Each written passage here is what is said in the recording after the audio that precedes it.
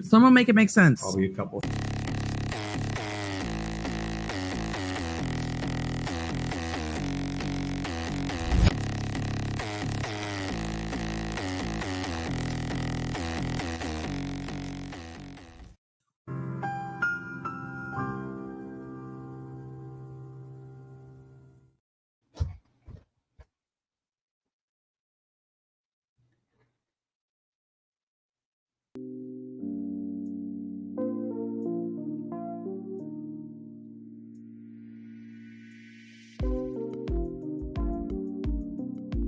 Hold on, I got some lyrics for you guys. One for a squirrel dance party. Hold on, wait. Time for a squirrel dance party. So this is squirrel dance party music you heard this morning. That's the music that you like for the dance party. Are you guys feeling the beat? Yeah. I'm dancing. Are you guys dancing?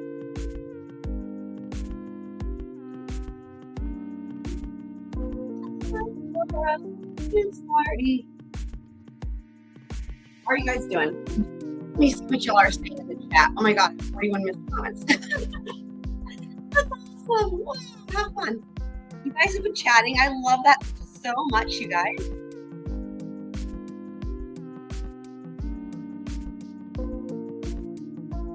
Oh my god, you guys are so funny. I'm scrolling, so I'm going backwards, right? So, let me scroll up. Shout out to everybody. We do have some new commands. Those out. Make sure Nightbot is still with us.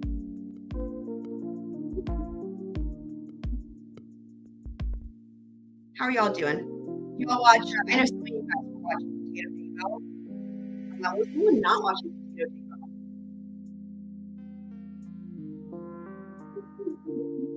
That's really funny about this music. I really have no idea how long it is. If it just like we'll find out together.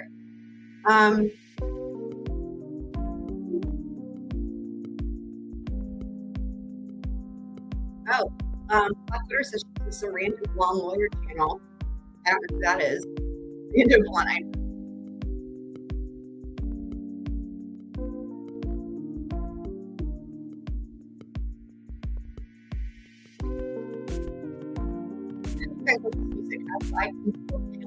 By the way, it's called night driving, which I also love, so it makes sense. Oh, we also have a new website. Oh, looks like wifey beat me to it. I see now as I scroll. And you know what? Was Abby here as well? Okay, let's do Abby. Yes, Sen, I'm still waiting on your request because he's got an assignment. And let me that's all. My goal is to give everyone a good because it's amazing. It's festive. We like to celebrate. We like festivities, we like celebrating, and we love celebrating you guys. I know y'all love celebrating each other, so it's win-win.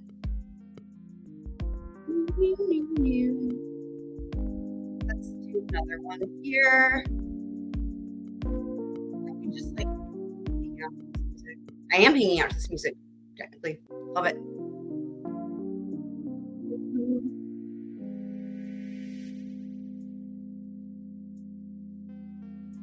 So pretty soon we shall find out if it has an ending or does not have an ending. I really have no idea what happens.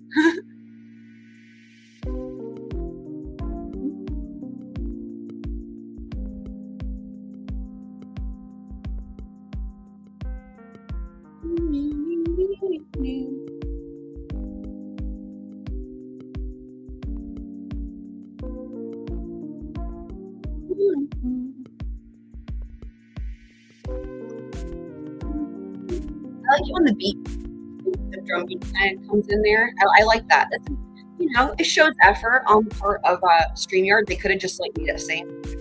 You know, I do think they did a good job.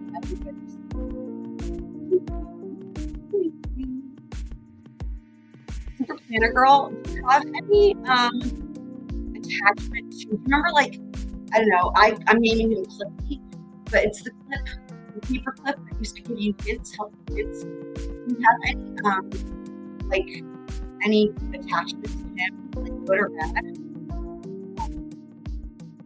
Yeah, totally, 100%.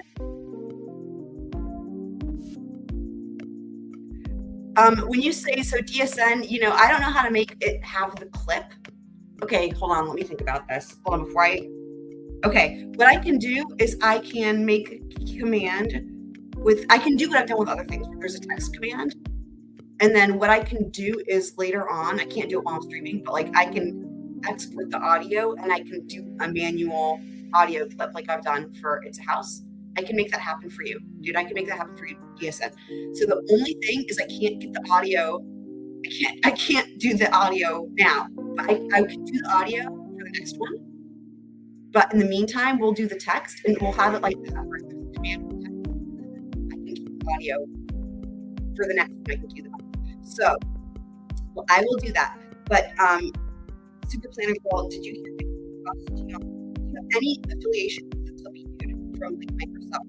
It's Microsoft back in the day.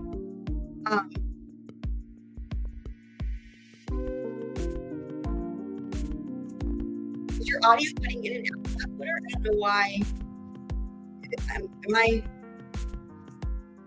Is there, are you serious? The audio and mic cutting out?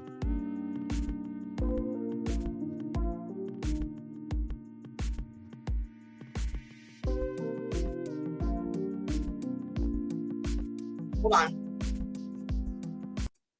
Y'all are saying my audio and mic are cutting in and out? That is interesting. Can you guys hear me? I have no idea. Can y'all hear me? You know what it might be? It might be that I don't have it set up so that it automatically adjusts my volume level. Like maybe it's just like kind of like clipping. Okay, cool. Let me see what happens if I turn the background music audio down. Let me see if that helps. Thanks for letting me know. Because yeah, there's no reason it should be. I think it might have just been that this was too loud. Let me see what happens if I turn it down. Hold on. Bloop, bloop, bloop, bloop, bloop. Okay, let's see. Let me know. Can you guys hear me now? Like the Verizon.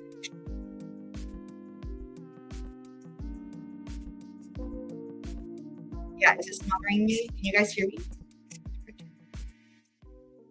Can you guys hear me? Because what's weird is like this morning when I was doing the music, it didn't seem to have a problem. But can y'all hear me right now? Oh, wait, I think I know what it is. I think I figured it out. Let me know if this made it better. I think I figured it out. Let me know if this fixed it. I think I figured it out. I bet that's it. I accidentally had played a video, but I had it muted. Okay, let me see. Does this fix it? Is this better? I bet that's what it was. Because it couldn't, yeah, that might have been it. Okay, perfection. Yes. All right, cool. So for all the things that I said that got missed, I was asking Super Planner Girl if you have any relation to Clippy, which is like the paper clip from like back in the day that maybe is like Microsoft, but with little eyeballs. What is happening? Okay.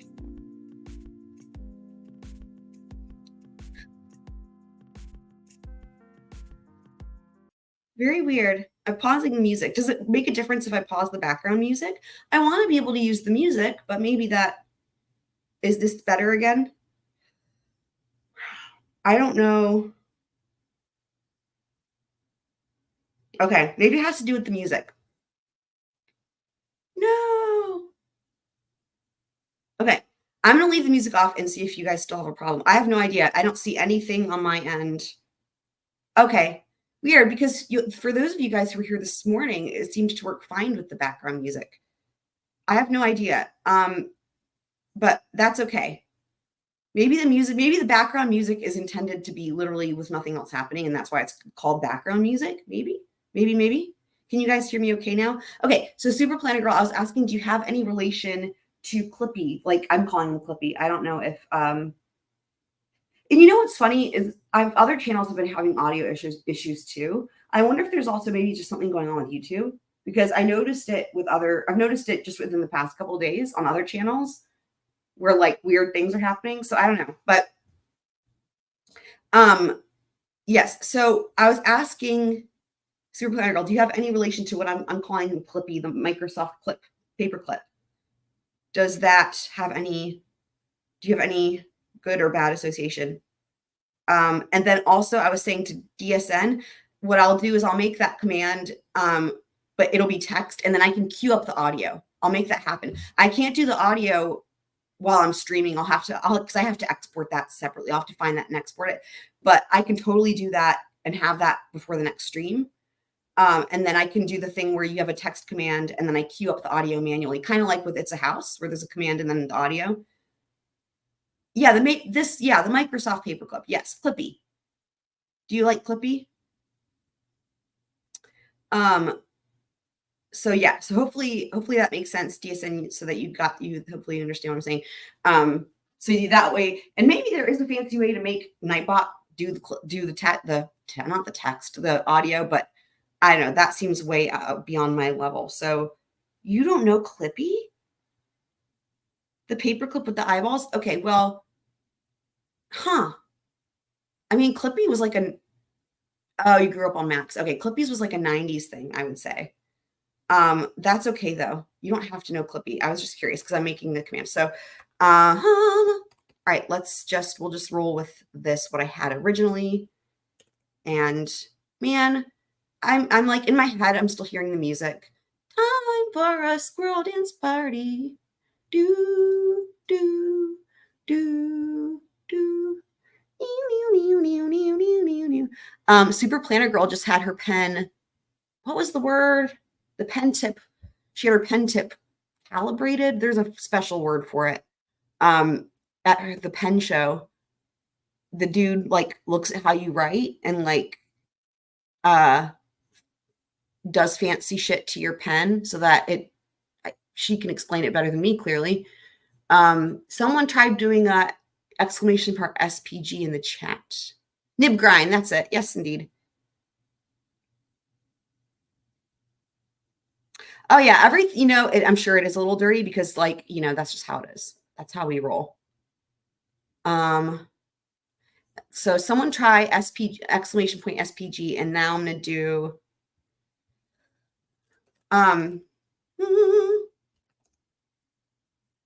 So Candace, I know you were, Candace is in California. She was talking about how she was intending to watch Potato Daybell, as I'm calling him. I'm curious, Candace, what were your thoughts about today? I was in and out. I heard some of it, but not all of it, because I did have lessons in between these streams. Okay, let me fix this command here for DSN. DSN, should we have hey, he's got a bird in his mouth, or just he's got a bird in his mouth? Okay, great. SPG, we have that. That worked. Excelente. I did the nib grind in the club. That's amazing. You can find me in the club. To come give me a rub. Oh, did you Google Clippy? He's cute, right? He was kind of the bane of your existence if you grew up and you had like not Max. Like, okay, I remember Clippy from being in school back when they had to teach you how to use a computer in like the 90s and stuff. Like Clippy would like just pop up all the time and just get in the way, but he was cute. So that's right. Shoddy. Okay. Candace said she only heard some of it. Okay. Yeah. I mean, it's, dude, I'll tell you what, especially when you're used to Murdaugh, dude, like they could take a lesson out of the page from the Low Country playbook or something. Yeah, I mean, I don't disagree that Clippy was awful embarrassing. Yes, indeed. Like he was cute, but okay. Just the picture of him is cute, but like the way that Clippy worked was actually the pain in the butt. Like it was the worst. So Daddy Shorts, do you want hey, he's got a bird in his mouth, or just He's got a bird in his mouth. Let me know for the text there. I feel like the hey is the complete, you know. Time for a squirrel dance party. Boom. Let me see if I can do the drum beat with my foot as I type. This is so silly. Yeah. So, time for a squirrel dance party. Boom, boom, boom, boom, boom. Time for a squirrel dance party. I mean, we don't need StreamYard. We can make our own music here, you know. Sometimes I'm just like, what am I doing? I think we also need, oh my God, I went to type in the emoji thing for a dog and I typed Bubba. You guys, that's where I'm at. I did something like that the other day. What was it? I went to search for lizard and I typed Jeff and it didn't work because, you know. So let me see. That's pretty good. Let me see what DSN said. If he wants the hay. Okay, he's got a bird in his mouth. We got it. I got you. Okay, let's see. Hold on. Someone do exclamation point DSN in the chat. Let's see if Daddy Shorance approves. Yeah, you're all good. Walking around mumbling to yourself. Yeah, you're in good company. Do, do, do, do, do, do, do. Boo, boo, boo, boo, boo. Time for a squirrel dance party. So, okay. Yes. Okay. Let me, do you guys have beverages? I have my sparkle water. I have a fresh one. I love the fresh one. Oh, thank you, Spacey. I haven't had a chance. I have not even been on Discord since I first shared my link I've been so busy today, but I Super Planner Girl told me, thank you so much. That is amazing. I can't wait to check that out. Thank you for doing that. So apparently Spacey has made us some sort of a fancy command where we can do hugs. I don't know yet if it's like the same type of hugs that we have. The Bubba.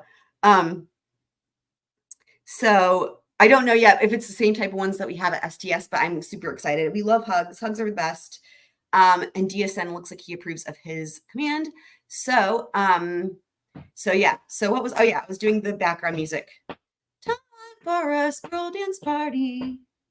Boom, boom, boom, boom, boom. Syncopation, for those of you who know. Wifey talking to herself. Yes, love that. Wifey's talking to herself, and meanwhile, DSN is walking around mumbling to himself in the house. This is great. We've got all kinds. We love all people here.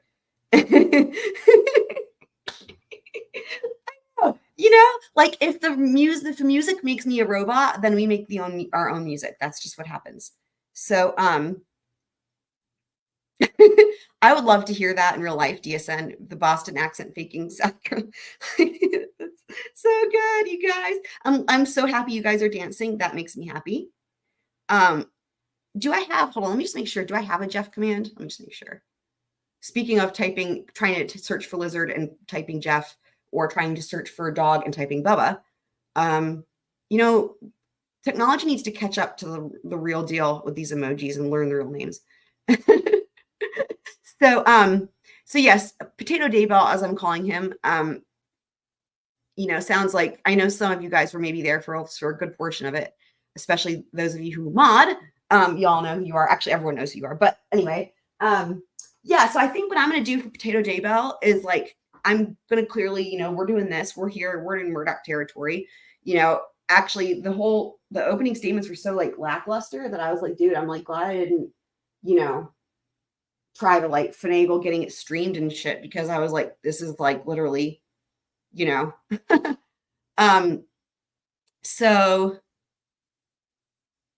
oh, Black Widow is still rubbing mayonnaise into her coat from earlier. Oh, we have a house command. Hold on. Stop everything. It's a house command. It's a house. Let me turn my volume back up. Hold on. It's a house. That's better. Yeah, we have to be able to hear it. I mean, that's crucial. It's a house. guys. Because it's a yes, indeed. So, oh yeah, that mansion. If you guys didn't see, Blackwater put in Discord this mansion across the street from her. I think it looks haunted, personally. But it's up for sale or what have you. Yeah, I think a Victorian bodice ripper lived in that house. That's my theory of the house across the street from Blackwater. But I feel like now we need to find out more information. Can you Blackwater? Can you are they doing here in the US, they do those tours where you can go tour the house?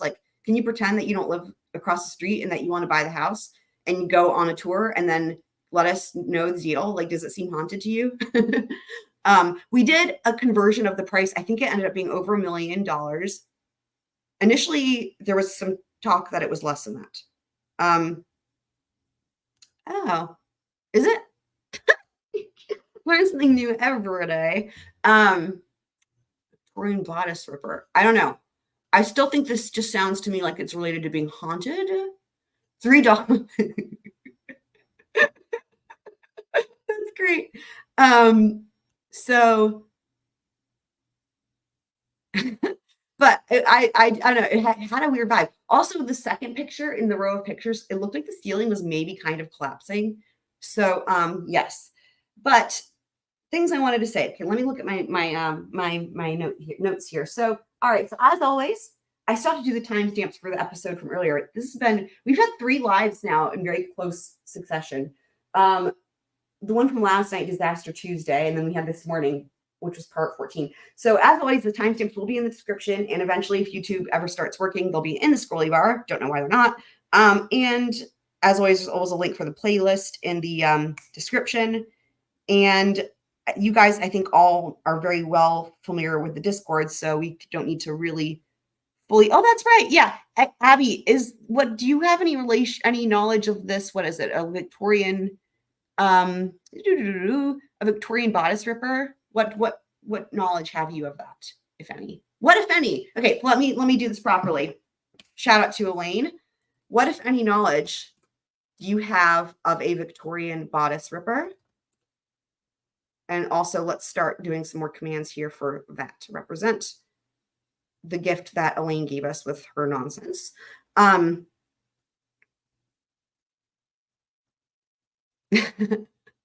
Yeah, there we go. There we go. Yeah. There's also this one, which I know McSpanky Pants also really liked this command back in the day. So yes, what, if any, knowledge have you of that saying about the coat? Or not the coat. Oh my God, I said coat because of the mayonnaise. The Victorian bodice ripper. But anyway, so yes. You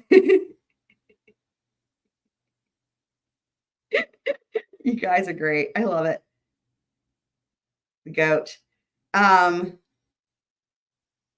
Wonderful. Yes. So you guys all know the Discord. But here's what I wanted to say. Here's the game plan for today. So we're going to start with what the truck. There's just so much to talk about with that, and it's very confusing. Abby is is answering my question. Thank you, Abby. Google says it's something about violence, but it seems pretty homosexual to me. I think both are probably true with that, just given sounds like a euphemism. Something rhymes, apparently. Goat, coat, maybe? Buster rhymes. We could do a word association thing. I know there's probably some of you who would love that, word association game. I don't know if it's a game. I'm just saying it could be a game. Could be a game. When you have nothing else around, one could make a game out of that. Yes, goat and coat. Moat. Do you have a moat surrounding your castle? So yes. Yes, the game plan. So we're going to start with what the truck. It's a chicken. I try to do a imitation, but I fail. So, but yes, so we're going to start with what the truck, and then we have part 15. We're going to have also a little lesson on hearsay. You guys know I love talking about hearsay. But you guys, really the main thing is this, dude, John Marvin. Tonight is all about John Marvin. I have so much to say about him. I'm going to save it though. I'm going to save it until we finish What the Truck, because then we'll get started with John Marvin. But here's what I do want to say. There will be a poll. I'm going to do a poll. I'm going to have a question. I will say the question. The question will be, Do you think John Marvin's testimony, don't answer it now. Do you think John Marvin's testimony helped Alex or helped the prosecution, or was it neutral? And what I'm going to do is towards the end of his testimony, we're going to do a poll and see what you guys think, what you think about John Marvin's testimony. And we're going to have we're going to be plenty of other talking points for John Marvin, but I do want to let y'all know there will be a poll for that, like towards the end of his testimony about what you guys think. So that's part of the game plan. But yes, so we're also going to talk, there's going to be lots. We're going to talk about the role of identity like we've talked about before when it came to Buster, and some other things. So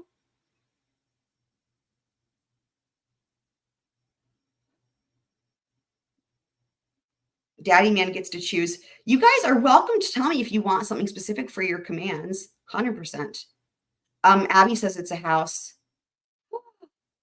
Hold on. It's a house. It's a house. Yep. So what did I miss here? Hold on.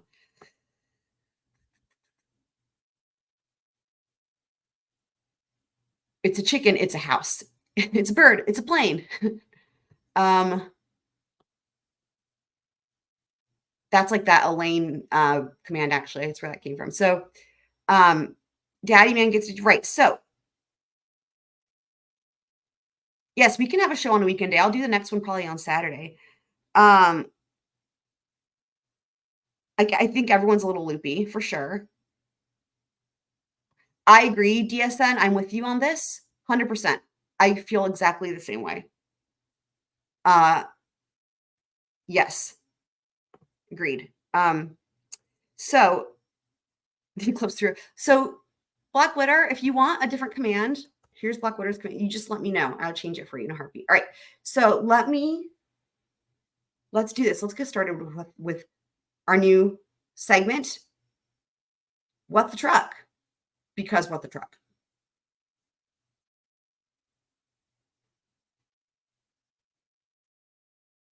All right.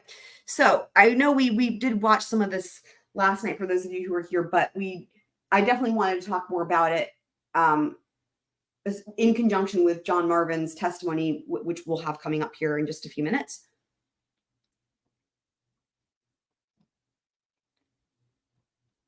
Sorry, I was just drinking some sparkle water. So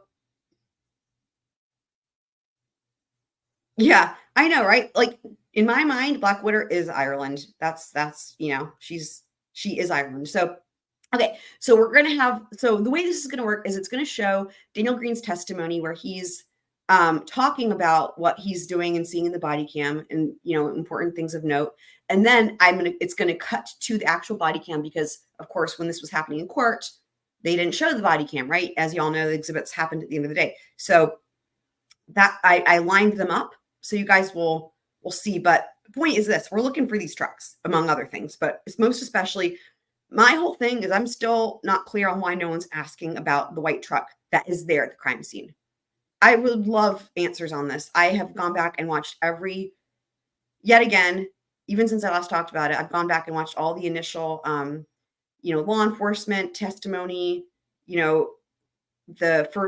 people who were there, first arrivals on the scene, first responders. And it's like, no one's asking at the time or in trial about the white truck, which is parked next to Alex's Suburban at the crime scene that clearly someone in the family drove there and someone in the family owns. Anyway, so that's part of what I'm trying to sort out. But let's see what we think. What are you shining your light on right there? So there in the background behind where Mr. Murdaugh is standing, you can see several sets of tire tracks. The grass was really wet that night, so those tracks appeared to be really fresh. So it caught my eye. And why did it catch your eye? It just seemed odd that it appeared to be that many sets of tire tracks since he said he'd pulled up, went to the house, and came back. It just appeared that there were more than just that. It appeared that there were more tracks than just that. That's correct. I see quite a few tire tracks in here. Were any of these you going in and out? No, I came in here and I left one time and I came back. Okay. All right, so here's the body cam that he's talking about. I'm almost to you. Let me see what we have first and whether or not we all handle that part or not. I see quite a few tire tracks in here. Were any of these you going in and out? No, I came in here and I left one time and I came back. Okay. But the rest of them, maybe. So he's looking at the tire tracks. You can kind of see it From there earlier, with his but- light. Okay. You can kind of see where he's shining his flashlight. You can see the tire tracks he's talking about. Only 2 are mine. Did you go out this way at all? No. Actually, let me rewind that real quick because we should be able to see the white truck. Hold on. So the white truck is beside to the right of the Suburban from where we're looking. Let's just see if we can see it in this. You also. I think it might be blocked by the Suburban. Handle that part or not. I see quite a few tire tracks in here. Were any of these you going in and out? So I actually don't see the white truck there, but it could be blocked by the Suburban from that view. No, I came in here and I left one time. That's and I came Alex's back. Suburban right there. But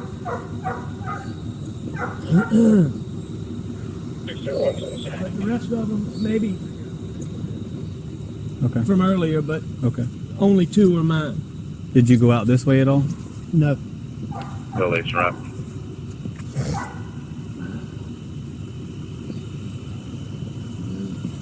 Hey, stay here.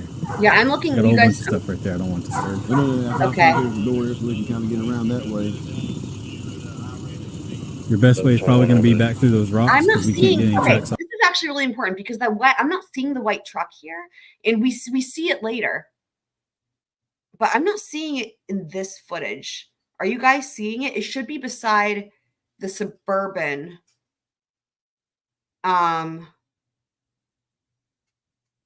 Like we'll see it. We'll see it in footage here in a second, but let me just rewind that for just a second. The door there so we can kind of get around that way. Fucking clear. Your best way is probably going to be back through those It rocks. should be, again, it's almost the way that it's located in the other views is that it's like right kind of behind the Suburban. If you guys know what I Because we mean. can't get any tracks I off can't those tell rocks. if it's just being We'll go blocked. back around the other way we just came. Okay. Thank you. Yep, do you have name or anything for him?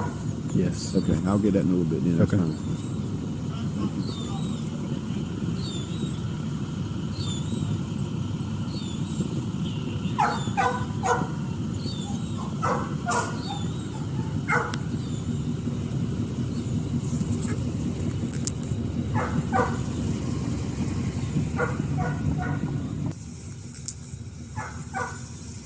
Whose vehicle are you approaching right now? That was the vehicle that Mr. Murdaugh said that he had approached that scene in. Was that a black Suburban to your recollection? It is. Candace, are you saying for a command? I left one time and then I came back. Of course, anybody that wants to change their command or pick their own, we can do custom commands, no problemo. I think Wifey's saying she wants a different one, but y'all just let me know. I don't know that Black Widow decided on anything new. She felt maybe a bit of responsibility representing all of Ireland, but I think Ireland is lucky to have her. All right, you got it, Candace. I left one time and then I came back. All right, I'll get that set up and so we're going to hear the next portion of this testimony.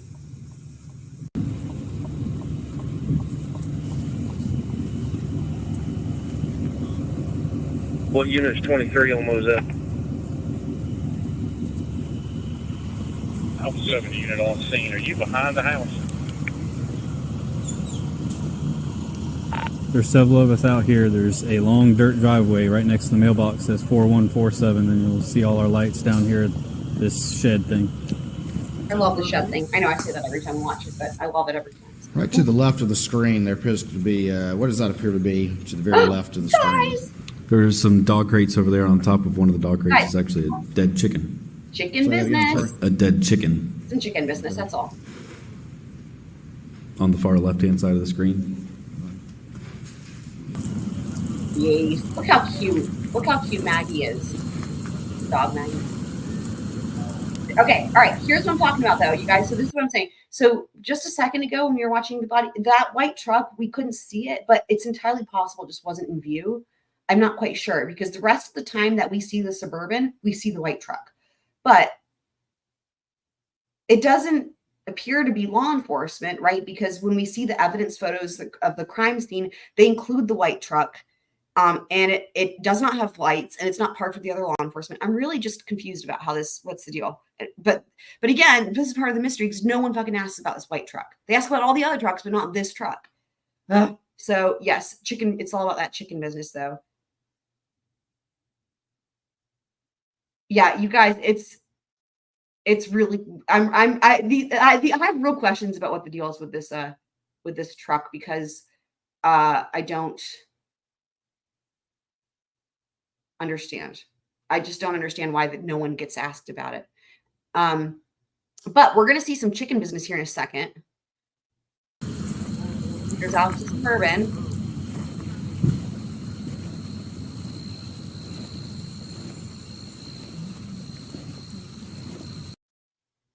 There's the chicken business. Yes, the correct super planner girl. The blur is Paul's body. Yes, ma'am. Yes, that's where Paul was. All right, so you can see, I'm pausing it there again. You can see that truck has its flashers on. Although, is the caution tape behind the Suburban? If that truck is outside the perimeter, I still don't understand why it's in evidence photos, which we're going to see in a second here, but maybe, I don't know. I have so many questions about these fucking trucks. These trucking trucks, sorry. Okay, this is the photo I was referring to, right? This is in the evidence pictures that they show. Notice how there's no vehicles there except for these two, right? And not to mention, we know that John Marvin's white F-150 was there. I mean, I just don't.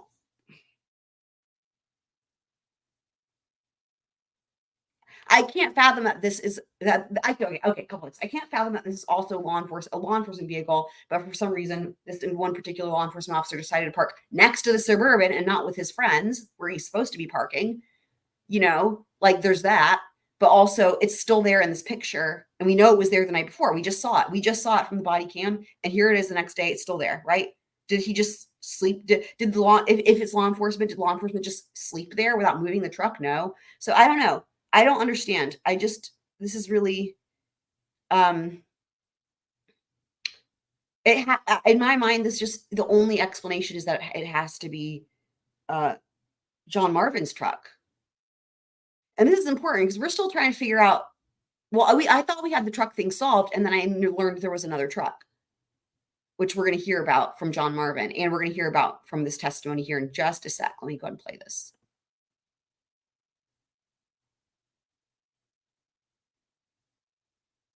So there again, slow-mo, there's the truck. You guys see what I mean? And you can see it's totally blocked off with the Suburban. I mean, there's no way. Law enforcement on purpose has parked on the complete other side of the kennels. You can see the lights over there. So I just don't. Well, yeah. So Wifey did mention that there was a truck, and then I had a vague recollection of that, and then I had to go find it. But I found the picture first, I think, before I was able to find it in the body cam. It's just that it's never mentioned, right? So that's why it's easy to forget. Like literally the problem is this white truck, there's lots of white trucks and lots of trucks talked about. This white truck is not talked about. Even like what we just saw, the testimony with Daniel Green, what's happening in trial is they're watching his body cam and talking about what he's seeing. I watched his testimony besides previous times, just in reference to just listening for truck related stuff and chicken related stuff. I watched it probably 8 times. I watched it twice more today since the last live stream, just so you guys know his testimony again. Listening, did I possibly miss it? Because Creighton, I'm just like, how is Creighton not, or how is he not? He's describing what he's looking at in his body cam in trial, and here's his body cam. He's facing the truck. So how the heck? Like you hear him describe the Suburban, the tape, the caution tape, all the other stuff. But there's no mention of this white truck. So that's why it's easy to forget that it existed because it's not talked about. It's like the elephant in the room. So I literally don't know what the deal. Correct. And that other blur is Maggie. That's correct. And we're going to see some more pictures too that will help as well, Super Planner Girl. So I don't know. I just don't know. They don't talk about it. And so, unless you're paying really close attention and trying to figure out what the truck is going on, it's easy to just lose track of the trucks. All right. Jason Chapman was like, what the truck? Here we go. We're going to talk about some tire tracks now. Mentioned before when we were talking about the tire tracks that you noticed in the dew of the grass, that you were trying to identify the location of those tracks. As part of your investigation in conjunction with Detective Rutland, did you identify this black truck that we see pictured here? We did. Was the black truck, did any of the tracks line up to that black truck? No, sir. That's what got us back to that location looking at the tire impressions, was that we were trying to determine if that was the vehicle we believe that Paul may have driven to the kennels. And did you check the truck to see if it was physically warm to the touch or had been turned on? It was not. All right, so here we go. Here's the black truck. So this is, Alex refers to this as Buster's black truck, but this is the F-150, the dark F-150 he calls it, and then I think he might say black later on, but this is the other truck. So this is, remember, my thought was that this was how Maggie and Paul get to the crime scene, and we're going to talk more about it, how the space that you have under that hangar where it looks like there's maybe a vehicle missing. So Jason Chapman is not convinced that they took the black truck. That's what he's explaining on the stand. So again, this just throws like a monkey wrench in our whole thing, but there's the black truck. So we're going to talk more about it, but there's the first picture and we have another picture here.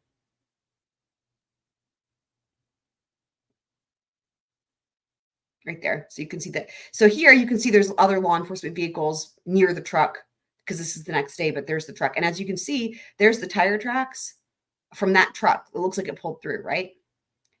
I know we talked about that. Confirming that the tracks around his vehicle, the Suburban, were his. And he said there should be two sets from where I arrived the first time, left and got the gun and came back. And I asked about the other sets that you could see. And there was one in particular that appeared to come close to Maggie's body, possibly. You had to have the light just right. And it just happened to be that I noticed it looking at the ground in front of Mr. Murdaugh's vehicle because the lights were shining on Paul that you could see that.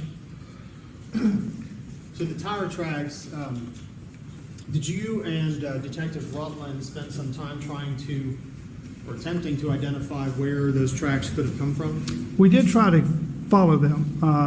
One thing that started to bother me was that we didn't have a vehicle. We're trying to figure out how yes, this is what I was Maggie and Paul got to the kennels. It's a pretty substantial distance from the residence to the kennels, the property, and I don't know an exact, but I'm guessing, probably 1,000 yards from the kennels to the house. And it's 10 o'clock at night, so I don't know what time they got there, but it's a pretty long walk, especially if you're planning on walking back in the dark. And did they drive a vehicle? Did they drive a four-wheeler or a UTV or whatever, a golf cart? But we see Mr. Murdaugh's vehicle, and because he left it as instructed where it was, but we were trying to determine if any of these other tracks lined up with the position of any other vehicles that were on the property. There was a UTV with a flat tire. There was another a half-ton pickup in the shed across the grass portion from the hangar. I was thinking maybe those tracks would line up, or the impressions that were in the grass would line up with that vehicle. Did they appear to line up with They either did of those not. vehicles? They did not. So I'm wondering, hold on. Half-ton pickup. Why do they have to use all these different names? Now I'm wondering, is that the white truck he's referencing? Hold on. This is the thing. Is like every time I listen to this, I swear to God, doesn't matter how closely I listen, I always catch something new. Does anybody know the half-ton pickup? Is that an F-150 or an F-250, or could it be either? I don't know anything. I literally know not a dang thing about pickup trucks. Hold Shed on. across the That's the part I want grass to hear. Hold on. Let me go back. lined up, four-wheeler or a UTV or whatever, golf cart. But we see Mr. Murdaugh's vehicle, and because he left it as instructed where it was, but we were trying to determine if any of these other tracks lined up with the position of any other vehicles that were on the property. There was a UTV with a flat tire. There was another. So first of all, UTV is one of the many names for the ATV / side-by-side. It's also called the Ranger. So for that this is dude, you guys, part of it is so complicated. That vehicle has 4 names. All 4 names are used in this trial by different people. UTV, ATV, Ranger, side by side. So that's the first thing. Now let's see. A half-ton pickup in the shed. Okay, a half-ton pickup in the shed. He must be referring to the black truck again, right? Across the grass portion from the hangar. I was thinking maybe those tracks would line up, or the impression. I assume he's referring to the black truck. In my mind, I'm like, if he's referring to the white truck, then at least that truck has been acknowledged. But that would be the first and only time it's acknowledged. Oh, thank you, DSN. All right, thank you. All right, the F-150 is a light duty half-ton truck. All right, F-250 is a 3/4 ton truck, heavy duty truck, and the F-350. Thank you so much, Daddy Short. Okay, so that's helpful. So when he says half-ton truck, he's referring to an F-150. Now, here's the thing. There's so many F-150s. In fact, there's only one F-250, and that's the farm truck, which we haven't heard much about, but we will hear more about it here shortly. The F-250 is the farm truck that John Marvin drove that broke down on the side of the road. So we have 3 F-150s that we know of in this trial so far. Paul's truck is an F-150 in the shop. John Marvin has an identical F-150. That, I believe, is the white truck we see in the pictures and in the body cam. And then there's the black F-150. So there's 3 F-150s and therefore 3 half-ton trucks. So when he says half-ton truck and he doesn't specify anything else, that could be referring to any of those, but at least he's referring to one on the property, which still doesn't help us because it could be the white truck or the black truck. But he says the way he describes it, I don't know. What do you guys think? Let's listen one more time. I really need your guys' help. Do you think he's describing the black truck or do you think he's describing the white truck? Let's listen one more time because it's really not clear. As instructed where it was, but we were trying to determine if any of these other tracks lined up with the position of any other vehicles that were on the property. There was a UTV with a flat tire. There was another a half-ton pickup in the shed across the grass portion from the hangar. I was thinking maybe those tracks would line up, or the impression. Which truck do you think he's referring to there, you guys? Okay, it looks like good night, wifey. I hope you have fun with your horror movie and with your husband. And yes, you guys.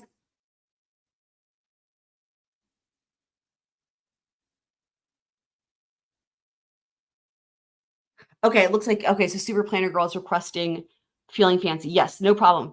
Yeah, y'all just let me know. I mean, it's going to be, it may be a second before I get to change these commands, but just let me know. And I'll make sure I update these commands. But yes, so what do you guys think? Is he referring, let's listen one more time. Is he referring to the white half-ton truck or the black half-ton truck? Because again, there's 2 of them there on the scene. Murdaugh's vehicle, and because he left it as instructed where it was, but we were trying to determine if any of these other tracks lined up with the position of any other vehicles that were on the property. There was a UTV with a flat tire. There was another a half-ton pickup in the shed across the grass portion from the hangar. What do you guys think? Across the grass portion from the hangar. See, to me, he's making it sound like it's across, as in it's not on the same side of the hangar as the Suburban, which makes me think, again, it's still the black one. In my mind, again, I would love for that to be the white one, just because that way it's acknowledged. And we know it's, I mean, because I just don't understand this at all. What do you guys think? I was thinking maybe those tracks would line up, or the impressions that were in the grass would line up with that vehicle. Did they appear to line up with They either did of those not. vehicles? They did not.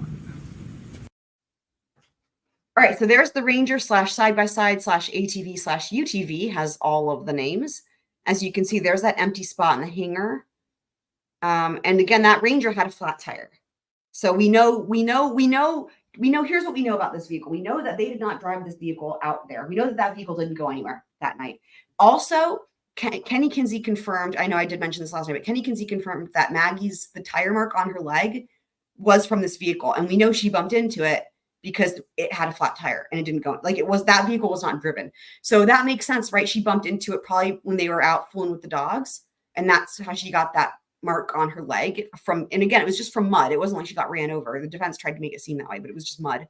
But it was from that exact vehicle.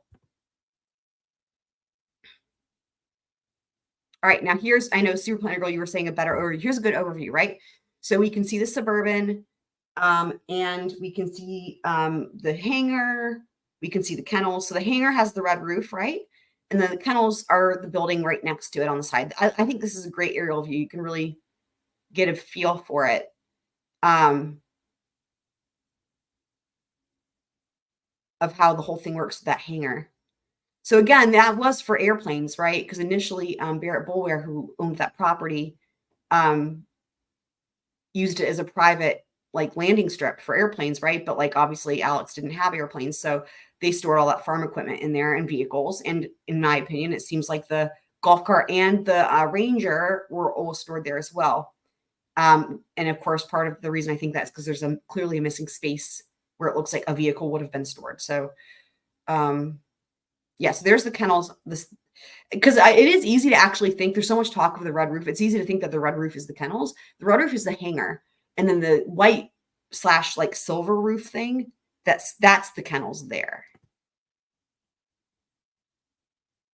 Now here you can see these tire tracks really well. And those are the ones that concerned law enforcement. Yes, sir. When they got there. I believe I explained earlier that we had asked if anything was missing from the scene and trying to determine how Maggie and Paul got to the dog kennels. And after checking the F-150 that was in the picture that showed you earlier, the dark colored F-150, and the Ranger had a flat tire, neither one of those matched up. I actually asked Mr. Murdaugh if he knew how they got down there. And he said he wasn't sure, but they should have driven Paul's truck, which was described as a white Ford F-250. We noticed that the truck wasn't there. It wasn't up until that point that Mr. Murdaugh, probably with everything going on, did not realize the truck wasn't there. And at that point in time, to our units at our agency, it was boloed out as possibly having been taken from the scene or removed from the scene. All right, and there's the white truck again, just so we can see. I think I go to an aerial view after this so we can have a good reference for where this white truck is. And the white truck that Jason Chapman is referring to is not this white truck. Again, it's a different white truck. He's referring to the farm truck that Paul was driving that night. We're going to hear more about that from John Marvin. But remember, that farm truck was the F-250. The only 250 of all the... Yeah, here we go. Oh, there it is. Remember, the missing white F-250 is the farm truck. That broke down on the side of the road. And here's that same picture, right, with the aerial view. And John Marvin's white F-150 is identical to Paul's, which is in the shop at Jimmy Butler's. Also an F-150, like we've said. But now we just have some good visuals for you guys. And what happened? Were you able to locate the car eventually? That was done sometime that night while we were on scene. That vehicle was located just inside Hampton County off of Highway 63. Captain Chapman, referring back to the tire tracks, I know you spent some effort trying to identify the source and origin of those tire tracks. When you were attempting to investigate those tire tracks with Detective Rutland, did you have a chance to then observe Mr. Murdaugh's demeanor?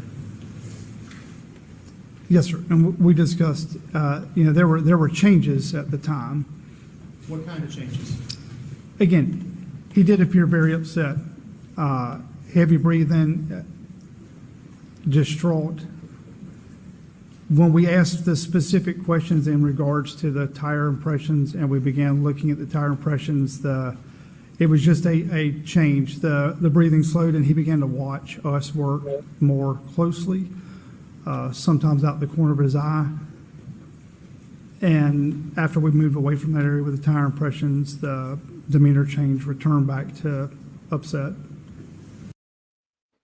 So before we go to the drone footage, pausing it. Okay, before we go to this. So again, it's confusing because, Jason Chapman's talking about matching all of the tire tracks, the tire tracks to the vehicles that are at the scene, right? This is, again, can you guys see why I'm so confused? He's talking about looking at the vehicles that are there and looking at the tire tracks and being confused because he can't match the tire tracks to the vehicles, right? Well, it's weird to me that in discussing it, what does he not mention? He doesn't mention the white truck that's there in the pictures. you know, anyone who can find the answer to this question gets $1 million, because I've tried. I'm not giving up yet. Dude, my brother's here, you guys. Hi, Daniel. Shout out to my brother. Thank you for the super sticker. This is his first time, to my knowledge, using live YouTube, so he must have figured out super stickers. So you guys, my brother, I've mentioned him before, but he's a storm chaser. You can see there in that picture. I actually have in that picture that's in this thumbnail. I actually have that picture on my wall in my living room. And that was taken during one of my big violin recitals. Daniel was out chasing those tornadoes, and that picture kind of put him on the map. And that was in 2010, I believe. So his name is Daniel. He's awesome. And he has also a great YouTube channel where he posts storm footage, severe weather, as well as like time lapses. And he also takes wonderful photos. Daniel, stop it, dude. I don't know why he's sending me another super sticker, but yeah. So Daniel does not watch. He doesn't know the storm reference. So the storm reference that Blackwater is mentioning is to another trial that is happening now, and Daniel's gonna have no idea. But yeah, tornadoes are his thing. And you guys, he also takes great pictures of animals, wildlife, nature. Actually, Daniel, I was talking about you this morning because I had another live stream this morning. It's been crazy. I was actually talking about how you testify as an expert witness, because we were discussing expert witnesses, and that would have been a great time for you to pop in and discuss that, because literally I was just talking about that and how you've testified as an expert witness. Anything you want to share about that, we all here would love to know, because this is just right up our alley. We did a whole discussion on expert witness disclosure. Actually, I should ask you, have you ever had to write a report? Has anyone asked you to write a report? Because that's what we were talking about this morning. Hi, Moon at Noon. Happy to see you again.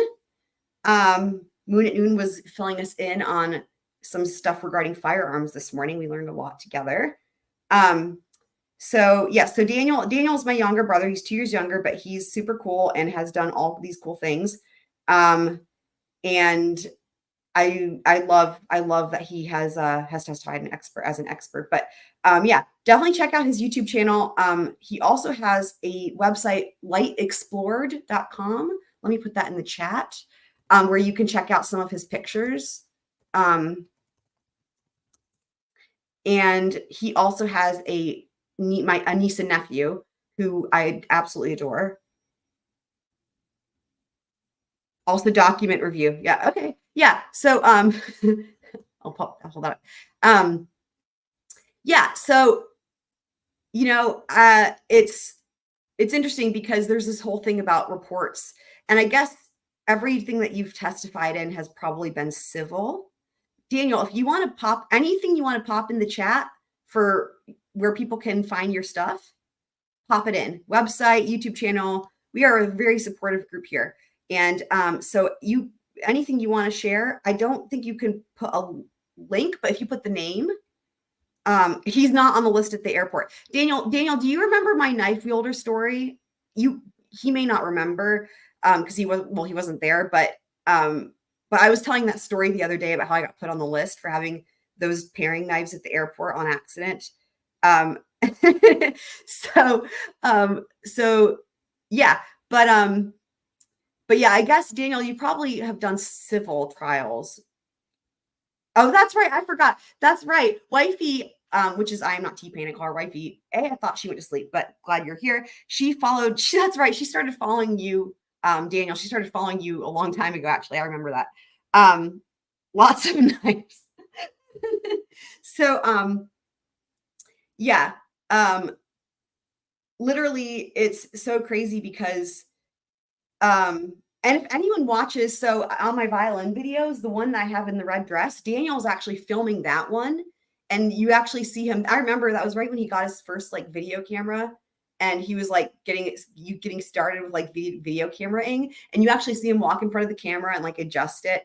And then he was actually supposed to be filming my next recital, but that's when he took that tornado picture. So my dad ended up having to film it. Anyway, that's right. I remember now. I remember that, Wifey, that when you subscribed, that's right. She's awesome. So, Daniel remembers the story with the apple peel. First of all, I can't believe he remembers that because he was not there. But yes, the apple peel. Oh my God. I wish you could have seen the way Mom was laughing at me when I thought I was going to jail for the rest of my life. In my mind, I'm like, that's it. I'll never see the light of day again. They're going to cart me off to prison. And Mom is just laughing her ass off at me. And I'm like, I'm an animal rights. Oh my God. You guys, that was just so funny. Daniel, I also told the minivan story the other day. Do you remember that at the Outer Banks when I went to go get the milk and then I got the car stuck? I'm sure you remember that. That was, oh my God. And it became like a whole production. And their kids were there taking pictures with their like cameras. I told those two stories back to back. That was a good one.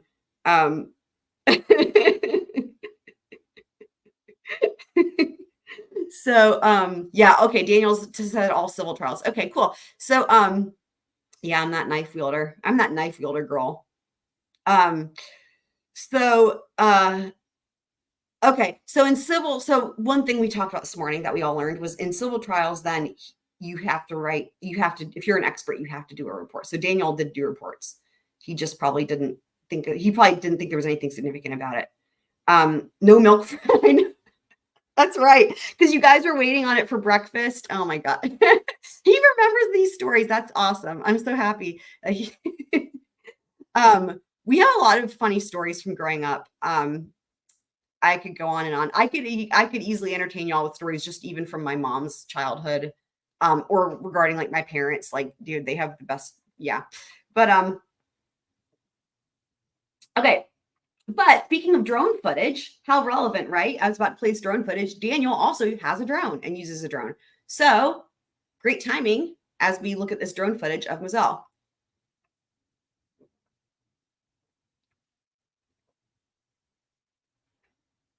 There's the hangar and the kennels.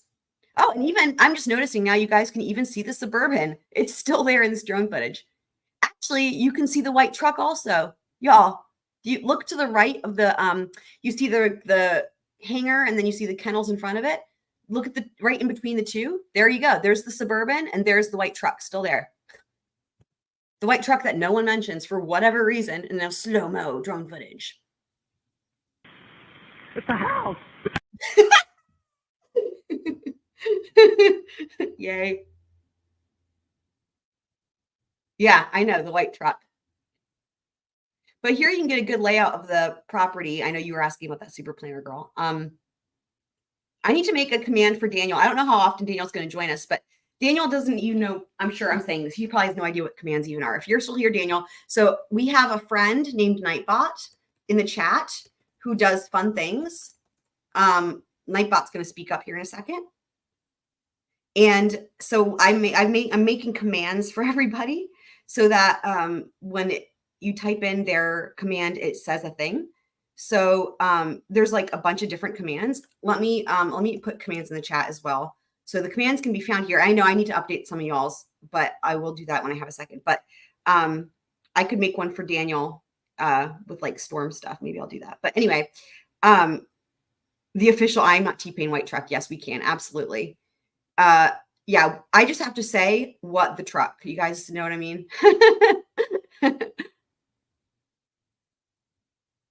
So this is the slow-mo. I think it's actually just finishing. Oh, yes. And here's another house. Right. And this cabin prompted the cabin story the other day.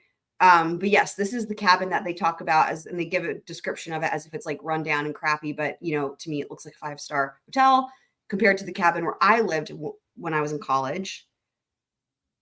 Nachos does not have a command. It could have a command. There's no command. Isn't it funny to think about like how to explain some of this to people who haven't used it before? So there has to be, click on the link where it has the bot commands and you can see what all commands I have. I don't have one for nachos. So like, okay, like for example, right? DSN.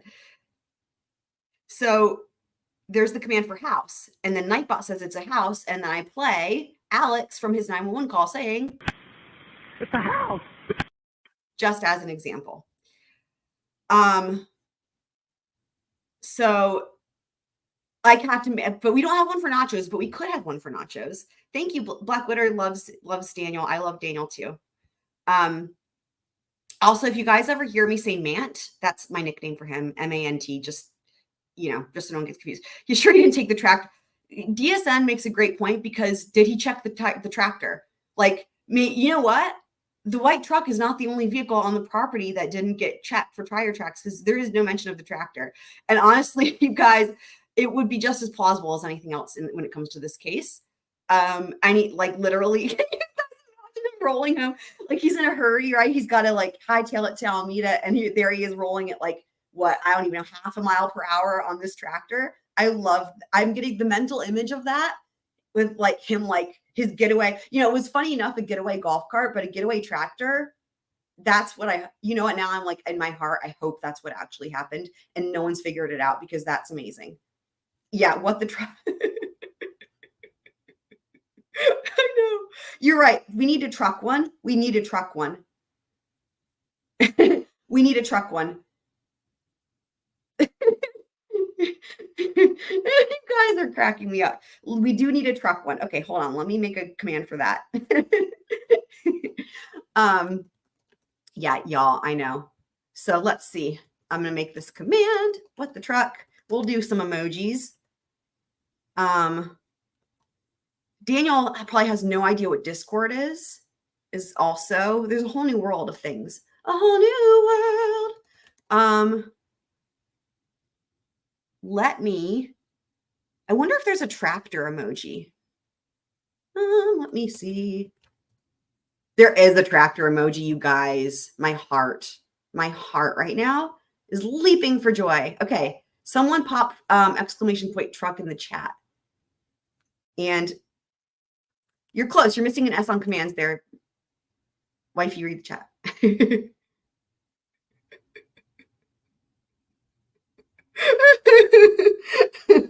Okay. Also, this y'all are keeping me busy with the commands. Okay, hold on.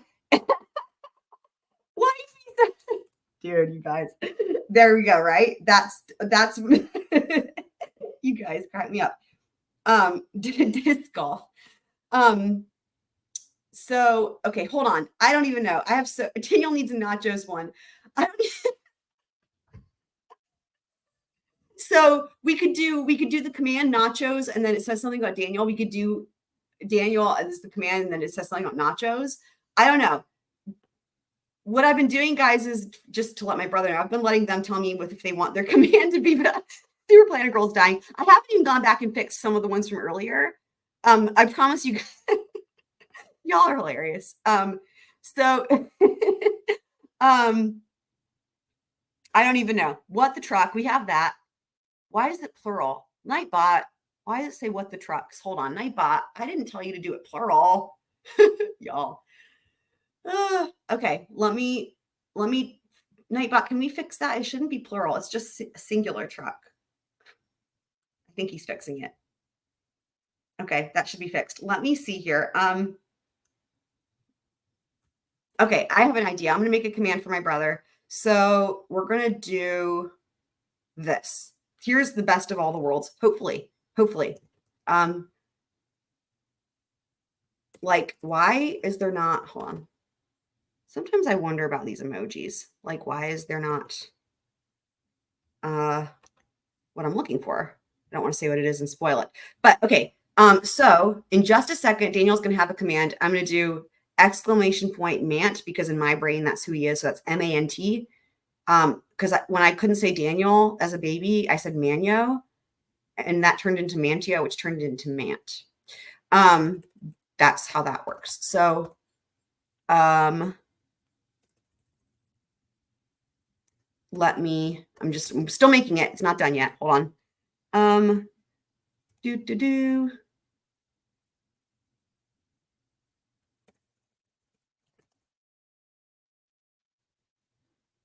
Okay, almost done. Let me see if I need anything else.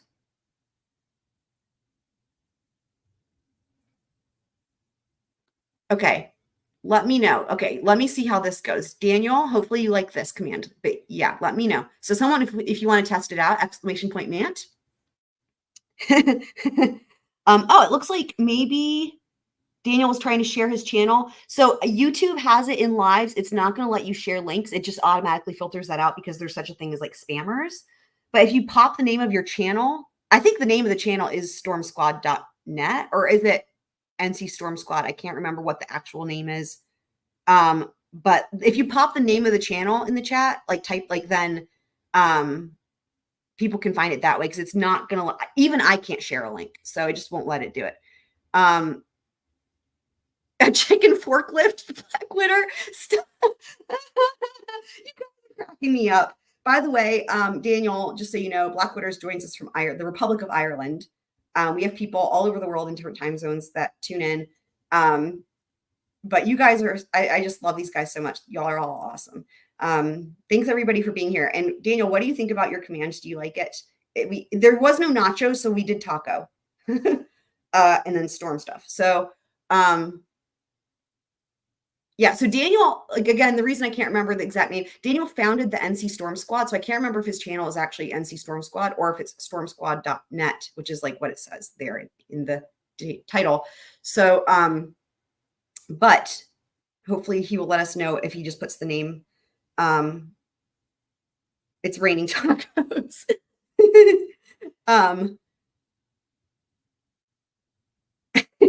So Black Widow does not want the responsibility, but she's amazing and she deserves to be representing, or Ireland should be lucky to have her rather. So,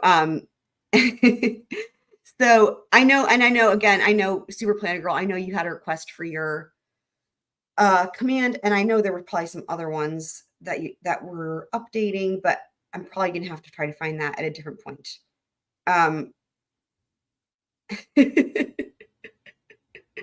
So yes, so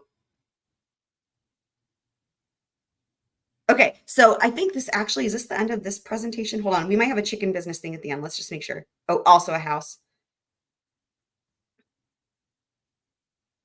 Oh yeah, potential tarp raincoat, right? So these are just some more pictures, right, from evidence. Super Planner Girl, that's funny. Discord is now disc golf, so like that's how things happen here, right? So now it's like forever going to be disc golf. Love it. There's that chicken business. Chicken business. Chicken business. So I know I always joke about making a song. One day we'll have a song for chicken business. So, okay. So let's do this. Let's do us for celebration, the sake of celebrating all of the fun that we have. Let's do our song, and then we will get started with John Marvin's testimony. Not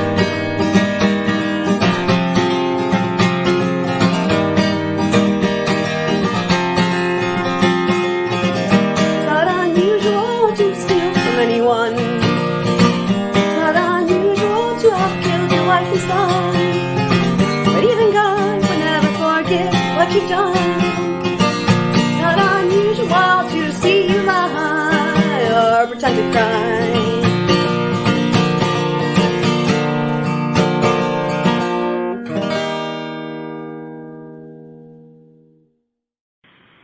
It's a house. The house will never cease to be my favorite thing. So also just to say real quick, because I don't think Daniel knows what Discord, aka disc golf, is, but that's where we all, because you can see people talking about it. Discord is where it's awesome. You can, obviously it's free and we all get to communicate and keep in touch there. That's actually a great place because you can post links, you can share links, all the stuff that YouTube won't allow for a live stream. You can do it there in the Discord. So there's like, you can just share pictures, you can do whatever. And also we do like notifications for live streams, all kinds of stuff. Is Super Planner Girl going to bed? Oh no. Okay. Good night, Super Planner Girl. I promise I'll have your command before the next one updated, or maybe later on tonight, just depending on when I have a chance, but hopefully before you are on next.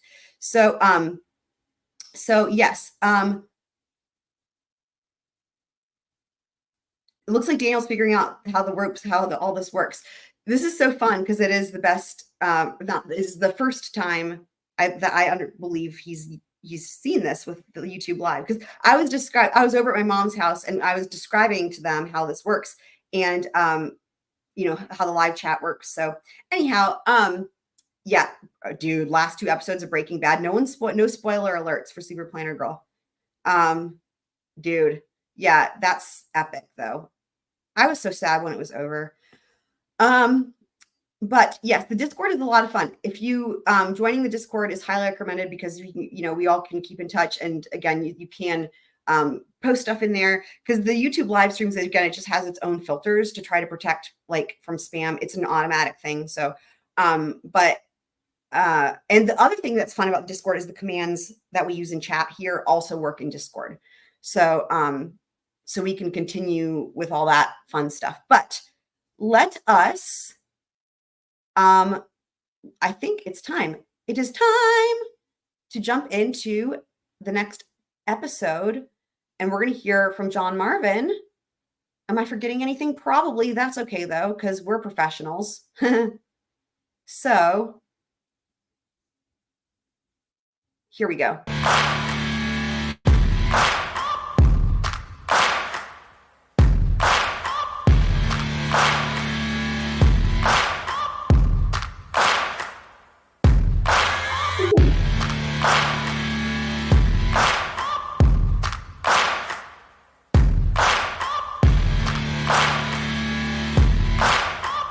Night wifey.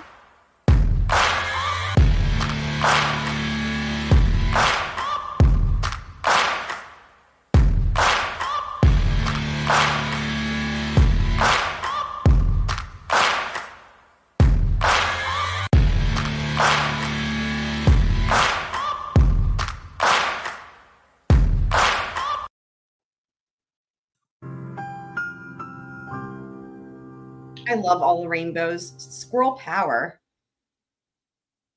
I know, right? So you believe the wound that resulted in his head exploding was where? Where would the shotgun have been? Well, it would have been to the top back of his head. And how far away from the head?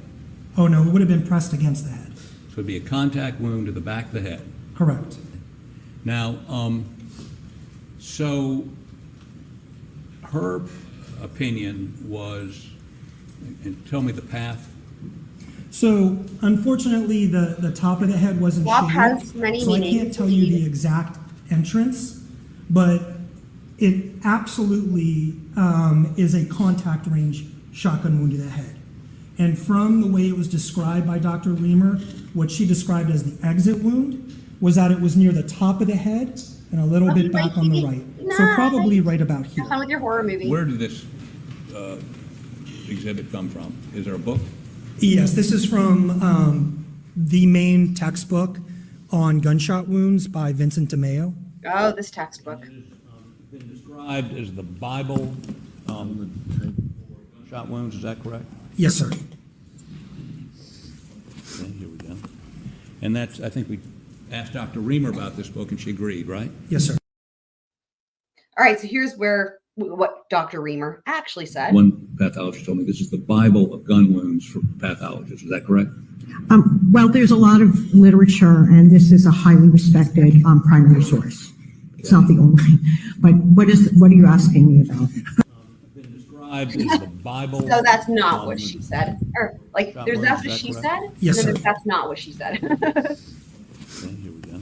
Is there enough force to send his hair to the top of the door? Well, clearly there was. Mr. Palmbach, do you have an opinion based upon Well, clearly there was. more probably than not, and whether there was one or two shooters who murdered Maggie and Paul on the night of June 7th? I do have an opinion on that. And what's your opinion? My opinion is the totality of the evidence is more suggestive of a two-shooter scenario. You guys And remember what- this dude? I mean, please know. explain the basis What a of your terrible opinion. dad is right. Okay. I know. So we'll Yeah, go back to Paul. right? In Paul's scenario, we know where the shooter of the shotgun had to be, and that Daniel, if you're still here, or if you're listening, this is from the last episode. But by the way, just so you understand, the last clip and this clip, these are expert witnesses for the defense. Just so you know, because again, with your experience being an expert witness, these are expert witnesses testifying on behalf of Alex Murdaugh. would have been orientated really directly over Paul's head. And we also got a chance to see what was the effect of this dynamic explosion in the contact. And you can see outside and even in throughout the feet area in multiple and many large pieces of skull. We also saw large amounts of tissue that were projected all the way up onto the ceiling is the best part of his and the whole door. thing. You see hair all the way up into the Here in a door. And second. of course, you see blood literally everywhere within there. And finally, you see the pellets. Some of the pellets are on that same pathway, and they had enough inertia to either or dent the door and put themselves up and stick into the casing. All of that activity was in direct alignment with the shooter. And so I think minimally, that shooter is getting covered with this material, getting more or less the shock wave of that effect, and more than likely getting hit with at least something that could have done injury. Daniel, you're a much cooler expert or witness. a pellet fragment. Therefore, I think that particular shooter, for a brief period of time, is kind of out of this. It's not as if they can instantaneously suffer that, drop the shotgun, run to wherever the blackout rifle is, pick that up, and then in any kind of a reasonable time period engage in I should preface this, especially for my brother who probably has no idea. Like the previous defense theory that they tried to peddle to the jurors. When I say peddle, I'm using that in the way that like a charlatan salesman from like the 1800s, like peddling like a snake oil type of thing. Not like a bicycle. But they had an expert from before that a couple episodes ago. The expert had this theory that there were two shooters instead of one, that they had to be 5'2" in height. So then it became the running joke of the trial that it was two like 11-year-old, like two children, right? So it's like so we have all these running jokes about the children assassins, like they've trained their whole lives to be these ninja assassins to come in and shoot Alex's family, Mags and Pawpaw, right? And so then this dude takes it to the next level with this. He's basically saying that they had to be the shooter had to be above Paul, which would mean so essentially I was joking earlier about how it's like now it's no longer is it just the theory of the two children shooters, but like they have to be in the ceiling or like hanging from the rafters in the feed room. So it just takes it to another level, Full assault, an effective assault, able to shoot straight and make hits.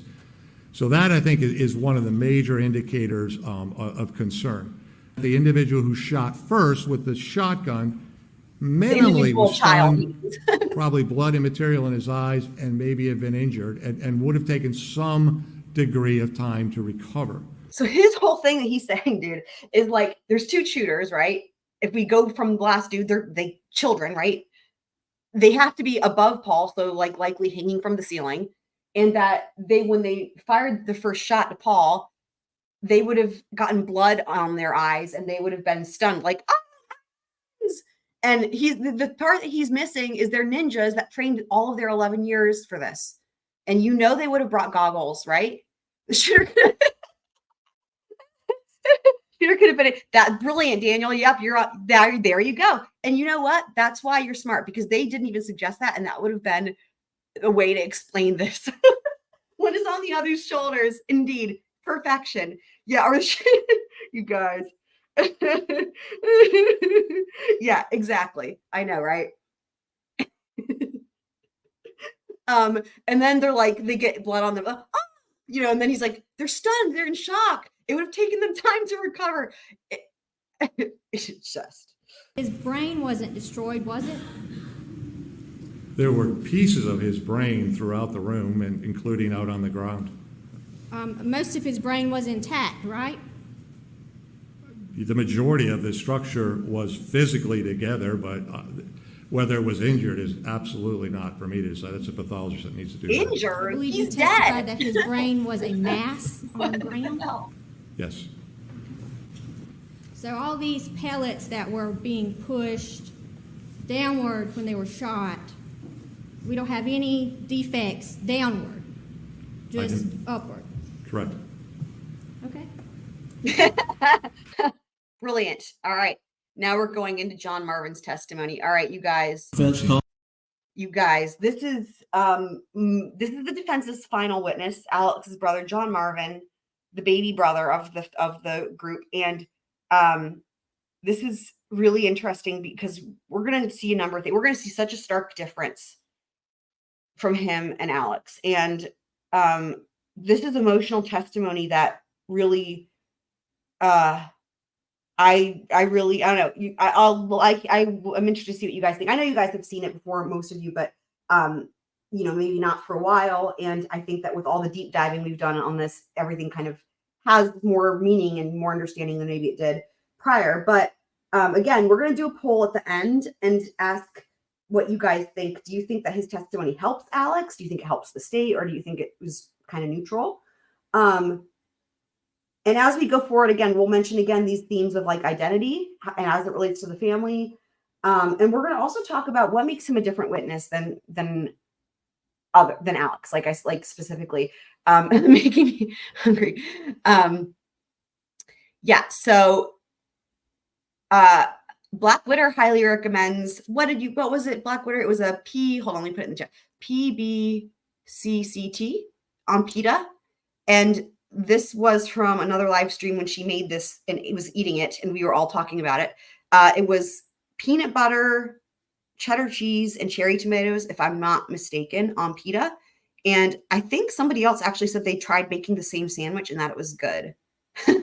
So there's that. John Marvin Murdaugh.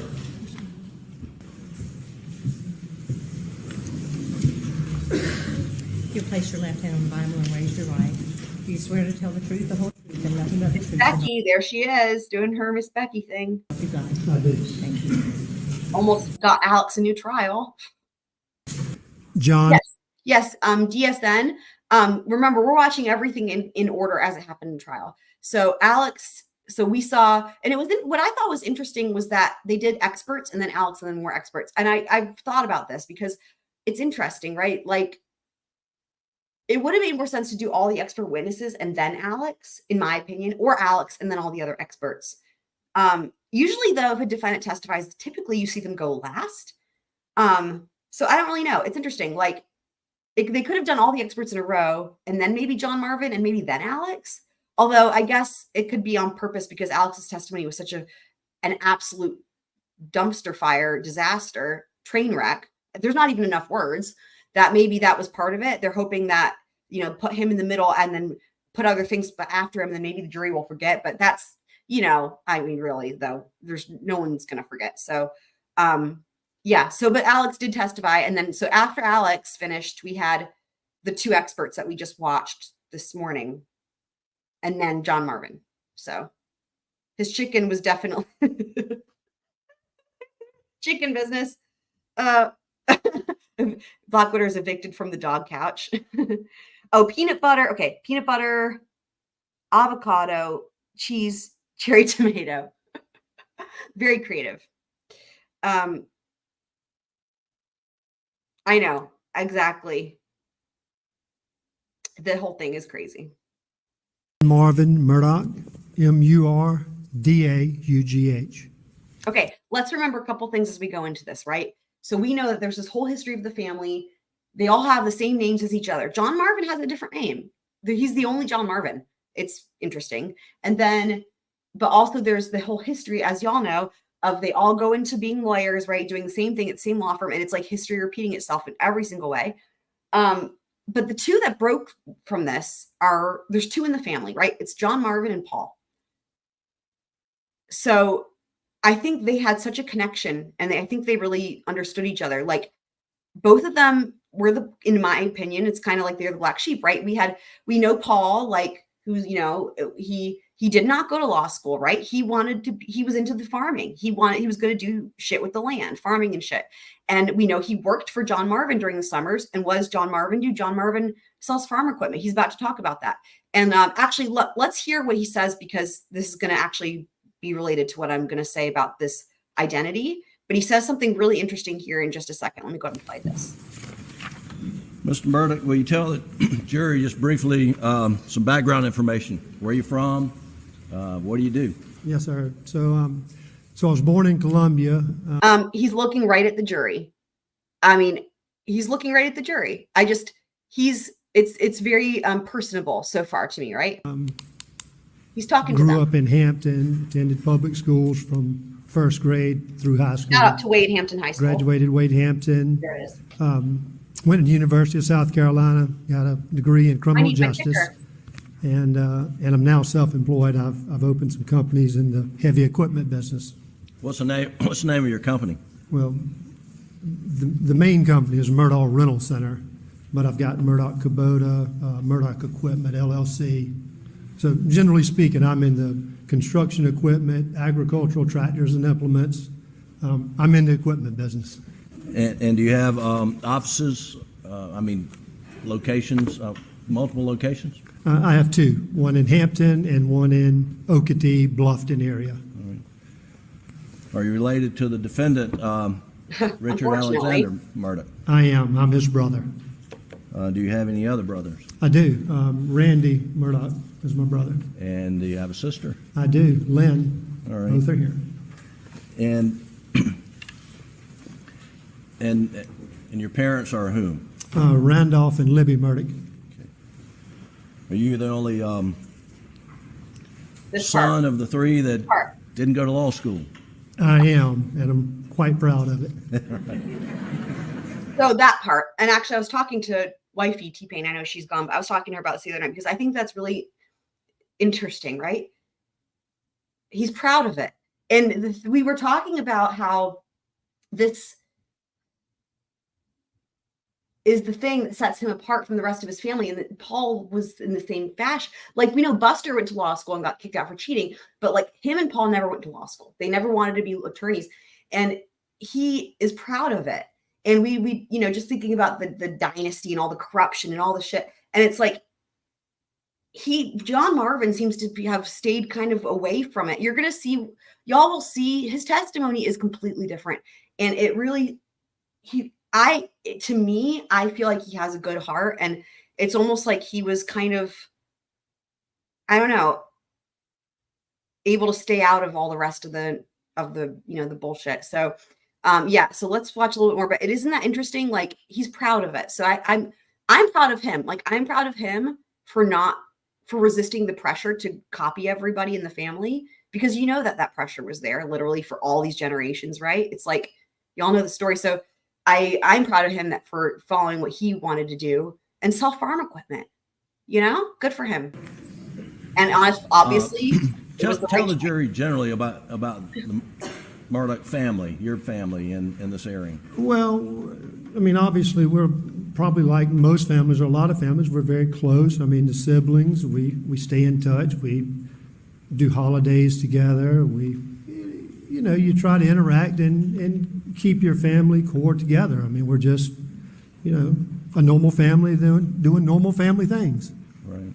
And I know what you guys might be thinking, and it's understandable. Like, they're not a normal family. They're not normal, but you have to remember that to him, it is a normal family, right?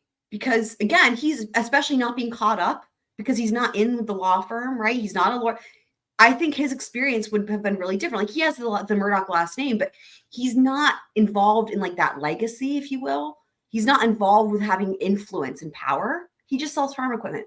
So you have to understand that for him, his experience of the family would be, we know they did a lot of stuff together, right? We know they had all these properties, we've heard story after story, the cookouts, the family shit. So his experience, like, for example, someone like Randy or Alex, their experience in the families, they're directly involved with all the corrupt bullshit, right? But for him, it makes sense to me that his experience was this is a normal family because he stayed out of the rest of the bullshit, in my opinion. Blackwater, that's a brilliant idea. Yeah, 100%. You know what? Great point. I wonder someday if I ever go to South Carolina, I'm going to visit all the places. I'm going to visit all of his businesses, and I'm going to go to all the places. And you guys know, I'm going to go to that, the stables there adjacent to Redbeard, and I'm going to bring a folding shovel. Yeah. Do your parents, and we've heard about your father, Randolph Murdaugh, who died on June the 10th, is that correct? That's correct. I'm going to remove my And t-shirt. your mother's Miss temporarily. I Libby? need it. She is. And she's still alive, correct? She is. In fact, yesterday was her birthday. And you went by to see her, I I understand. did. With my kids. You guys, wait. The Oh. in the spring of 2021, Already, do you guys see what I see is I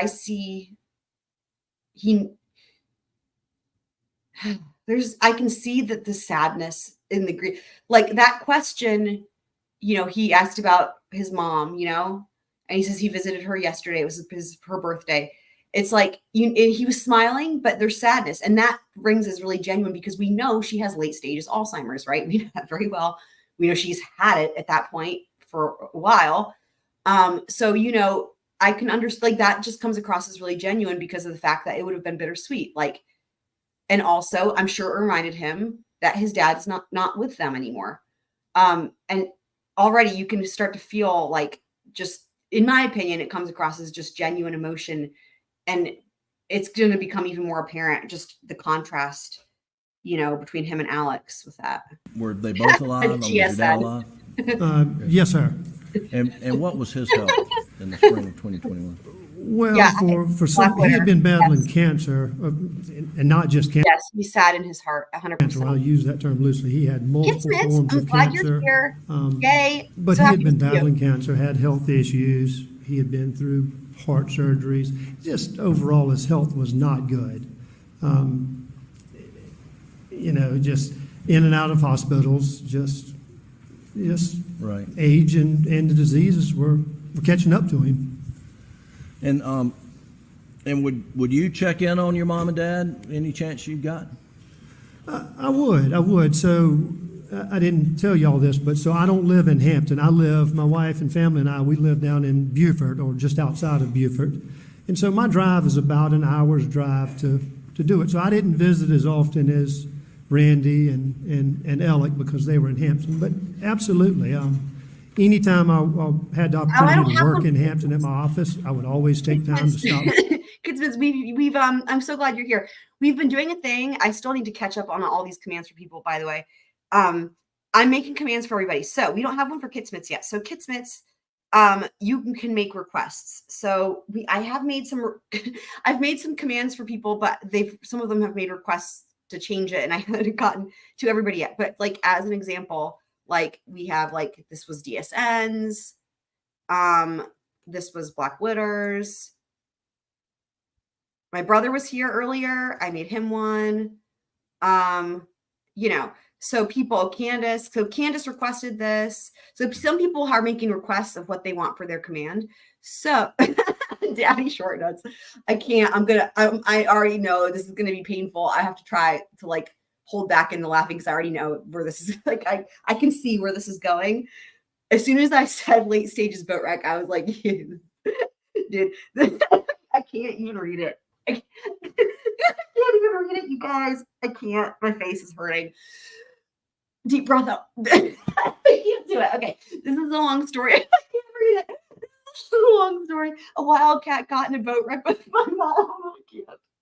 With late stages Alzheimer's. I'm going to add to that. Oh, and by the way, I'll have the Caesar salad just to circle back to all the other inside jokes we've had going on. Dude. I have, John Marvin to me comes across completely differently. I know you just got here, but you've probably missed the parts that we were, he really is a black sheep of the family, as I was saying. And he's a lot more like Paul, I don't know. I think he was able to stay away from a lot of the badness that the rest of the family had. But yeah, I do.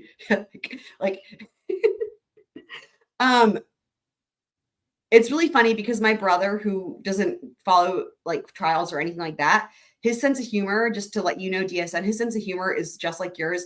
And he's if he knew the details of this case, you and him could go back and forth with this stuff. I'm trying to chime in, but like, dude, he would outdo me in terms of coming up with funny shit to say on that. But like, yeah, so it's just the wildcat. I know. Can we involve, we'll see. Do we need to involve a chicken? Oh God. There's so many. DSN is just slayed the funny jokes on this one. Yeah, okay, I see what you're saying, how his voice sounds like it. And I've not even been listening for that. So I will listen out for it. But Kitsmits, do you have any requests for a command for your name? I mean, of course, things that make sense to me logically are like, piano, like music notes, things that are related to that. But you can also make a request, or just let me know if you have any thoughts on that. And then sometimes I would just, just wanted to go see my mom. What I'm doing, to be fair to him, what I'm doing is I'm going to look away and I'm going to listen only, because if their gestures are so different that when I watch him, I don't hear the similarities. But I think if I look away, I can hear it. Or I guess I could just close my eyes. Oh my God, I'm so stupid. I could just close my eyes, right? And was it routine for one?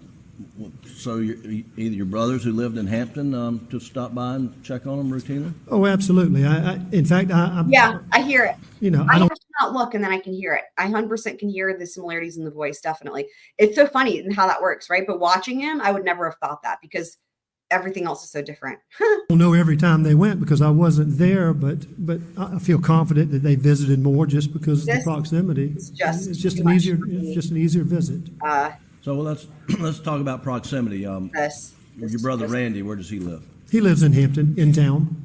And then your sister Lynn, where does she live? She lives in Somerville. Okay. And then Alec, where did he live in spring of 2021? Well, I think in the spring of 21, he was living in Moselle. I think all of them were. I mean, I'm literally, my brain is like, so trying to figure out these tire tracks, right? Like what the truck and all the shenanigans. Like what if the chicken and Bubba were conspiring and one of them drove the tractor and then the wildcat got involved? I don't know. This could go any number of places. So, all right. Is that your request, Kitsmits? I think that's your request. So let me go ahead and make that. Or are you saying that because did he say it's not unusual? Oh no, he said it's not unusual, didn't he? He did. You're right. Two things must happen. He did say it's not unusual. I'm realizing that now. Two things need to happen. I need to update the ticker. And I wasn't showing the ticker because we weren't having anything to add to it at the moment. But that was the first thing that needs to happen. And then we all know what the second thing is.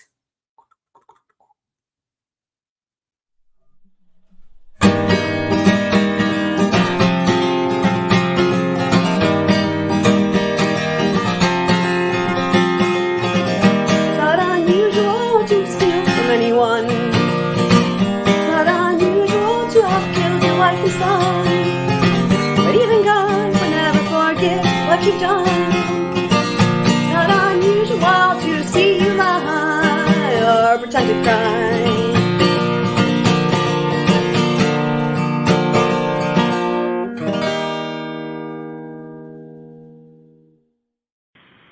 It's a house.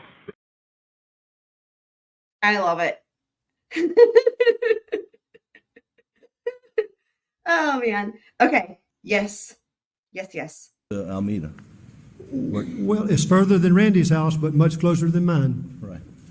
And is that in your mother's house? I'm saying Almeida, but is Almeida a town or what? No, Almeida's correct. That's the location. That's the property name, if you will, the intersection name. I think that's a general. And just tell the jury where that's located. It would be just east of Varnville, maybe 2 or 3 miles outside of the town limits.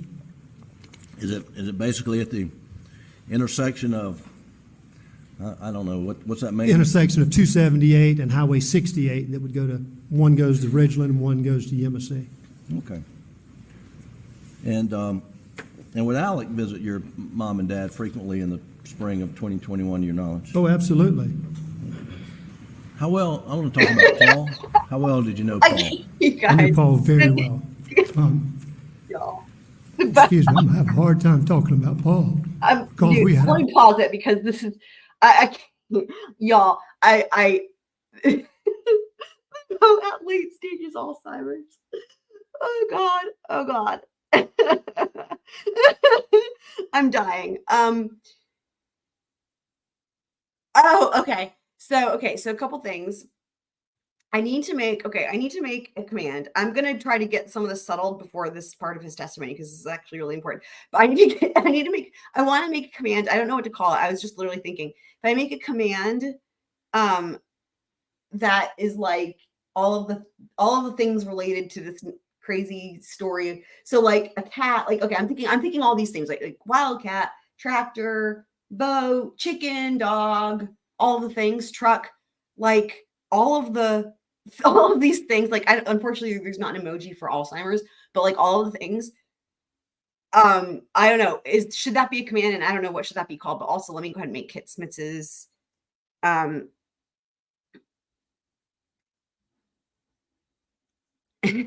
Okay, so let me know if you guys have a thought on that.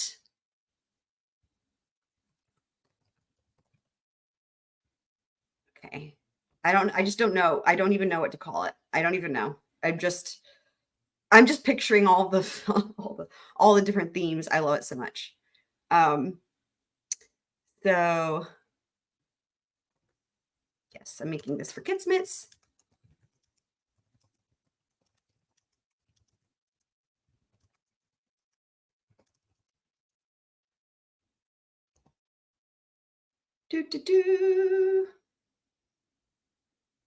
Let me see here. If someone wants to test it out, make sure I got it right for Kidsmiths here in the chat. I think I spelled out 12 instead of used the number, and I don't know if I have the hyphens. Hold on.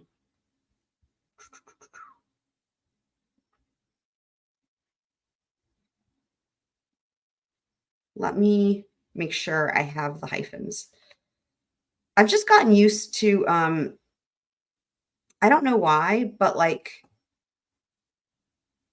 I've just gotten used to typing out numbers. I guess like, you know, when you write a lot of papers for school, you know, like college and anyway, even as a music major, I just remember that was something that like, you know, I just really got in the habit of, and obviously that was a long time ago, but like, I guess even since then, I don't know, I just feel like that's like a thing that I just, you know, unless it's like 3 digits or something. Okay, cool. Yeah, there we go. So perfect. So a wildcat. That's right. We could even involve the CIA. That's such a great point. I mean, my gosh, that's right. We could include everything from that Navy SEALs. Dude, that's a whole other wormhole. So wildcat that was in the CIA was in a boat wreck with Bubba, who had a bird in his mouth. It was a chicken, and they crashed into my mom's boat that had Alzheimer's. I'm dying. I'm literally I'm dying, you guys. I'm dying.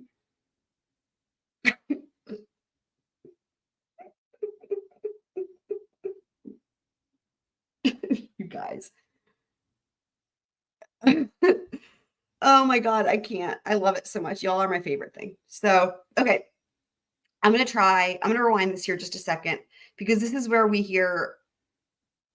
get to see how close he was with Paul. And again, such CIA, Navy SEALs, you know what? I knew what you meant. And either way, it's great. So, yes. So basically though, what I want you guys to think about is how this feels so different than Alex. And what I mean specifically, what I mean is this, like, obviously it's like, okay, yeah, it comes across different. Like, what makes this, if you had to try to articulate in your opinion, in y'all's view, in y'all's opinions as you watch it, if you had to try to find what is the tangible thing that makes it hit differently, if you think it does, in terms of how genuine or how honest, you know, when you see him talk about Paul. And it's going to go back and forth. The camera will pan over to Alex. So it does actually give you a good opportunity to kind of like go back and forth. Name, if you will, the intersection name. I think that's a general And just tell Jerry where that's located. It would be just east of Varnville, maybe 2 or 3 miles outside of the town limits. Is it basically at the intersection of, I don't know, what's that mean? Intersection of 278 and Highway 68 that would go to, one goes to Ridgeland and one goes to Yemassee. Okay. Okay. And would Alec visit your mom and dad frequently in the spring of 2021, to your knowledge? Oh, absolutely. How well, I want to talk about Paul. How well did you know Paul? I knew Paul very well. Excuse me, I'm going to have a hard time talking about Paul because we had a very special relationship. But I knew him very well. And I'll do my best to answer any questions about him. Well, did he have a nickname? He did. They called him Little Rooster. And did they call him anything else? Well, I mean, he'd been called Little Rooster, had been called, as you heard, Paw Paw. I mean, that's what my family, my kids called him. What did you call His him? kids called him. Well, it depends on where we were and what we were doing. When we were, excuse me, when we were doing something fun at a social event, I would refer to him as Paw Paw. Now, y'all haven't heard this yet, but he worked for me. So when he worked for me, it was Paul, or it was Paul Terry, because I was trying to be, a little more authoritative. You guys, just how genuine. You can totally relate, understand, like, right? Like, this is his uncle and he loves him, but it's like when he worked for him, you wanted him to call him Paul. I can't, like, this is tough. And it's so relatable, right? Who else called him Paw Paw? Most of all the family. And that's not, it's not a name that was said at all times, but when we're having fun, kids would say it, my wife would say it. It was just a name that was used in fun times and in normal times. So think about that. Sorry, I didn't mean to pause it. There we go. When he's not blinking. So think about that answer that he just said. So one thing that I think is really interesting about this testimony is there's plenty of times in this where Jim is asking leading questions. They're like leading as fuck. And like they, like where's Jim is fishing. And what do I mean by that? It's a leading question. So like when he says, so he asks him, does he have a nickname? Right? Like, and he says, yeah, he answers the question, honestly. And then Jim's doesn't get the answer he wants. So he's like, well, who else called him Papa? Jim's fishing. So if someone was trying to just say things on purpose to like help that side, right? Like, by that side, I mean like the defense. With a question like that, like he goes, who else called him Papa? John Marvin, who heard Alex's testimony, could easily have been like, oh, Alex called him Papa, right?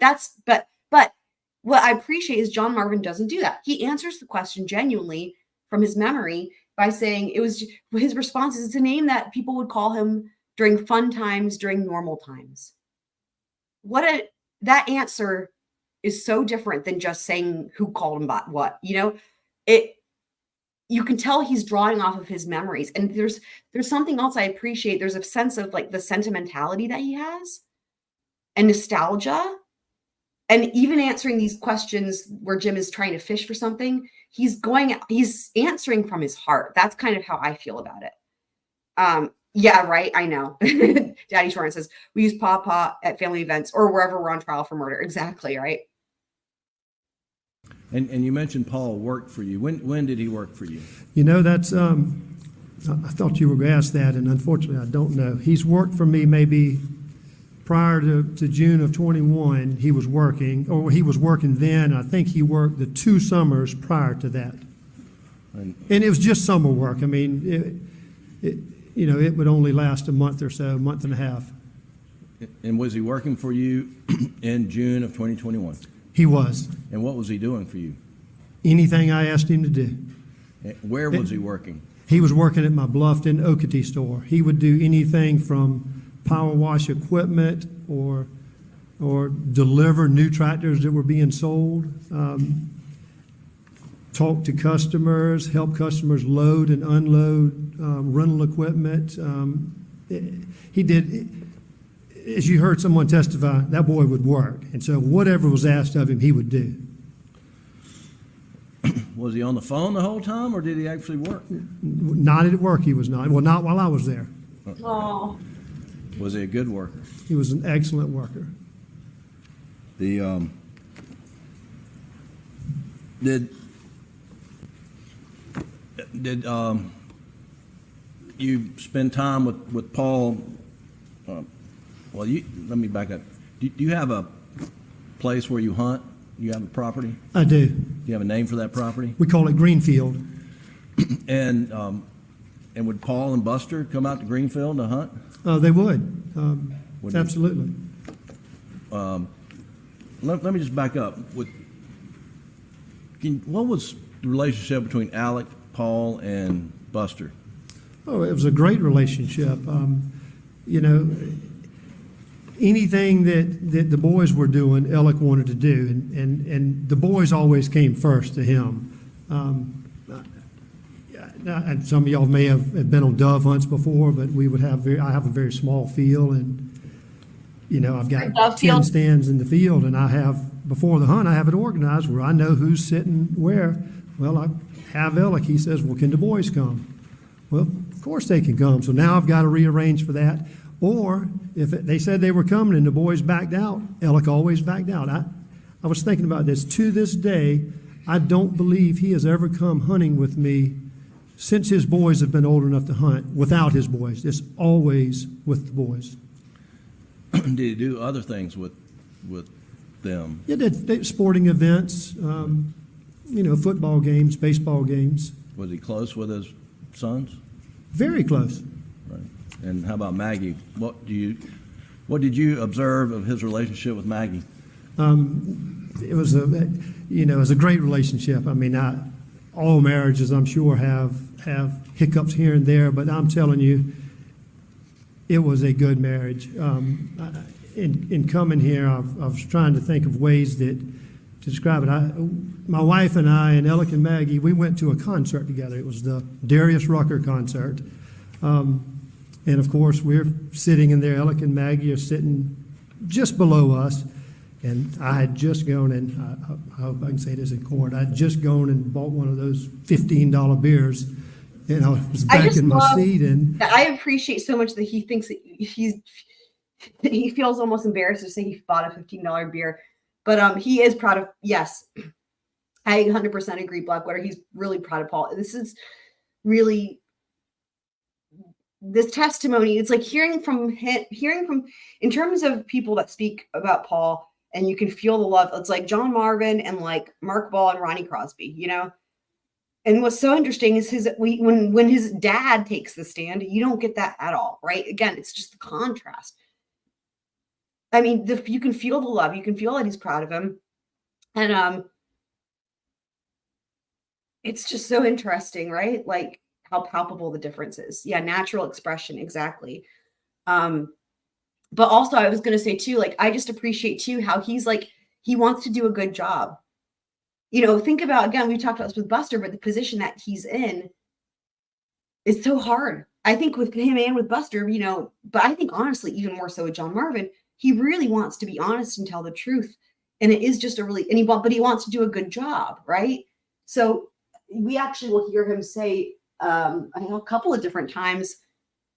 I also don't think that he had a whole lot of prep with Jim, which makes sense because Jim was probably busy prepping Alex for his testimony on the stand, because there's a couple times where you can tell Jim's asking questions and he thinks he's going to get a certain answer and he just doesn't get it at all. And in my mind, I'm like, oh, wow, they must have not like practiced this, right? Like, you know, we all know they had known each other. They had met before. I don't think that there was a whole lot of witness prep, and I don't think Jim thought there needed to be.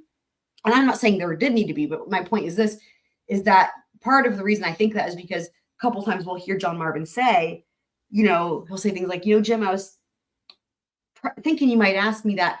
He wants to do a good job. Like, in other words, he actually put effort ahead of time into trying to think, what might he ask me, and try to remember certain dates for things. And it's really sad in a way, like, because he wants to do a good job. And in this case, that's so tough, right? Because of doing a good job, this is why I think it's sad, because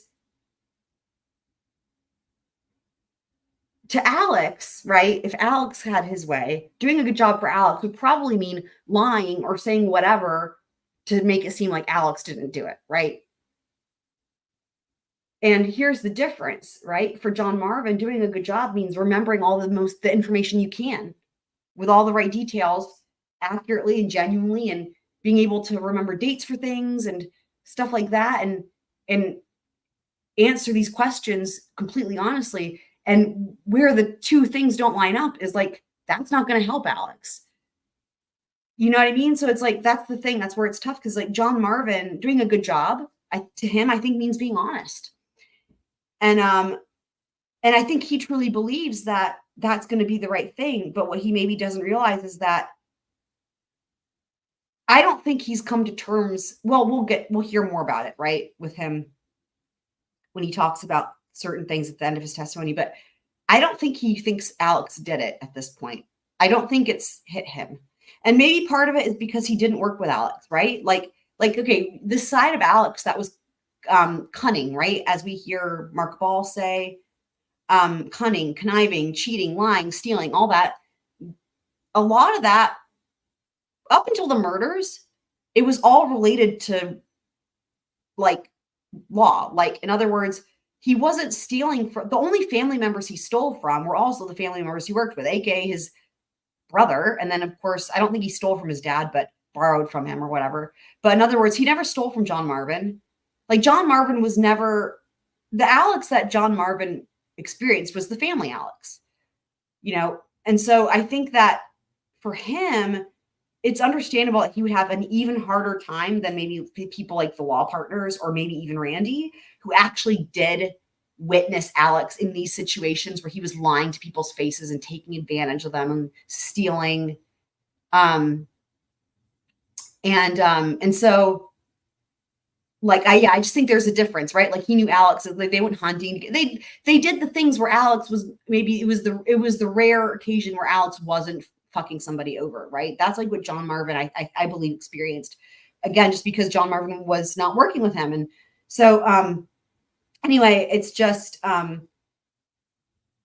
think that at this point in this trial here, I don't think John Marvin really thinks Alex did it. And I think that for him just being honest and speaking from his heart will help Alex, which makes sense. If you think that the person is really innocent, then it makes sense that you think, you know, if I just tell the truth, that's going to help them. Right.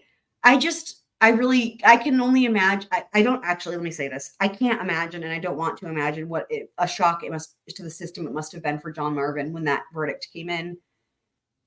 And I hope he's doing okay. Songs playing, and my wife taps me, and Alec and Maggie are holding hands and swaying together, and she's like, "Why aren't you holding my hand?" And so my $15 beer got put down. They had a great relationship. I mean, that's just one of many. How all these memories are gone. Football games, they would put out a tailgate all of these spread. Things, these great memories, and none of this will ever happen again. Welcome the kids, Nothing will be the same. family, Everything friends. It was just a wonderful. Sirens also. And did they do a lot of family things together with Paul and Buster and Paul and Buster's friends? Yes, they did. You know, I knew of trips that they would take, family trips, you know, vacations. They had a house at Edisto that y'all have heard about, and they would have, you know, they would always have friends come over, particularly the boys' friends. There's been some discussion during this trial about Paul leaving guns and stuff around. Did you ever experience that? I did. And tell the jury a little bit about your experience. Even the way he says that, it's like a fond I've heard the testimony about it, and it's accurate. I mean, I could tell you all 100 stories of him leaving things, but he was notorious. He would come stay with us at our house. He would leave. Liz would have all of his clothes washed, and you know, he just left and didn't care about where his clothes were. In fact, Paul came duck hunting with me one time, and at Greenfield, and I smile fondly on this when I think back on all this. Oh, God, my So heart. we had a great duck hunt. My I heart think is there were great. 3 of us in the blind. Great duck hunt. We picked up all the birds, decoys, and we left, and we go back up and have a nice breakfast. You're doing all the post hunt, all the fun things that you do. Well, I went back hunting, I don't know, it was probably a week and a half, maybe 2 weeks later, and his hunting gear is still in the blind. I mean, I had to smile when I saw it. I was like, that's Paul. Right. Did, I want to ask you a little bit about riding property. I mean, you ride your property down at Greenfield? I do. And have you But riding in what, like checking on the property? Do you? Well, you mean like just riding around, joyriding, or checking feeders, or? Right. Yes, sir. Yes, sir. And do you always carry a gun when you're doing that? I don't. And have you ridden property like at your dad's place with your dad and maybe Alec or others? I mean, is that a frequent occurrence? I would say almost never when I rode the property with my dad. Almost never carry a gun. Almost never would we carry a gun. We would just joyride. Now, if it were late in the afternoon and we were considering maybe getting in a deer stand, at the last minute, possibly. But typically, with my dad and us, we didn't carry a gun then. Right. Speaking of your dad, what was, you recall what was going on with his health the weekend, the Saturday, Sunday? Yet again, guys, notice the before difference June the here. 7th, so I guess would start, Friday would be the 4th, Saturday would be the 5th, Sunday would be the 6th. Right. Yeah, same block So weather. he was actually in the hospital, I believe, in Columbia that weekend. And I think he got out of the hospital on Sunday. I will say, Okay, I'm going to and- say this too about John Marvin. This is the first and only person I hear testify where you hear genuine grief over the loss of the dad. We've heard a lot of people talk about Alex's dad and how he was really well respected. I mean, we know, okay, let me just say this. There's other stories that you can hear about all the shady shit, right? But we know that in the legal community, he also was, I mean, his picture was in like the courthouse, right? Like he was considered, how to say this? It makes me wonder if, like, again, I don't know that they loved him so much as maybe he was like a role model, or maybe like, a boss, or maybe like, just like a respected figure. Again, you're going to hear testimony from John Marvin that, to me, I don't think we hear from anybody else in the same manner, where when Jim here in a second asks him about, his dad, you get a completely different emotion from him. It's not like he was revered. He was even when Alex talks about his dad, it's like, yep, he was a legend or whatever, shit like that. Wait till you see the difference, like with John Marvin. It's completely different. Right, a pillar of society, exactly. That's the type of thing, right? That's what we have heard this entire trial. And instead of a description of the dad, we get the emotion from John Marvin, which is different. We don't get that from anybody else. And again, I think part of that is because John Marvin maybe had a more genuine connection with a lot of his family because he was not also in law. Like, to him, it was his dad.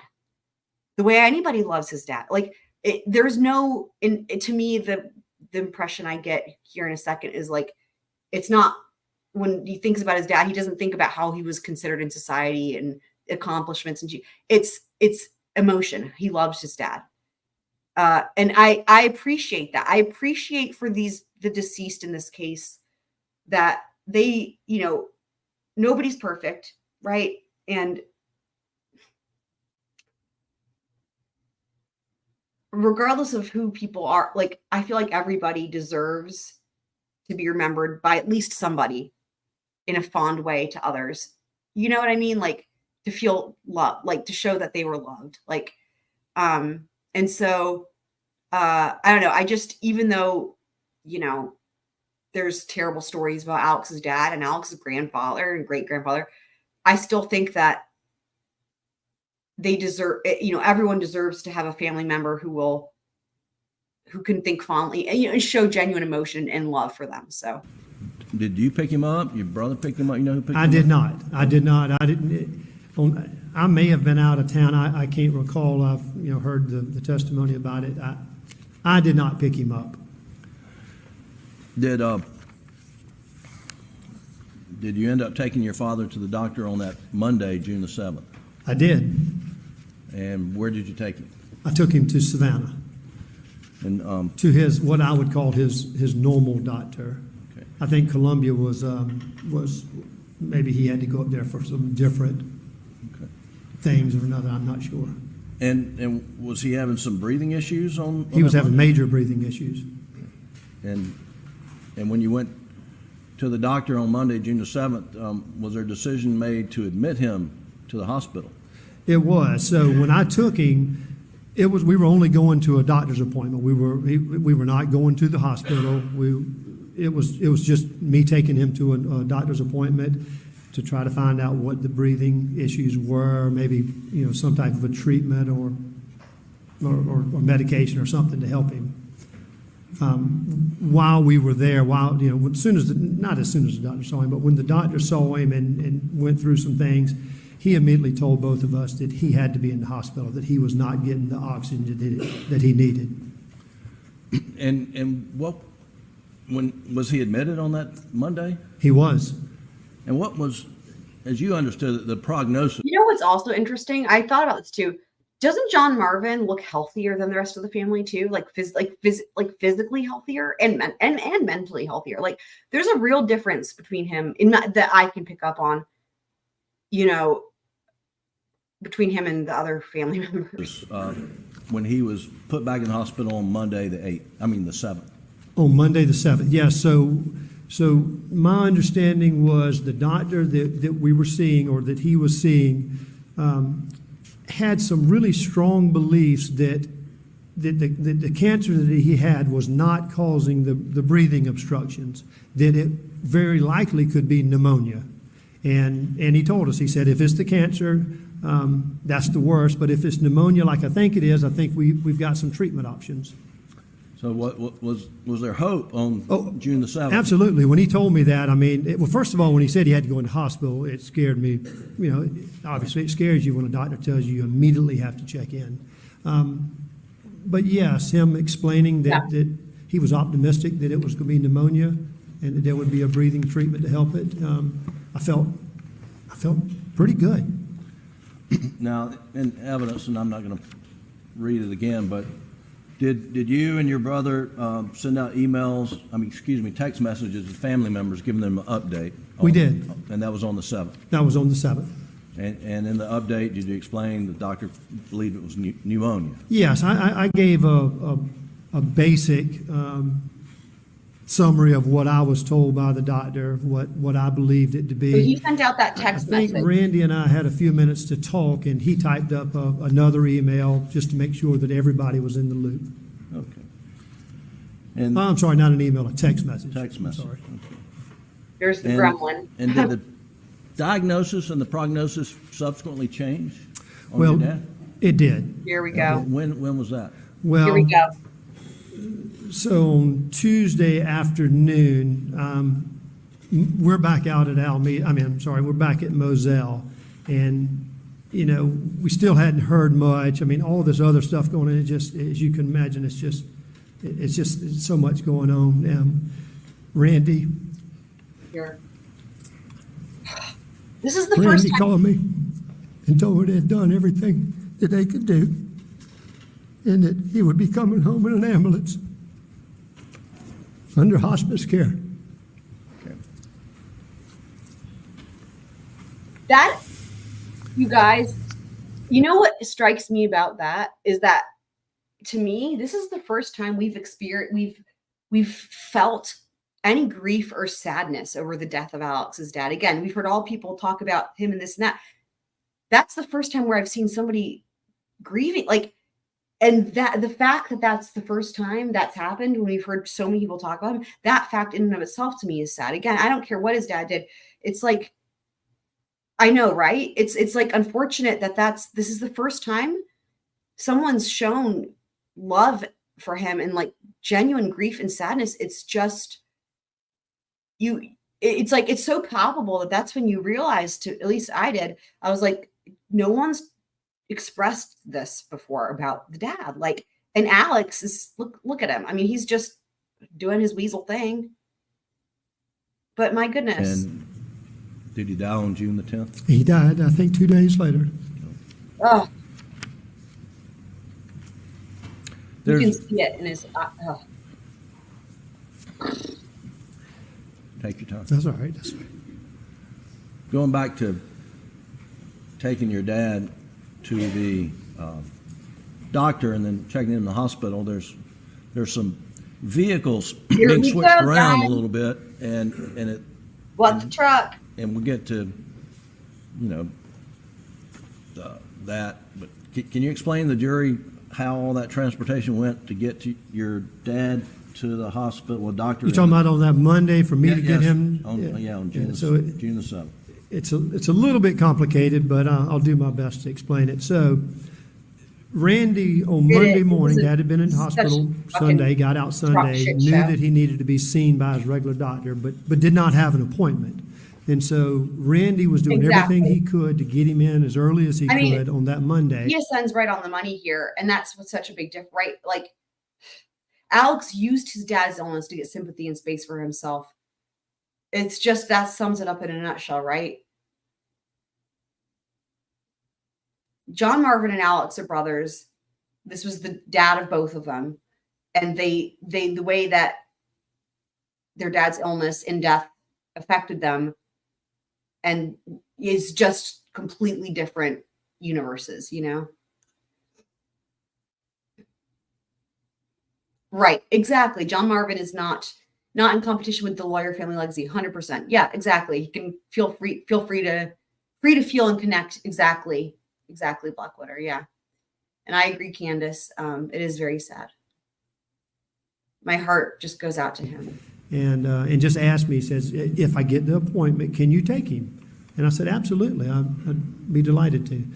A little while later, an hour or two, I don't know, it was still that morning, Randy calls me and says, okay, they have an opening for him, but he has to get there right away.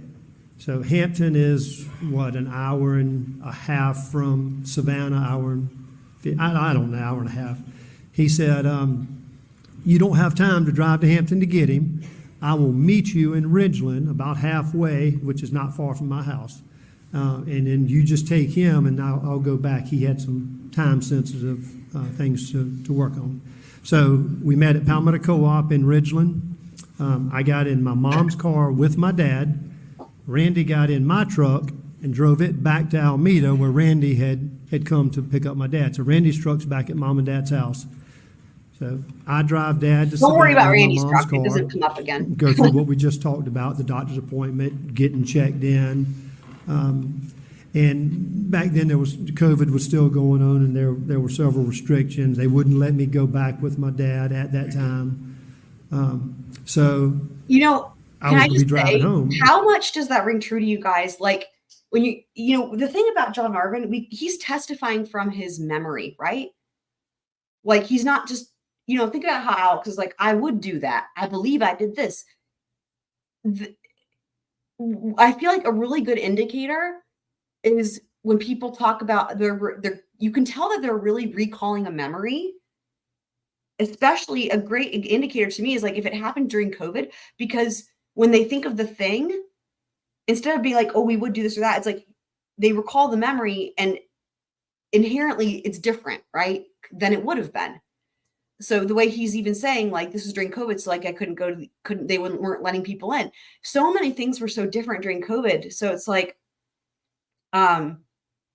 it shows that he's recalling a memory, and remembering things and just that like COVID just marks a place in time where things were so different, that I don't know. It's just, again, it just shows you're not just relying on what normally would happen or what maybe happened at a different time. It just shows an accurate recollection. Exactly. Lived experience, 100%. That's exactly it. Yeah. Now I'm stuck in my mom's car.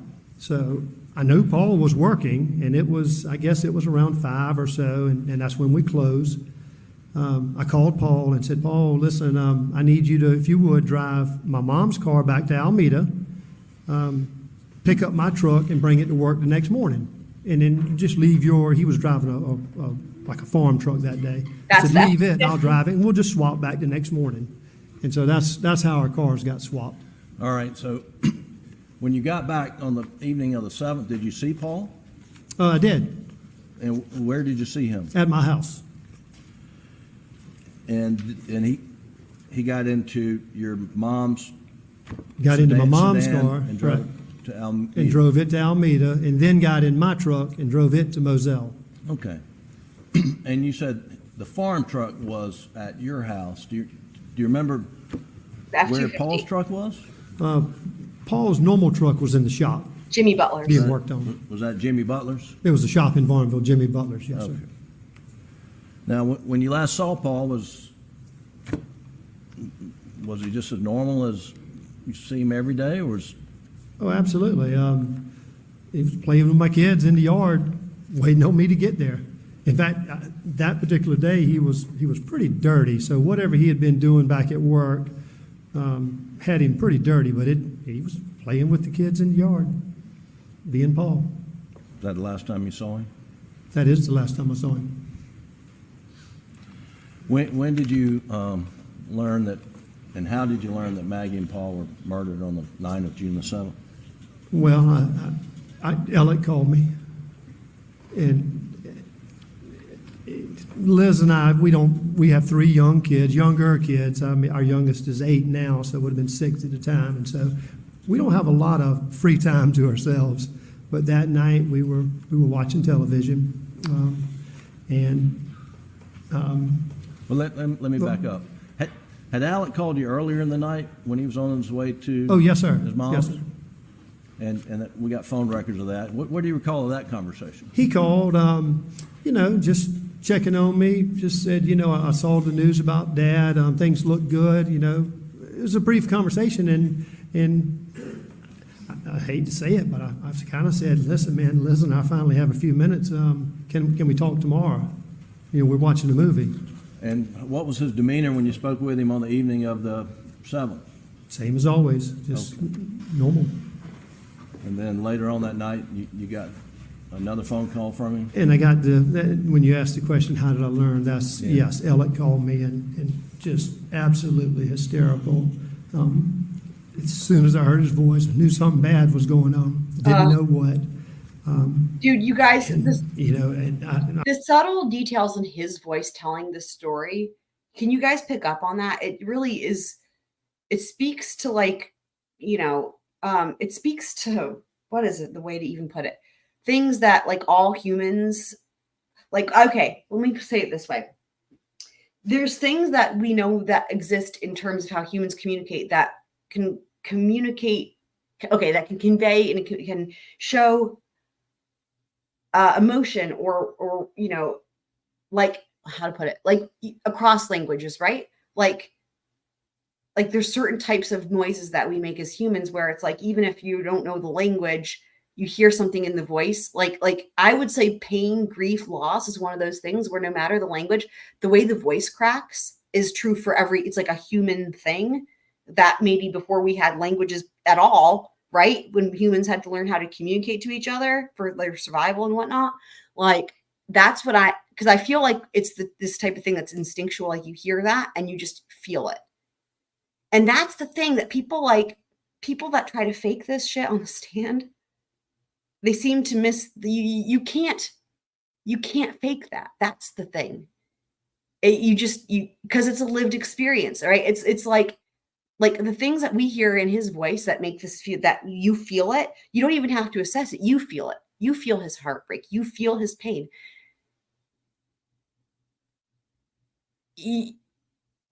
Even a good actor can't fake it, really. I mean, good actors can maybe get kind of close, but again, you have to remember when we're watching a movie or a TV show, there's other elements there that support whatever it is. Like, for example, the music or the lighting or the scenery or the other actors. There's other things.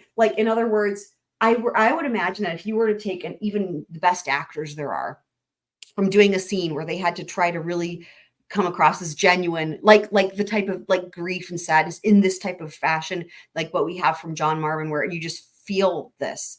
And they have to do a scene. Of course, this happens in movies or shows all the time, right? And they're doing that type of scene. I would imagine if you were to look at that raw footage without the fancy trappings of Hollywood, I'm just saying that. This just came out of my mouth. You know, all the effects, right? That I was just describing, the music, the scenery, the edits, the cutting of all this other stuff. I wonder, what I'm trying to say is this. I would be surprised if anyone can actually could convincingly imitate or,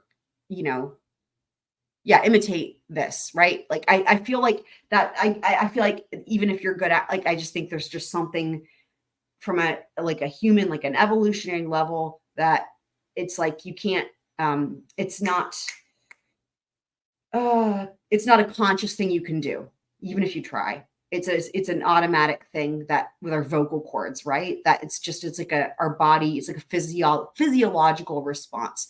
I don't know. Hopefully I'm making sense. I'd be curious. I know there's a lot of great actors out there. And I feel like there's times where I've seen, certain scenes from things where an emotion like this is communicated effectively. But again, if I really evaluate it, that's all the things combined, right? And if you were to actually remove all those trappings of Hollywood, that thing I just made up, I don't know. I would love to see, and just see, like, if we just watch the actor, just the raw footage of them doing the scene, would their voice alone, the way John Marvin on the stand, the only thing that's giving us this feeling is his testimony, literally, right? There's nothing else.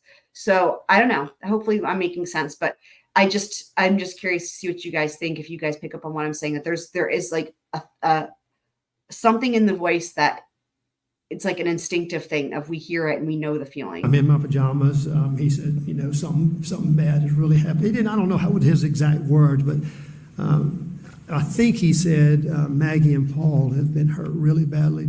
Please get here as fast as you can. And, I drop what I'm doing. Which in a way that's shitty, because I believe Alex said that, because we've heard him say that. Even on the stand, he refers to hurting them or wouldn't hurt them. He doesn't use doesn't say kill. But the reason I'm saying that's shitty for John Marvin is because he probably thinks they're still alive. Dude, you guys think about that for a second. If he calls his brother, right, and he says, yeah, they're hurt bad, John Marvin thinks they're still alive, right? I mean, any normal person would. They're hurt badly. And then imagine he drives, and he doesn't live close, right? He says at the time he was living, didn't he say he was out in Beaufort? So he drives over there thinking they're still alive, but they're hurt. Of all of the ways that Alex has just fucked everybody over, just add that to the list, right? At least tell them they're dead, because that is so shitty, man. And then he shows up to the crime scene.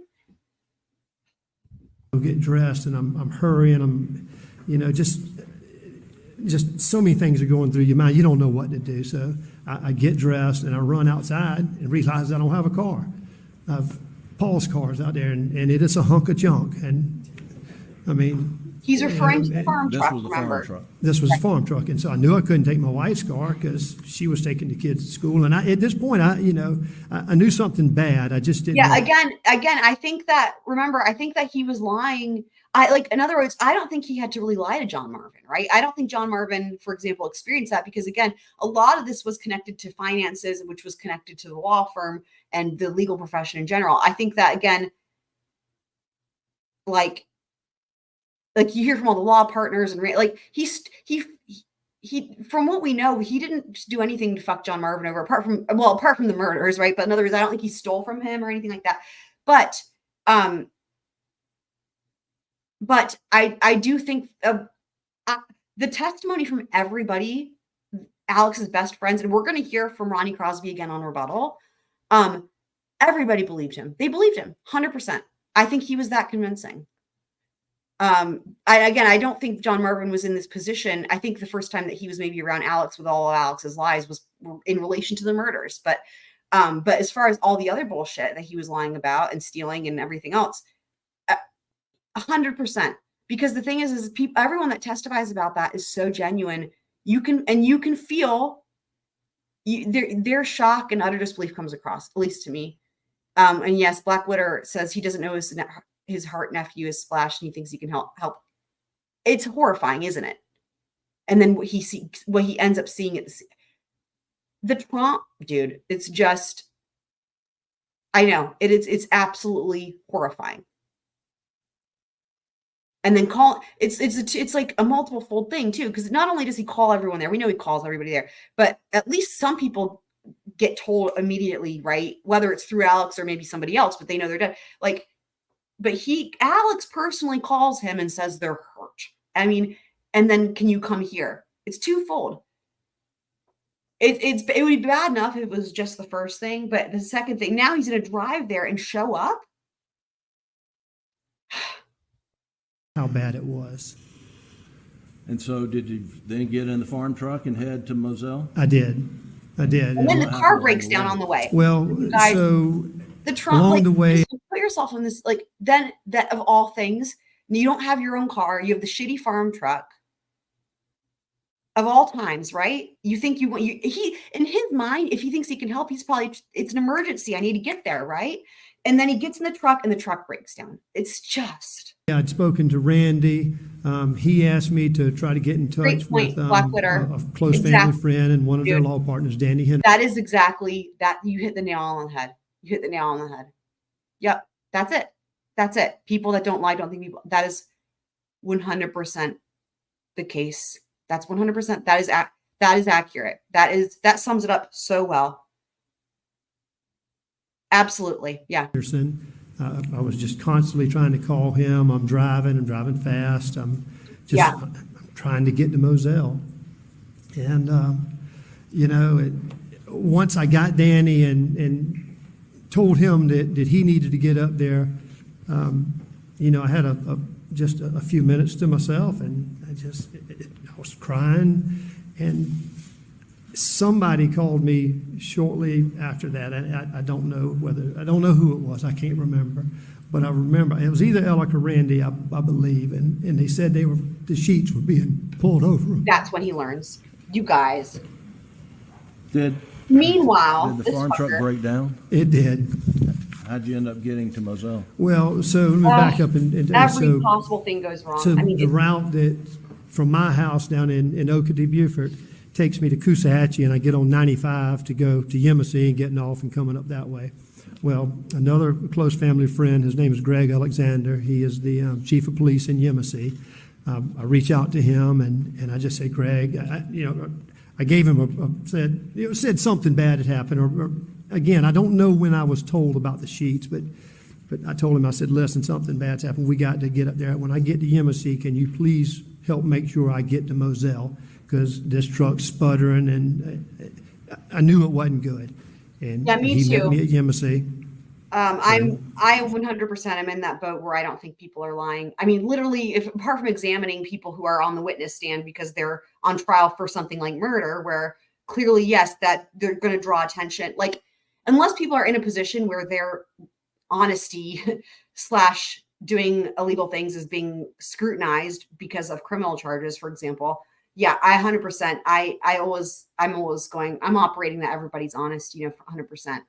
I would have easily been in that position where I would not have thought he was lying.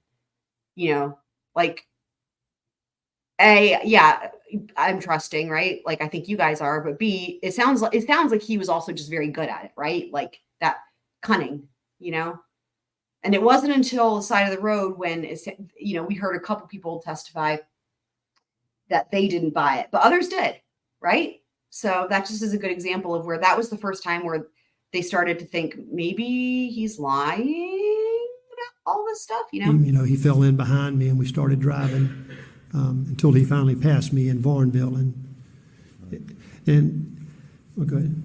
And did he end up driving you the rest of the way? Well, he did. So he passed me shortly before Varnville. He took a right on 63, and he was a little ways ahead of me when the Can you guys imagine? Because we've done all the mapping out.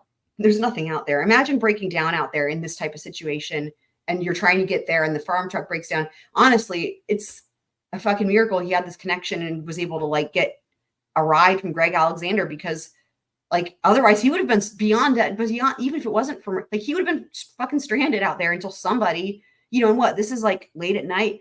I don't know. It's just knowing the area, right? It's like literally what a disaster. Cause it's like, you can't, there's no Uber. There's no way you're stuck with your broken down truck. You know what I mean? I called him and said, Greg, I said, come back and get me. The truck has broken down. And of course he picked me up and took me straight on to Moselle. Were there any guns in the farm truck that Paul had left when you got in it? I have no idea. It was dark. When I got in it, as y'all can imagine, I was frantic. Yeah, I don't think he looked. I jumped in I it think and I that's took fair. off. That's fair. Did you ever see any guns in it? That night, never. I mean, I didn't look. I mean, it just, I wasn't looking in the backseat. I wasn't worried about it. It's just an honest answer, right? He could have lied and said, yes, there's guns, or no, there's not guns. And I don't even know what it would have mattered either way. Obviously, Jim was hoping for one of the answers. I don't even know what Jim was hoping for, but regardless, again, that's Jim fishing. But John Marvin's just testifying to like literally what happened. He's like, I didn't look. I mean, that is so like 100%, right? Had he said yes or no, I would have been like, that would have been weird for you to look, right? In that circumstance. And it was dark. Anyway, it just another great example of just, even when Jim's fishing, John Marvin's just testifying from his memory. I just love it. I think it's a great example of how it works when you're remembering things genuinely. Anything except getting to Moselle. Okay. Right? Great point. Do you remember about the time you got in Moselle? What time was it, roughly? Or better yet, who was there when you got there? Well, there were. Meanwhile, Alex drives by. Well, before I got to Moselle, or we got to Moselle, you could see the lights flashing. It was just, there were tons of people. Mostly what I would describe is first responders of some sort. And when you pulled up, where did you go?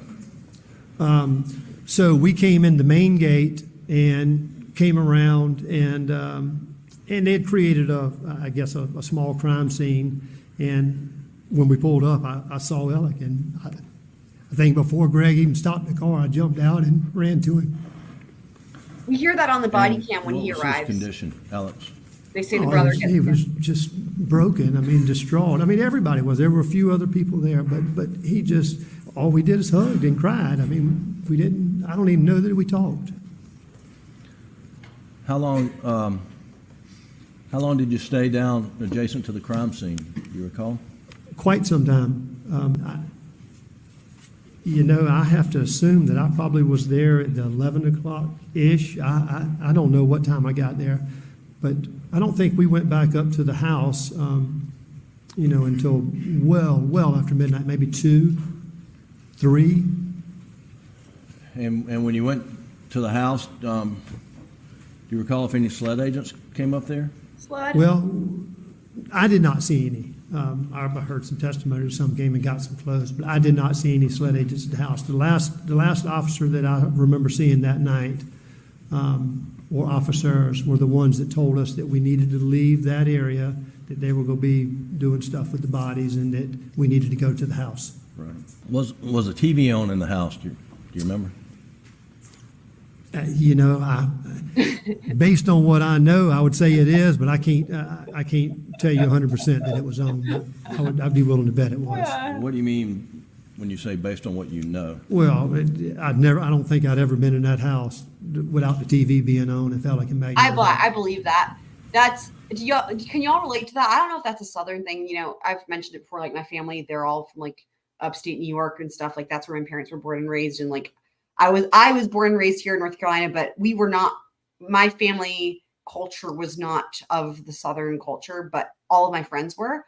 And I think I've mentioned, I even had friends growing up. They had beach houses in places like Edisto, like literally it's really funny because a lot of their lifestyles were very similar. Like, in terms of like the golf and like the Hilton Head and just certain things, like even just like the decor and like the Southern country shit, just a lot of similarities there. And had the same type of accent, and I'm not saying it's good or bad. I'm just saying like, what I'm saying is this. What I'm saying is in my household, the TV was like not on very much. Like we very rarely watched TV. There was just not a lot of TV. But what I will say is this: in my friends' houses, there was like a TV in like every room, And there was always a room that was called the TV room, even though there were TVs elsewhere. But there was like a room that all of them had a house with a room like this. It was like the TV room. And literally, I believe this because of this. Like those TVs were always on in every house of my friends growing up. Like it was just the TV was always on, even if no one was in there. Just TV is on. It's just an auto thing. And so I don't know if you guys can relate to that, but I believe this. Like, and I remember even when Alex said it, even though he's like lying about like everything. The one thing one of the very few things, I don't want to say the only thing. Let me just say I could count on one hand the number of things I feel like he says that are probably truthful. And one of those things is when he says, yeah, we always left the TV on or whatever. Like, I believe that. It makes sense to me. So, yeah.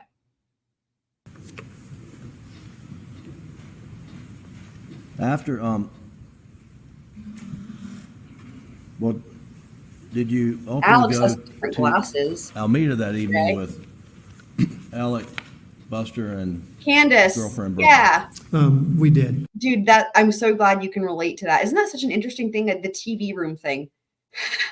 We had my entire life growing up, there was one TV in one room, it was a special occasion for it to be on. But again, yeah, that's so interesting. The TV room thing. Yeah, that's interesting. I'm glad that you understand what I'm saying. Yeah, it's a unique thing. Do you remember what Alec was wearing when he went to Almeida? Not precise. I mean, I can't, he was wearing shorts and a t-shirt. I can't tell you details, but it was shorts and a t-shirt, like relaxed shorts. Do you know whether he had a shower or not? It appeared he had. I mean, his hair was not. Yeah, I didn't see him in the shower, but I can tell you, I think he had a shower. I understand. So then let's move forward to the morning of the June 8th. I guess, did you get any sleep the night of June the 7th? Very little. I don't know that I fell asleep. If you guys hear, I don't know, it's for some of you who might enjoy this. If you hear a sound, I'm about to open a fresh sparkle water. I love, dude, it's like one of my favorite, like the little things in life. You guys know I love sparkle water, but there's nothing like opening a fresh can of sparkle water. By the way, of course, obviously, hopefully it goes out saying, obviously, I recycle everything, right? So just so you know, because I know I'm saying a can, and in my mind, it's like, oh, everything's recycled. But anyway, my point, you open it, right? And I don't drink soda, and I was not raised, like I have very little experience with soda. But my favorite thing, so my what maybe other people would have with a soda, I have with sparkle water. But anyway, I don't know, like if you hear the sound, that's me opening a fresh sparkle water, and it is so refreshing. But I just love it. I had a best friend in college. His name was Sam. He played bass, like classical, bass. Actually, well, he played jazz bass, other bass too, but he was a classical, like bass major, if you will, bass performance. But he was really funny. He would when we had orchestra rehearsal, we'd always have like a short break, halfway through. And I always think of this when I open one of these fresh sparkle waters, because he had this saying, and like his favorite thing was he loved orange soda, the way I love sparkle water. And he would always go to the vending machine, and there they had everything was in a bottle. So he would always, every orchestra rehearsal, during every break, it was a tradition. Me and him and our friend group, we would go up to the 4th floor of the music building. And we didn't buy anything. We all went with him, and he was going to get his orange soda. So it was like this whole thing. You guys have I think of this so fondly, even though it's such a silly thing, but this was a tradition for like 6 years every day. So that's why this matters. But so it's like, it was a tradition, right? So every orchestra rehearsal, every break, we go with Sam to the 4th floor, and the elevators were slow, and sometimes they got stuck, and there was a whole thing. And, we get to the 4th floor, and he goes to get his orange soda, and it was always, he has a $1 bill, and it cost, I think, exactly $1. But it was this whole thing. And he was so excited. He would open that bottle of orange soda, and he would just like start chugging it. And he had this saying, you guys, hopefully you guys know what I mean with this, because it's very specific, but you'll never think of like carbonated beverages the same. And I mean, in a good way, I think. But he had this saying, and he would like chug, not the whole bottle, but he would take a good chug. And then he would go, you guys who go, it hurts so good. And if you know what I'm like, when it's ultra cold and you're really thirsty, hopefully y'all can relate to what I mean by that. But I always think about that whenever I open a fresh sparkle. Okay, good night, Daddy Short Nuts. See you next time. Love having you here as always. Yeah, double bass player. Yeah, Sam. Yeah, so he would also say, it hurts so good. And he was hilarious, but I always think about that. So but I was gonna ask you guys, what do y'all think about this shower thing? Let me play it again and then I'll ask it again with the shower question. Do you remember what Alec was wearing when he went to Alameda? Not precise. I mean, I can't. He was wearing shorts and a t-shirt. I can't tell you details, but it was shorts and a t-shirt. You know, like relaxed shorts. Do you know whether he had had a shower or not? It appeared he had. I mean, his hair was not. Yeah, I didn't see him in the shower, but I can tell you, I think he had a shower. I'm really curious what you guys think about this because I'm not going to give my opinion. I'm curious what you guys think. But yes, that's exactly it. That's right. Super cold bubbles hit your chest. Yes.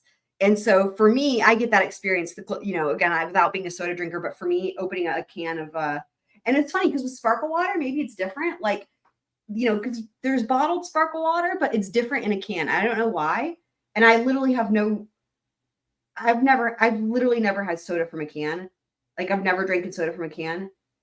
I've had, in terms of like a bottle of soda, I will say I've had a handful of times in my life. And honestly, it would be if every now and again, I would be like, you know what? I want to experience what Sam is. And then he would buy me one. And I'm saying like literally 3 times maybe in my life. So, but I've never had soda from a can. But what I will say is for sparkle water, you know, like the bottle of sparkle water, like, you know, like the, you know, I don't know, 12 ounce, whatever, regular size.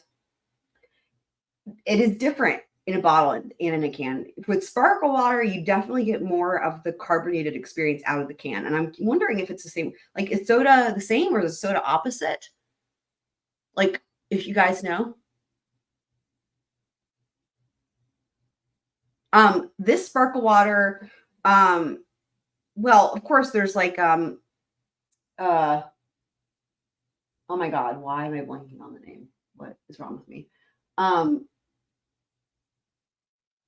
am I blanking on the name? There's LaCroix, of course. I mean, nowadays there's a lot of sparkle. There didn't used to be different brands, right? Like LaCroix used to be like the only one. I've had friends jokingly call it LaCroix, like that, trying to be fancy. Yeah, test it out and get back to me on that. I'm really curious because it is interesting. Like, I still love sparkle water from a bottle, but it's not the same. You do not get the same effect.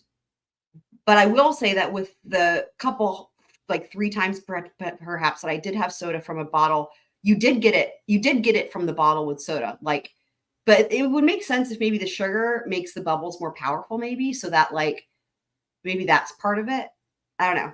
It's probably there's some science, there's some physics or science involved, right? But yeah, so the sparkle water I have right now, it's just the Harris Teeter brand, which I'm sure, you know, Harris Teeter, I don't know where all Harris Teeters are. If it's just North Carolina, I literally have no idea. But it's the local grocery store. But the Harris Teeter brand is actually good. They make the sparkle waters are actually great, and they have a bunch of flavors. I've been hooked on the strawberry, so I've been getting the Harris Teeter, just the strawberry, for a while, and it's bomb. It's so good. It's so good. Honestly, it's better. Like this particular flavor of the Harris Teeter ones, like this strawberry one, is, in my opinion, better than a lot of the flavors of even like LaCroix or bubbly. You know. Having said that, like the lemon bubbly, I think is better than any other of the other brands for lemon. Lemon bubbly, like if you're wondering like what, like you want lemon, but you want the best lemon, like in my opinion, bubbly has the best lemon. Like they do it right. The other lemons are kind of underwhelming. And like for grapefruit, I would go with LaCroix. Cherry, LaCroix does not have a cherry, but bubbly has a cherry, but the Harris Teeter also has a cherry, and I would say they're probably equal in my opinion. I honestly, I have so much sparkle water experience. I could go through and like I could rank all of them, which is just so silly, isn't it? Oh, you have a Waterloo. Ooh, that sounds delicious.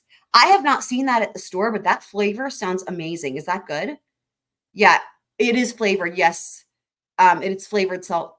Yeah, sparkle. I call it sparkle water, but seltzer. Yeah, it's flavored.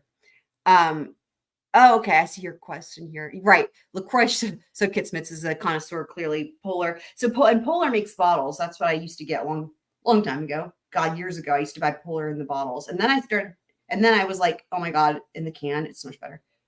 But I don't have as much experience with Spindrift. And I don't know that I also don't have as much experience with Waterloo. They're just not as readily available, I guess, at the grocery store. But LaCroix and Bubbly are. Oh, Kit Smith has some strong feelings about LaCroix. How interesting. Yeah, LaCroix, I don't know. Yeah, again, I really, unless it's like on sale, oh, it's a seasonal flavor. Okay, I'll have to look for it. But the Harris Teeter brand here, like it is really good. And of course it's always the price, it's like half the price of the other ones. So it's like double the sparkle water. I know. I know what you're saying. That's so interesting that you've never had it. Wow. Like I can't, you guys know, I always have flat water, like regular water, like, and sparkle water and coffee. And like, I just can't picture my life without sparkle. But I love all water, but I just adore sparkle water. It's just so fun. Honestly, it's just the bubbles, Oh, okay. That's cool. I didn't know that. Thank you. You'll have to try it, Black Witter. I wonder, is it available in Ireland? I know Europe has its own thing. They do water differently over there. That sounds like a crazy thing to say, but I know there's like a whole thing. But I'm curious, like if it's even available. But yeah, it's like for a lot of people that are maybe are soda drinkers or whatever, I think they view it as like it's like an alternative. And again, I never was a soda drinker, which is why I like that it's not sweet. Like to me, it's really not sweet, right? It has the essence of fruit, but it's not sugar. There's no sugar. Like if I look at, like, here's the thing, like if I look at my nutrition facts on this sparkle water, right? It's 0 all the way down, just like regular flat, just like water, right? There's nothing in it. Everything is 0, literally. Everything is 0. But yet it has a slight, it's got the flavor, but it's not too much, but yet it still has the nutrition facts of regular water. That makes sense. Perrier, that's the other one you're thinking of. Yeah, I can't drink the ones with sweeteners. It's disgusting. Yeah, San Pellegrino and Perrier. Yeah, again, and for people that are used to soda, I could see it being different. But for me, I really don't like super sweet stuff. Like I don't eat candy either. So, we consider that lemonade, not water. That's hilarious. But yeah, what do you guys? Okay, we got sidetracked. What do you guys think about this shower testimony? I'm just curious. Let me play it one more time. The sparkle water conversation, which is equally as important. I don't think I'd ever been in that house without the TV being on. It felt like and Maggie were there.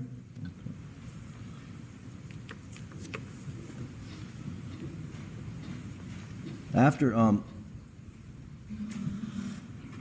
well, did you ultimately go to Alameda that evening with Alex, Buster, and his girlfriend, Brooklyn? We did. Do you remember what Alex was wearing when he went to Alameda? Not precise. I mean, I can't, he was wearing shorts and a T-shirt. I can't tell you details, but it was shorts and a T-shirt, like relaxed shorts. Do you know whether he had had a shower or not? It appeared he had. I mean, his hair was not. Yeah, I didn't see him in the shower, but I can tell you, I think he had a shower. All right, there. What do you guys think of that answer?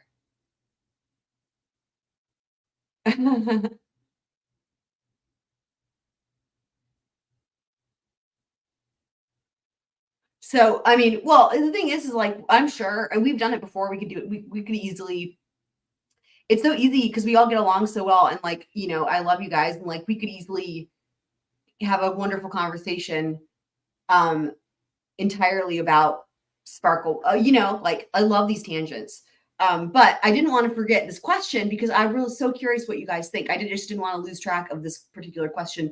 So just the fact that I think it's interesting, and I really don't know what to think about this. I don't have. That's why I'm curious what you guys think about his answer here with the shower.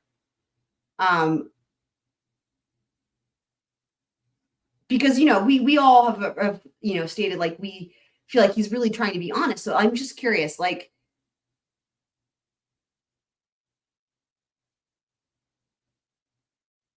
Okay. Yeah, I okay, that makes sense. That makes sense.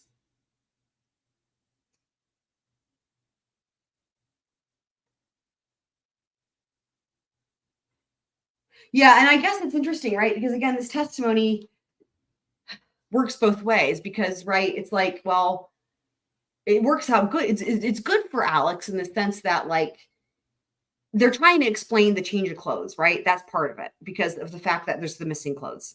So there's that. And then also now the defense is in a position where they're like, well, shit, like the jury's heard, like, you know, he's checked him. He's not bloody, right? So we need to account for that as well. So the shower would kind of explain both of that, right? And then of course, so then Alex gets on the stand and he really talks about the showers a lot. I was so sweaty. I showered here, showers everywhere, right? But I agree with you, Blackwater, that again, it works the other direction too. Cause it's like, yeah, he took a shower because he killed his family. So, I guess that's part of why there's a lot of times in this testimony, well, in this trial in general, but in this testimony where a lot of times the answer's like that, where it's like, well, it could go either way. And that's part of why I had that idea to put a poll at the end of his testimony asking if you guys thought it benefited Alex or benefited the state or neither, or just neutral because of that, because it's like, well, it could go either way. So yeah, he had a shower. Yeah. Okay. So I agree. I think that makes sense that he, you know, John Marvin's like, yeah, I could tell he had a shower. I can't prove it, but which makes sense, right? He's like, yeah, I didn't see him in the shower. And then again, it makes sense too, because he's like, here you are in court and you're supposed to be like, you know, I know this for a fact, but it's like, you know, I agree with what you're saying, Blackwater. Like he could tell his brother has a shower, but like, can he prove it? No, right? He's going off of, as a lay person, what his gut would be from what he knows, and that makes sense. So then let's move forward to the morning of the June 8th. I guess, did you get any sleep the night of June the 7th? Very little. I don't know that I fell Thank you asleep. for being I here. certainly laid in the bed. It just, as you can imagine, just the thoughts and things. I don't know if I slept. When I got up and started moving the next day, I certainly didn't feel like I'd slept. What did you do the next day when you got up? You talking about precisely or generally? Just generally. I got up and Alec was up. I don't think Buster and Buxton were. I told Alec that I was going over to Greenfield. My farm that I told you all about is 2 or 3 miles away, so it's very close. And I have all, you know, plenty of clothes over there. So I told him I was going over there to shower and put on fresh clothes and that I would meet him at Moselle. And did you go to Moselle? I did after I left Greenfield, yes, sir. And do you remember who was there when you got to Moselle? I was the first one there. And what'd you do? I just went to stay there until I knew Buster, Brooklyn, and Alec were coming.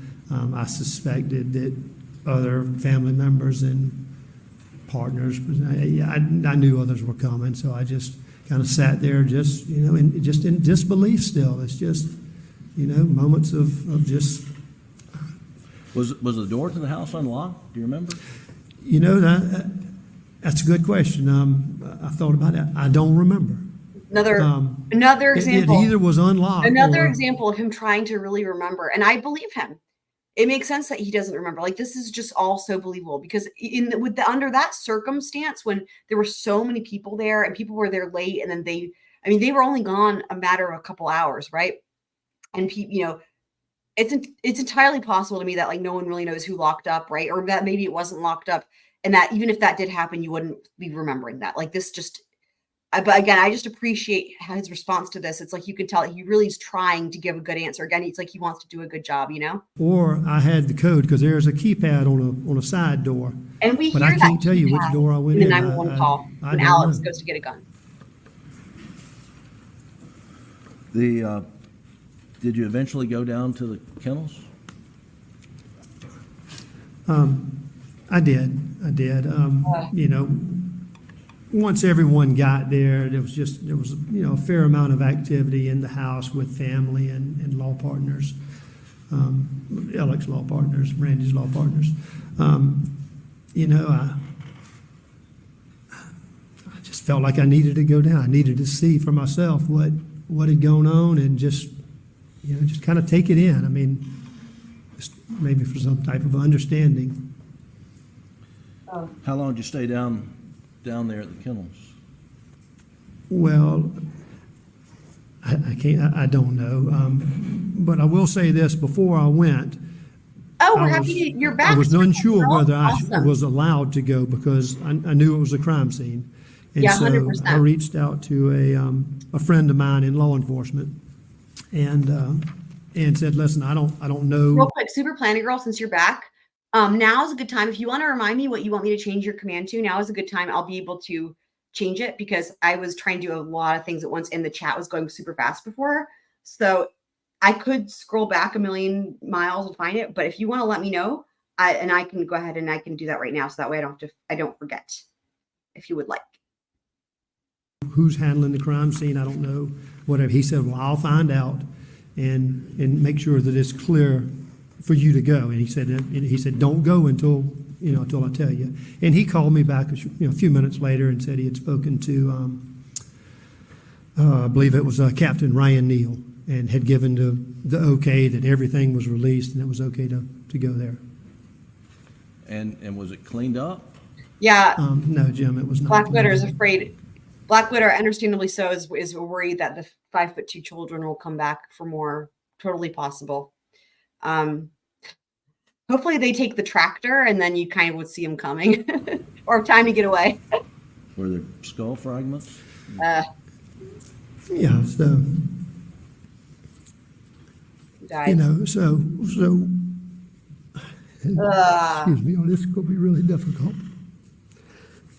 So I could easily see where Maggie had been. I saw the night before where the sheets were, and somebody had told me that who was who, and so I could see where Maggie had been, and it was grass, and they had covered it up with dirt, so there really was nothing to see where Maggie was. I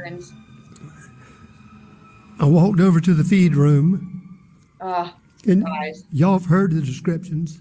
Y'all saw it. I've never seen pictures, and I've told them before coming to this court that I was not going to see pictures. But y'all can imagine what I experienced. It had not been cleaned up. I saw blood. I saw brains. I saw pieces of skull. And when I say brains, it could just be tissue. I don't know what I was seeing. It was terrible. And for some reason, I thought it was you guys, I can't. something that I needed to do for Paul to clean it up. I felt like it was the right thing to do. I felt like I owed him. Yeah. And I started cleaning.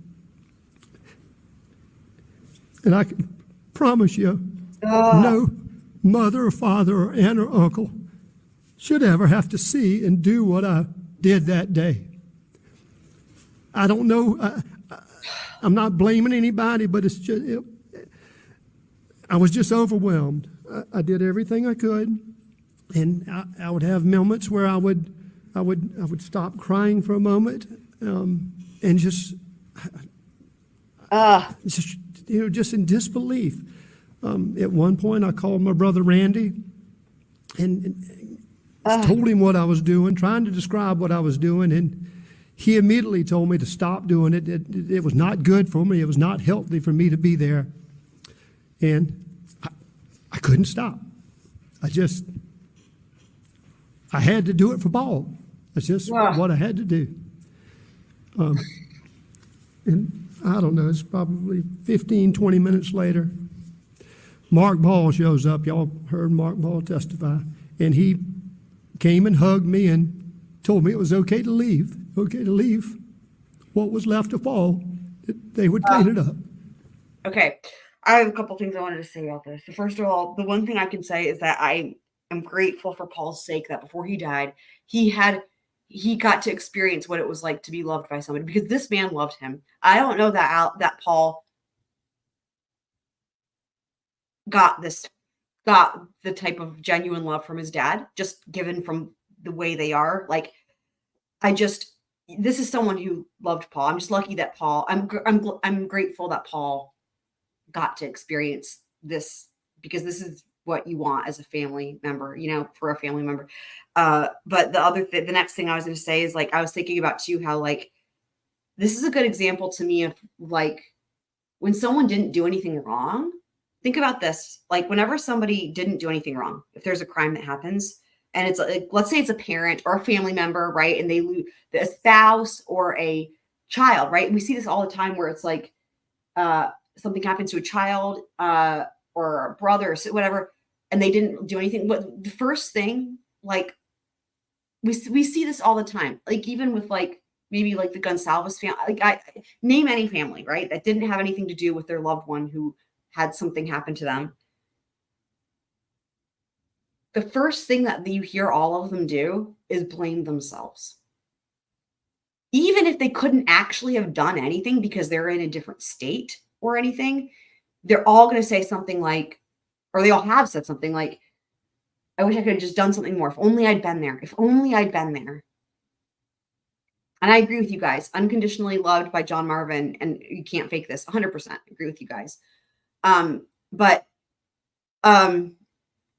So, and we're going to get to this with the remains too. Like, that's going to be my third thing I wanted to say about, but just the idea that, like, whenever they didn't actually do anything, right? Like, we see this with everything. The family members and friends and stuff always blame themselves and say, if only I'd been there. Only there was something. What if this thing didn't, you know what I mean? Like, we see this all the time. And it's like the guilt that they put on themselves and the blame that they put on themselves. And that's something that we see them try to work through, right? Not blaming themselves because it wasn't their fault. And I thought about the difference between that and whenever someone is guilty but wants to pretend they're innocent. And what's the first thing that they do? They explain how it wasn't them. And I thought it's a flip-flop. Think about it, right? So whenever you have somebody who actually didn't do anything to cause it and couldn't have stopped it, those are the people that will say, I wish I could have done something. This is all my fault. They blame themselves. And whenever you have someone who's accused but wants to say they're innocent and maybe ends up in the long run being found guilty, it's the opposite. It's a swap, right? Isn't that so fascinating? And Alex is a perfect example. His first thing is trying to take the guilt off of himself. And then you have John Marvin, clearly, who feels like he should have done something more. I mean, but as far as this part here just slays me, where he says what's left of Paul. I just, like, I know from when my dad passed away, like, and anyone who's lost and grieved for a loved one probably can relate to this whole thing of, like, and I know Kitsmans, we've talked about this a little bit before too on these live streams, like how hard it is with their belongings. For example, we're going to start with belongings. Like, for example, after my dad passed away, there were some items of his that I just took and I still have, like, the contact lenses that he last wore, his razor that he last used, like, to shave. And then he had, like, a steno, like a notepad he used to take notes in for stuff. And it's like 3 little things. And my mom doesn't even know I have them. And it's not like these were things that were like some of the last things he would have used. And, like, I just knew that I don't know. It's those types of things that maybe would easily not get preserved because they're just like everyday objects. You know what I mean? But to me, those were the most important because he had just used them. And so, like, to me, I was really hard when my mom started talking about, like, you know, what do we do with this clothes? And you guys understand, like, this is horrifying to even think about. And you feel like you're betraying your loved one, right? Like you, and I mean, I say this like my dad's still has his Facebook page. I mean, it's been almost 10 years, like, since he passed away. And it's like his last Facebook post from when he went to the hospital is like, still up there. And it's like, the Facebook post is to our dog, like my parents' dog, with a picture of her. And he's like, I'll be back soon. That was his last Facebook post. And like, even at the house, everything was just as he left it. Like, I remember for months, his laptop was still there, chart with plugged in. His things like his phone, like these little thing, his wallet, his key, all of his stuff waiting for him to return. And it was left that way, thank God, for a long time. But it was really hard when, oh God, accidentally, I know exactly what you mean with the washing it. And I remember when my mom told me she finally washed the sheets in the bed, and I just lost it. Even though it wasn't my bed, you know, it's just, you still, that's interesting that you have your dad's razor and I have my dad's razor. Yeah. So take that. I'm glad we all have this. We all can relate to this feeling. Imagine, or don't imagine because it's too horrifying, but when I hear John Marvin say what's left of Paul, that's what I'm thinking about. That's all that's left. And in his case, it's parts of his brain. It's like parts of his skull. But in his mind, it's all that's left of him. So it matters. Like, I imagine he feels the same duty to take care of that, right? It doesn't matter that it's that stuff. It's what's left of him. And he feels a duty and a sense of responsibility to take care of Paul by taking care of that. In the same fashion that my mom kept my dad's computer plugged in and charging. But in this case, it takes on a whole different meaning because I guess to me, it's like, I feel like John Marvin, he saw, you know, these are Paul's physical remains, but I feel like at a moment you're seeing that, but you're interpreting it as it's what's left, which, in other words, I think it's a sort of way of like, it's so traumatic that in a way the brain is like not even processing it as the specific thing that it is, but just it's in this category of this is what's left of the loved one, if that makes any type of sense. But yes, that's all. And that's like, just this thought of that, right? Like, it's not a t-shirt it wasn't like his shirt was ripped and there's a shred of a t-shirt, like, right. It's not like there's all that's left are parts of his body remains. I mean, it's a whole different level of when we think of what's left of somebody, right? And we're thinking, we mean that like figuratively or metaphorically. This is like just a whole different meaning here. I'm sorry to hear that, Blackwater. Yeah, in 10 days. I don't think I knew that. I knew your dad had passed. I didn't realize it was only a year ago, though, Blackwater. I don't think so. But you know, yeah. So just the way he says what's left of Paul, it's like I hear that. I hear the same way that it's like it's like me with the contacts and the razor, and you guys like with the things that you guys have that remind you of your loved ones, like those little things. It's those little things. That's what's left of them. And in this case, it's just a whole different level, you know? He still feels that same, it's like in this case, what I'm saying is like, it doesn't matter what the things are. He still feels the need to tend to it, you know? But what do you do? How do you tend to a part of a brain? And I think he even says as much, and I think Mark Ball, something like they don't even know how to tend to it. What do you do? But it doesn't stop this need that they have to tend to it.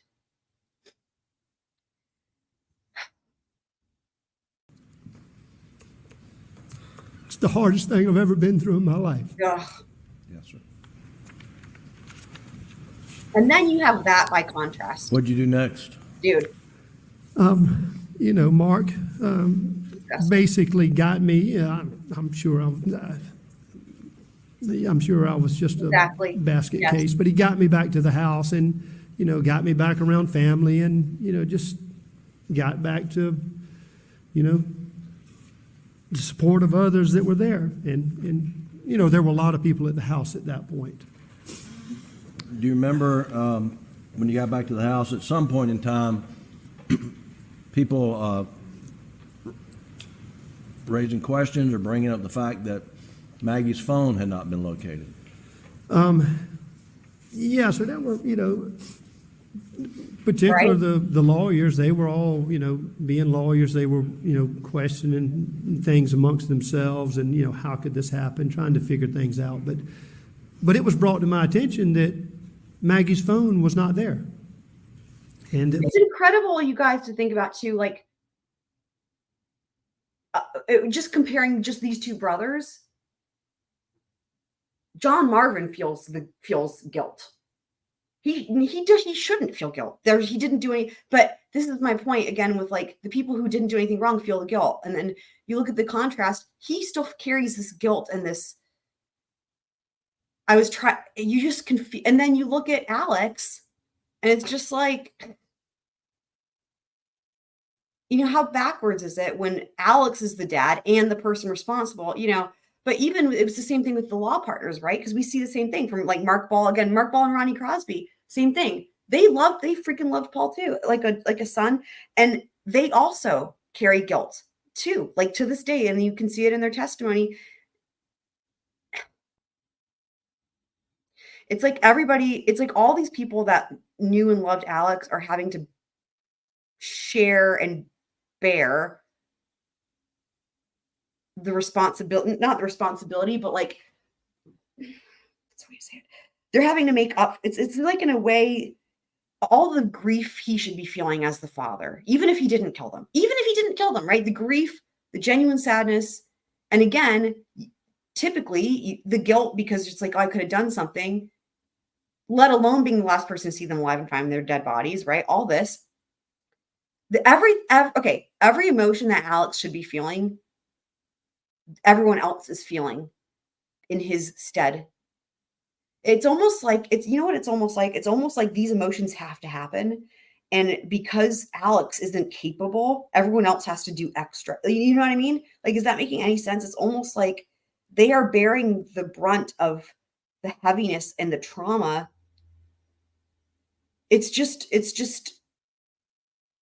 like so much so, right? And like, they are all still to this day, like just so working through it. And you guys, like I've started the next, you know, working a little bit on the next episode, and it's the state's rebuttal, and we hear from Ronnie Crosby again, and man, it's raw. Like, this is a raw, the emotions are just tenfold even. And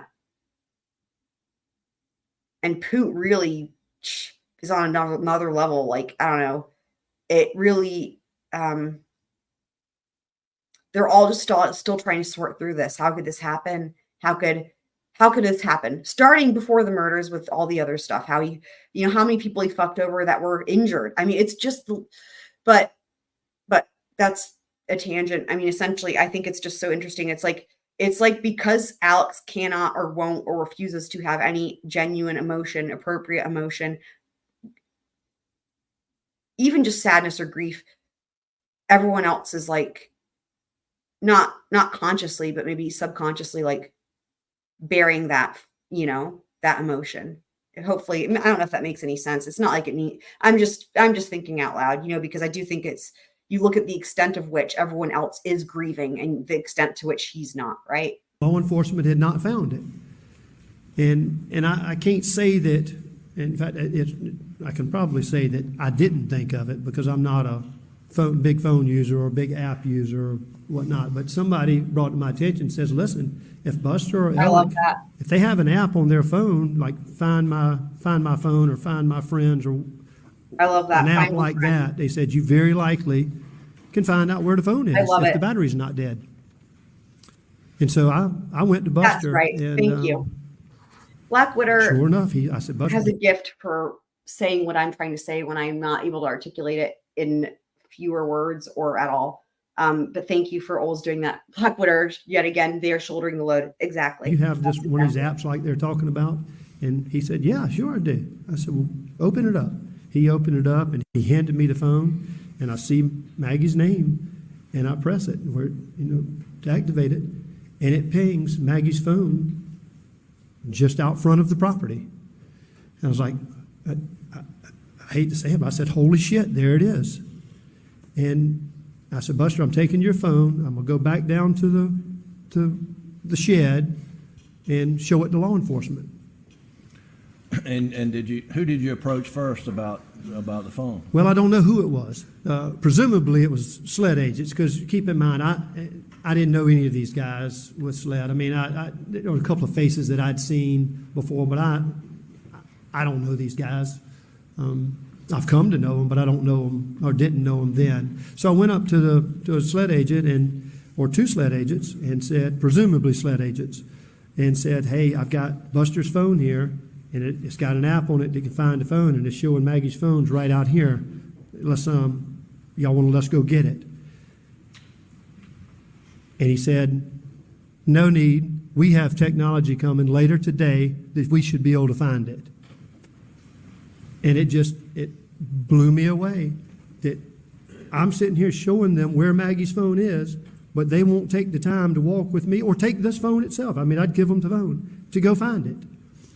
So I walk over. I knew Duffy Stone. He was the solicitor. I knew one of his investigators. I walked over to them, said the exact same thing, and they immediately said, absolutely, let's go find this thing before the battery goes dead. And what happened? That we did that. We started walking down the back entrance, or the kennel entrance, if you will. And as we were, and at that time, the agent was holding the phone. I'm looking at it with him. And when it pings, it creates a dot or a location, and that dot jumped from right at the end of that road down the road. I don't know, maybe a half a mile, 3/4 of a mile, and so we walked back, got into a car, and drove down to where it was showing the phone. And was the phone? And I rode with those agents, the solicitor's office agents. Was the phone ultimately located on the side of the road? Absolutely. We found it in a matter of minutes. Okay. Do you remember how it was collected? I mean, were you present when it was collected? I was. So I was on. There's a cow pasture on one side, and it's wooded on the other side. And I was on the side of the cow pasture zone, if you will. And I heard him say, I got it. And so, of course, I walked back beside his car, and I'm good ways from it, but I see him over there. And I think he took either some ribbon or some flagging or flagging tape and marked the phone. And I don't think he touched it. I think he left it right where it was, called SLED, and maybe at that time, maybe they had been communicating, but SLED had blocked off the road at this point, and one of the agents came up and picked the phone up. Okay. And I don't know which agent. Again, I didn't know him. Did any law enforcement officer ask you if you knew the password? Yes. So once they and I'll say this. So they did take pictures of it while it was on the ground before they touched it. They picked it up. I think they had gloves on. They picked it up, brought it back to the trunk of the car, and opened it up in power zone. And they then asked, what's the password? And of course, I didn't know it. Did you find out the password? I did. I called Alex, and he gave me the password. I repeated it to the agent. They put the password in and said, "It's open." So Alex provided you the password that you passed to the agents, and it opened the phone? Is that yes, correct? sir. That's correct. So remember, guys, from 2, maybe 3 episodes ago, when I walked through, to me, what was like a bombshell realization with the timeline, where I went through like scenario A, scenario B, scenario C, and looked at the different. It was when I was discussing when and why did Paul go in the feed room, and then I was like, holy shit, like the time of death, like this entire thing could be off by 30 seconds. And like the whole thing with the phone orientation, if you guys remember with Paul's phone, but the significance that, again, like if the scenario C is accurate, Paul would have been killed at 4901, and Maggie would have been killed very shortly thereafter because she would have heard it. And that the last activity that we see on Maggie's phone, where it's like she gets a notification and like opens, it looks like she's going to read that text message, right, from the family member about the dad. But if scenario C is accurate, that would be Alex on her phone. And we know because of all this testimony, we heard testimony already that he gave the passcode. Alex even says he knew the passcode. And of course, it's a twofold thing, right? Because it's like, well, the defense is trying to paint it as like, oh, Alex is just being helpful. He gave the passcode. It's like, well, yeah, but it could go the other way around too, right? Like, because that again supports that could have been him actually unlocking her phone, right? Like, because we know it shows, like, it's, in other words, it's not really proof of life. Like, let's think of it that way. It's not really proof of life. Like, oftentimes we would view that as proof of life, especially if we know someone's using biometric identification, which that iOS and that version of iPhone, it doesn't look like that was really a thing because we know they were using passcodes. We know there's talk about face recognition with the camera coming on, but we don't know that was the case. Like they don't have, I don't know. There's not a clear representation from the data that every time the phone was unlocked, the camera was being triggered. As an example, like that to me would maybe be an indication that they were always using the face to unlock, you know? So anyway, but my point is this, it's that in this scenario, it's not really proof of life because the person who was there that is still alive had the passcode, right? So we really can't use that as proof of life. And so in other words, him having the passcode could actually just support scenario C, which would be that was Alex using her phone. And maybe he was trying to fuck something with it, right? Because we know they're trying to sell this whole thing of like, oh, stuff was overwritten. And I went through that with the Britt Dovefield testimony that it doesn't actually look like anything was overwritten, but that's the defense is able to suggest that because the phone wasn't preserved immediately. So all that to say that the jury's still out on that. I still think that we have to just keep that in the back of our heads, that it's entirely possible that everything happened a bit sooner, like 30 seconds sooner. And that means that was Alex on Maggie's phone. He unlocked her phone and maybe he was going to fuck with it, but like it was already open to like messages, for example. So it popped that message, you know what I mean? And then maybe he did something to fuck with it. And then he realized potentially that could show up and maybe he tried to get rid of the phone, right? Or at least make them delay in finding it. All of that would track because, right, he chucks Maggie's phone and not Paul's. So proof of someone looking at the phone only is exactly right, Blackwater. That's exactly right. That's 100% it. Yep. The only way you could say otherwise would be if we knew for 100%, like let's say it only unlocked with a biometric type of thing, or if it logged that, like it said that. I mean, having said that, like, okay, I guess if they weren't shot to smithereens, he could have like held the phone up. You know what I mean? Like we've heard stories about that with other cases where it's like a person is deceased, but you can blah, blah. Anyway, with Maggie and Paul, that wouldn't have been possible, right? Their faces would not have unlocked the phone, I don't think. So, you know, so especially with that being the case right here, it's really just, and then when you add that again, knowing the passcode, you know, so it's just, yeah.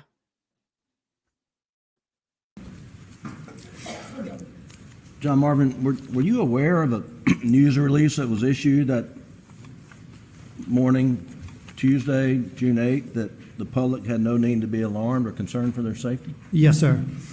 Well, what was your reaction to that? I mean, it's quite baffling. It still is. 2 people have been killed, and they're telling me that everybody's safe. That tells me that whoever's done this is in jail, and they are 100% positive. And because if they're not in jail, nobody's safe. Right. Did you go back to the residence at Moselle after finding the phone? Did you go back up to the house? Yes, sir, I did. And did SLED agents come through and search it while you were present? They did. I don't know how long I'd been back up there, but They came and we kind of talked in the playroom, or I think some have described it as the gun room. Yeah, they talked about that they needed to come in the house and search for things.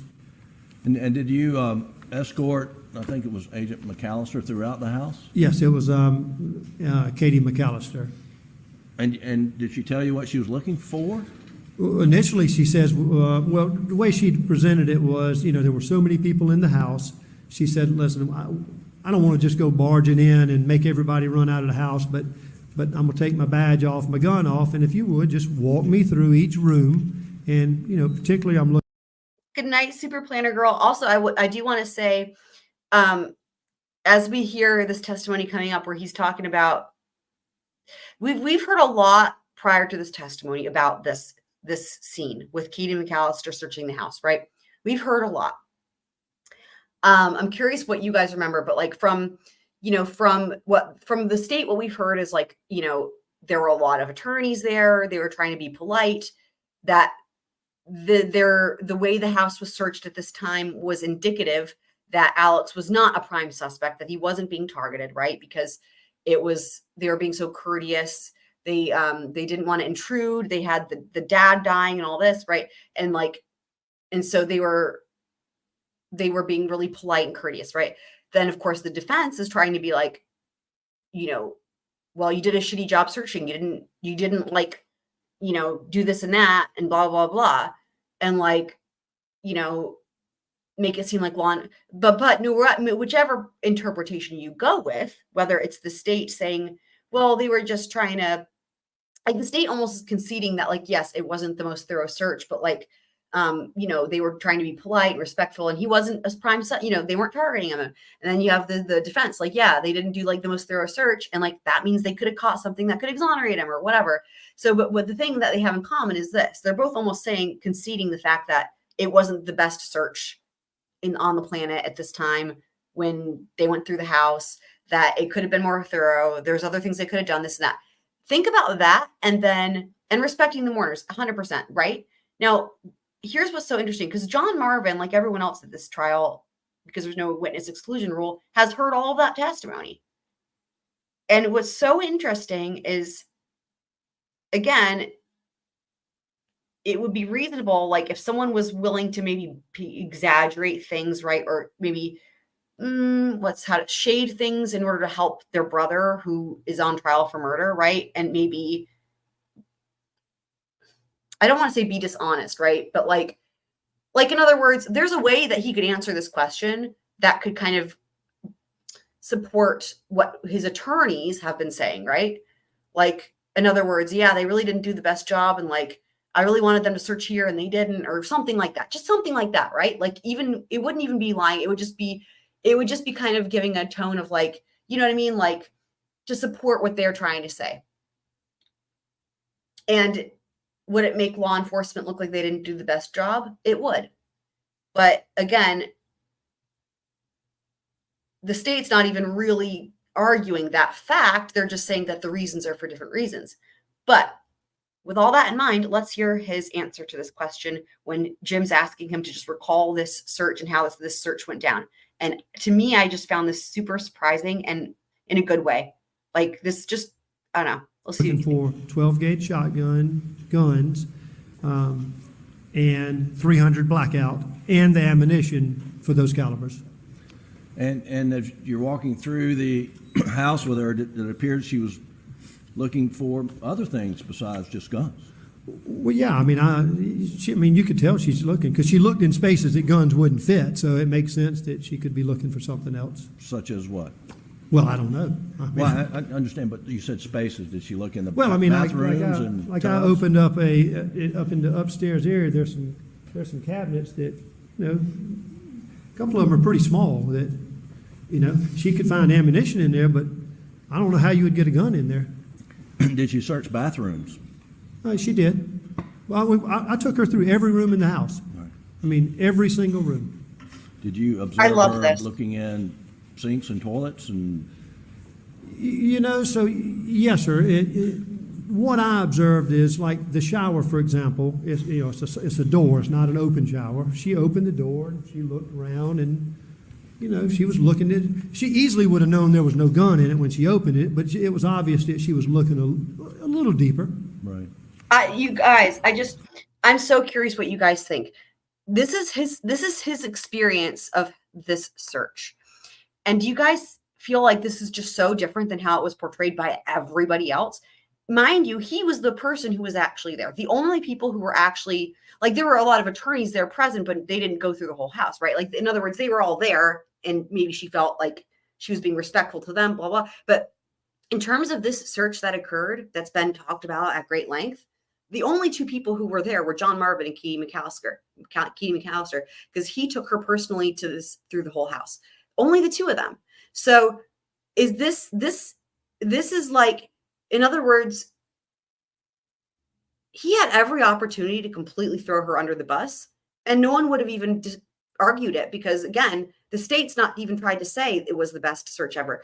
But look at how supportive, like, this to me is really incredible. He's like, yeah, she looked in the shower. She didn't just open the door. She opened the door and poked around. And if there was something to see, she would have seen it. He is almost it's almost like, in a way, defending her. I mean, I'm not saying he's being defensive because he's not. He's just being honest. But what he's saying is, yeah, he was like, we did a good job. Like, they're a team. That's what it is. It's like, I'm getting this feeling that they worked as a team. Yeah.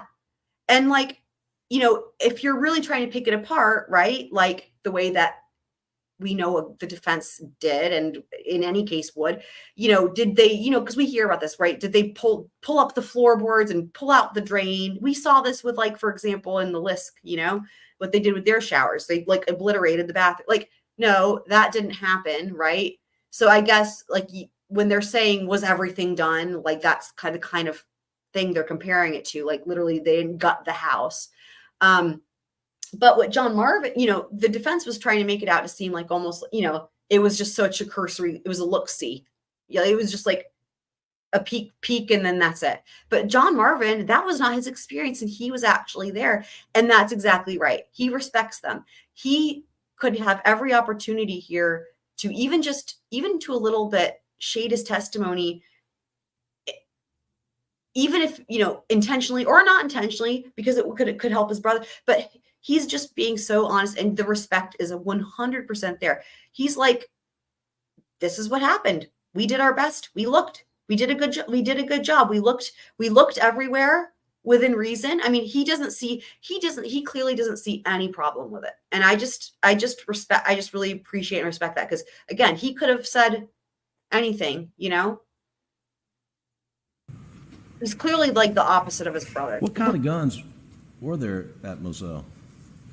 Well, it sounds like the guns of all kinds, rifles, shotguns. I've seen bow and arrows. I've seen crossbows. Most anything that you would hunt with. Right. And were guns mostly in the gun room, to your knowledge, when you were over there? Well, when I went through the house, we identified, I remember one gun in particular that was in the bedroom, a shotgun. I picked it up and said, you need to take this one. And we looked at it, and it was a 20 gauge. And she said, no, put that one back. I think that was in Paul's bedroom, if I recall. Predominantly all the guns were in the gun room or playroom. Right. I sort of an aside, briefly, do you hunt with Alex over the years? I have. And did he have a go-to gun, to your knowledge, that he would use? Not to my knowledge. When's the last time you ever seen him hunt with a 12 gauge? I'd say that when he bird hunt, he's either shooting a 20 gauge or a 28.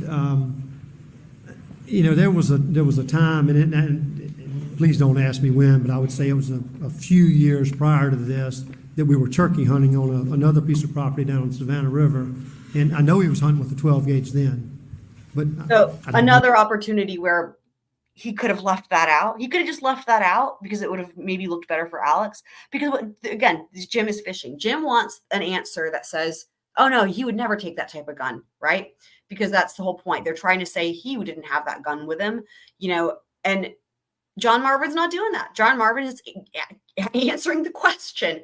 You just got to love that, right?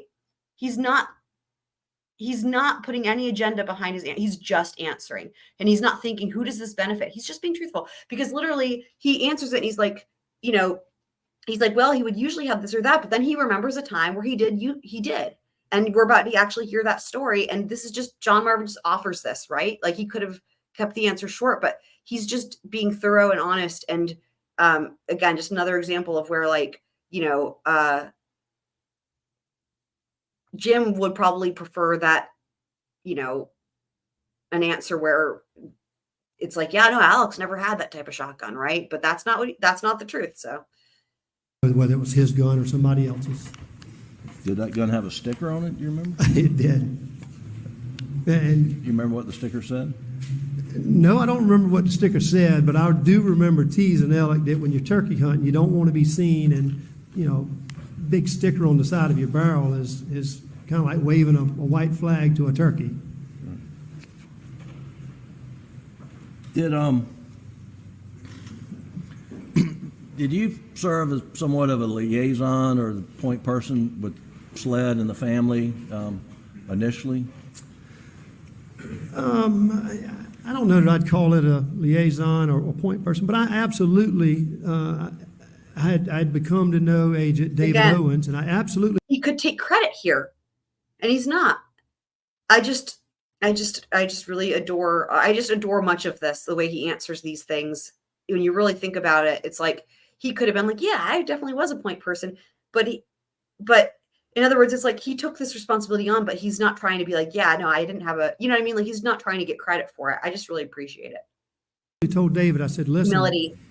If you need anything from me or anybody and you can't get in touch with them, you reach out to me. I will either see to it that they call you back. I will see to it that you get the answers that you're looking for, or I will put you in touch with the person you're trying to reach. So I did make myself available. And did Alec give, to your knowledge, carte blanche to law enforcement to search anywhere that they wish? Oh, he did. In fact, before I was going to just do something, I knew that to be the case, but yes, he confirmed it with me. Anything they needed, anytime they needed it. And you provided consent to search the house the afternoon on the 8th on his behalf, did you not? I did. Okay. And I've consented every time they've ever asked. We'll get to that. Were you ever asked to provide consent or see if you could obtain consent for any law enforcement to search your mom's house where Alec had been the night before? Say that to me one more time. Did any law enforcement ask you to consent or obtain consent so that law enforcement could search Almeda, and I'm talking about on the 8th, because Alec had just been there the night before? Did anybody ask you, hey, can we go search Almeda? No one asked anything. Okay. If asked, would you have obtained consent for law enforcement? I would have given them consent, and I would have taken them over there just like I did at Alex's house, and I would have helped facilitate the search to show them areas that they may not know about. No, I believe that. I believe he would have. I'm sorry for that terrible pause for you. Okay, there we go. Yeah. So I believe that 100% with his answer that he would have done that. But I think that one thing that isn't brought up a whole lot that could have been an issue is like the power of attorney, because I don't really know that anyone could have even given that consent. Like, in other words, with Alex's dad being like on death's door, and then, an event, he passed away on the 10th. So honestly, so soon after, I mean, it could be that he was even deceased before there was even talk about it. And then with his mom having, as we know, late stage Alzheimer's, it's not clear who then had power of attorney to even give consent. But that wouldn't have been anything that was in John Marvin's realm, right? But like Randy and Alex would have probably thought of that because they're attorneys and they would actually know that there's rules and they can't just say things. But John Marvin, 100%, I believe it. Like he would have taken him over there in person, just like he did with Katie McAllister, right? So, and this is exactly it. You're 100% spot on. Totally thinks his brother has nothing to hide. Right.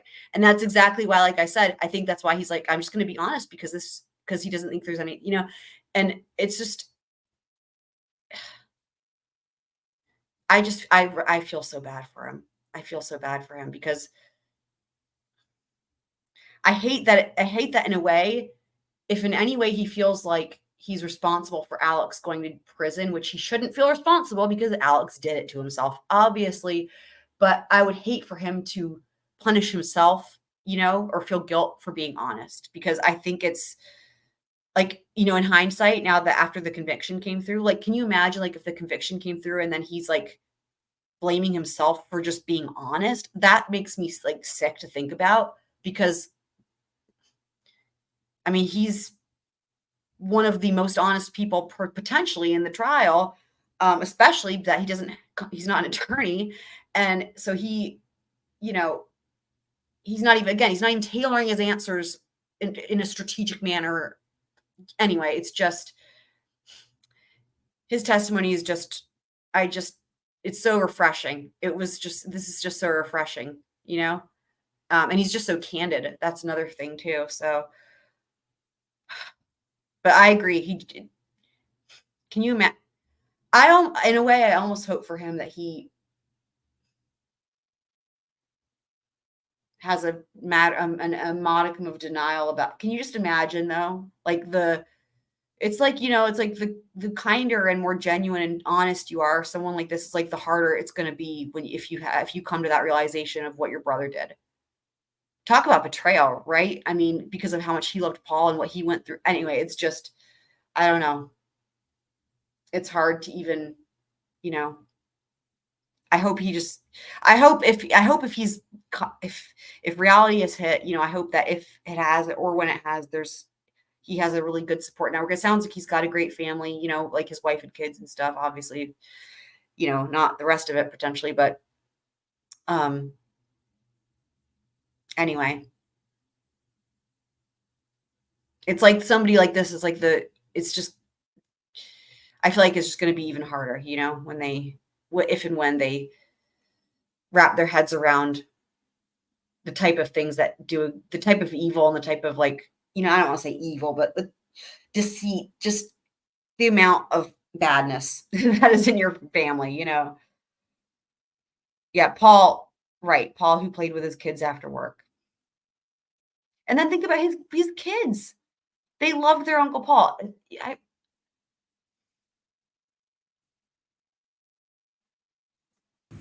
Shame.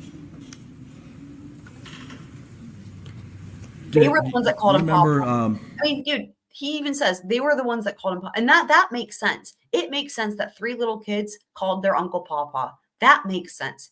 You know what? And talk about, maybe I was wrong. Maybe I was wrong when I said Alex didn't steal from John Marvin. Maybe he couldn't even do that. Maybe he's incapable and he has to steal from everybody. And the thing he stole from John Marvin was stealing the nickname that John Marvin's kids gave to his son. Maybe that was the stealing he did by perpetrating that nickname. Maybe. Ugh. Law enforcement, SLED agents coming to your Greenfield property on June the 10th? Yes, sir, I did. And what was that about? I assume they coordinated it with Alex or Randy. I'm not sure who they coordinated it with, but yes, my understanding is they were coming to. Like that's so fucked up. Like if that's probably what I mean. It's like, I didn't steal money from you. But I'm going to steal this name and I'm going to perpetrate this name and I'm going to use it to try to gain sympathy on the stand. Interview me, Randy, Alex, Buster. I think that's it. But they wanted to do interviews with all of us. Okay. And did everyone congregate there at Greenfield? Yes, sir. We were at Greenfield. Of course, that's we're staying there because of all this, and so it keeps me close to Hampton. So, but yes, we all congregated there.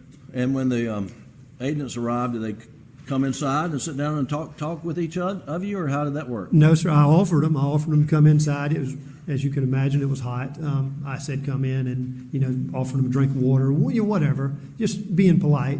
And they said, no, we would like to go ahead and start our interviews. And where did the interviews take place? In their cars. And were they all done simultaneously? Yes, sir. And how many sled agent cars were out there? Do you remember? Well, there was one for each person they were interviewing, and I would go ahead and guess that there were probably 2 or 3 more. Okay. And I'm not sure that we need to actually play this, but have you been in the courtroom and you've heard this audio tape of Alec being interviewed on that June the 10th, where he states something, either I did him so bad or they did him so bad? Have you heard that? I have. And you know Alec's voice? I know his voice very well. And what is he saying on that tape? Crystal clear, they did him so bad. I mean, And had you heard him say that before his interview that day? You know, I think I heard him say it either the night of or the day after, but I've also heard him say it many times after. Well before this trial started or anything? Well before any of this, that's right. When he was staying and living with us, or between my brother and us. After Maggie and Paul were murdered on that night of June 7th, were you or other family members with Alec for the most part? You know, for that week and the week after that? You talking about the days following? Yes, sir. Yes, sir. I was. I made a conscious effort to be with him. I mean, as devastating as it was for me, it was 1,000 times worse for him. So Dude, I y'all, knew as a brother. just look at him having compassion and empathy for Alec. This is exactly like what Blackwater said. Not only does he totally think his brother has something to do with it, he feels sympathy and empathy and like, you guys, still, he's like, he still thinks that Alec, like,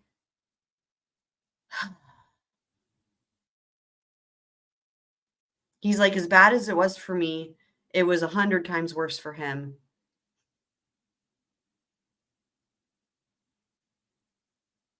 I don't even have words. I needed to be there for him, and I was. You know, of course, I didn't sleep with him, but when we were awake, he was. You know, I may not be standing beside him, but we would be in the room together. Or if we needed to go to the gas station, if he wanted dip, I'd ride with him. I just knew I just thought that's what I needed to do. What was his demeanor that was Ugh. in the immediate aftermath of these murders? Oh, Jimmy, that night or days or that night, the next day, the day after. Like I just said, he is. I think also, I think this goes back to his response here. I think it goes back to like what you said earlier, Blackwater, about how people who don't lie wouldn't think other people are lying. I think it's a similar type of thing where when John Marvin here is like, you can see he's like, I felt like that's what I needed to do. I'm not saying he's wrong. I'm saying that's normal. Like his response, again, that's like the genuine, honest person response. That's like compassionate. It's like, you can see how much he feels, for Paul, and you just see the emotion. So if you kind of, it's like the same type of thing where it's like someone like that, you would only, it makes sense that he would be almost operating under almost an assumption that his brother would be feeling whatever he's feeling, but 100 times worse because he's the dad, right? Like, in other words, like the same type of thing. Like, oh, well, you're a normal human, so clearly you're feeling what I'm feeling, but because you're his dad, like, and it's your wife, like, it's got to be worse. And then he like, in other words, he's acting like, as he says, he's acting out of what he felt like was the right thing for him to do. But that would be a distinction too between like saying, well, he really seemed like he needed help. You see what I mean? Like he has a sense of duty and responsibility because he's a good person, right? And that's just a difference between someone who really was grieving and is like, needs help and needs to be, and needs that much support, right? Like, in other words, Alex clearly didn't need support, but he wanted to seem like he needed support, right? And he wanted the attention he wanted to gain stuff from that, as we know. And people who cared about him were willing to give the support, even if he didn't ask for it. So. You can use words that he was Yeah. destroyed. I heard somebody say he was broken. You can use any word you want to use to describe, but I can promise you, words don't do it justice. I would have to create a new word to describe how distraught he was. It's terrible. And to carry it forward all through the summer, did he, how was he coping afterwards, say, later June and July and going forward? You know, it's hard to tell. I thought at times I thought he was doing okay.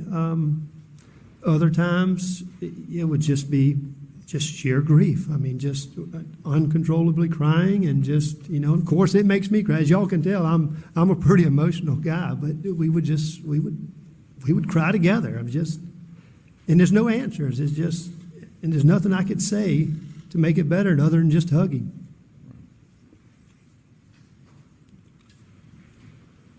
Did he start losing weight? Oh, yes, sir. Absolutely. Was he eating, sleeping? He was pretty heavy going into this. Right.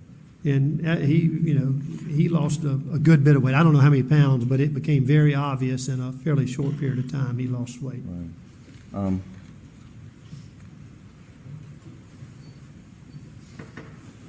I skipped over something in my outline, I apologize, but going back on the evening of June 7th, or early morning hours, did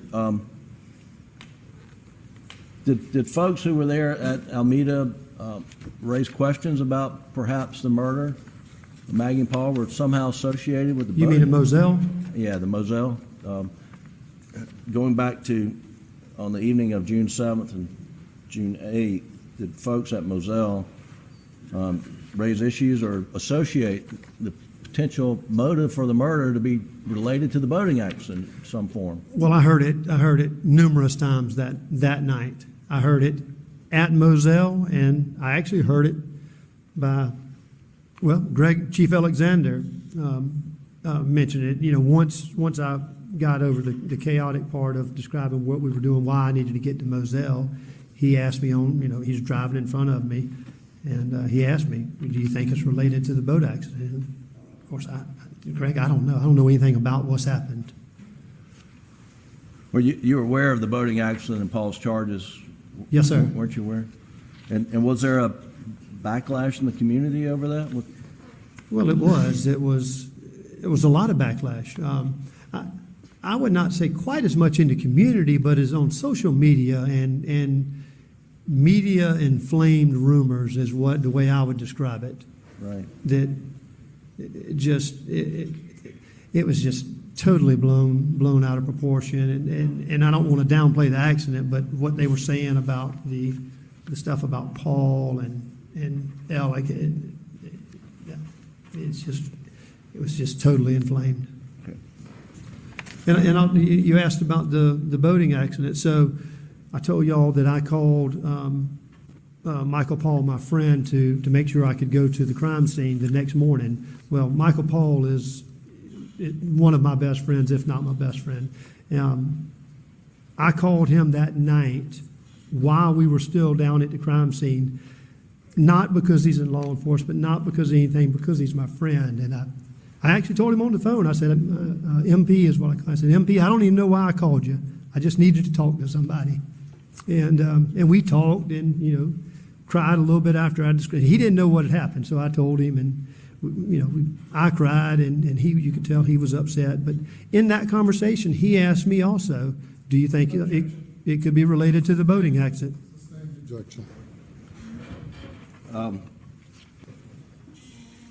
Switching gears a little bit, John Marvin, when talk to you about visiting at your mom's house, mom and dad's house. Where do you routinely park, or where do you park sometimes when going over to your mom and dad's house? Me, you asking where I park? You and others, in the family.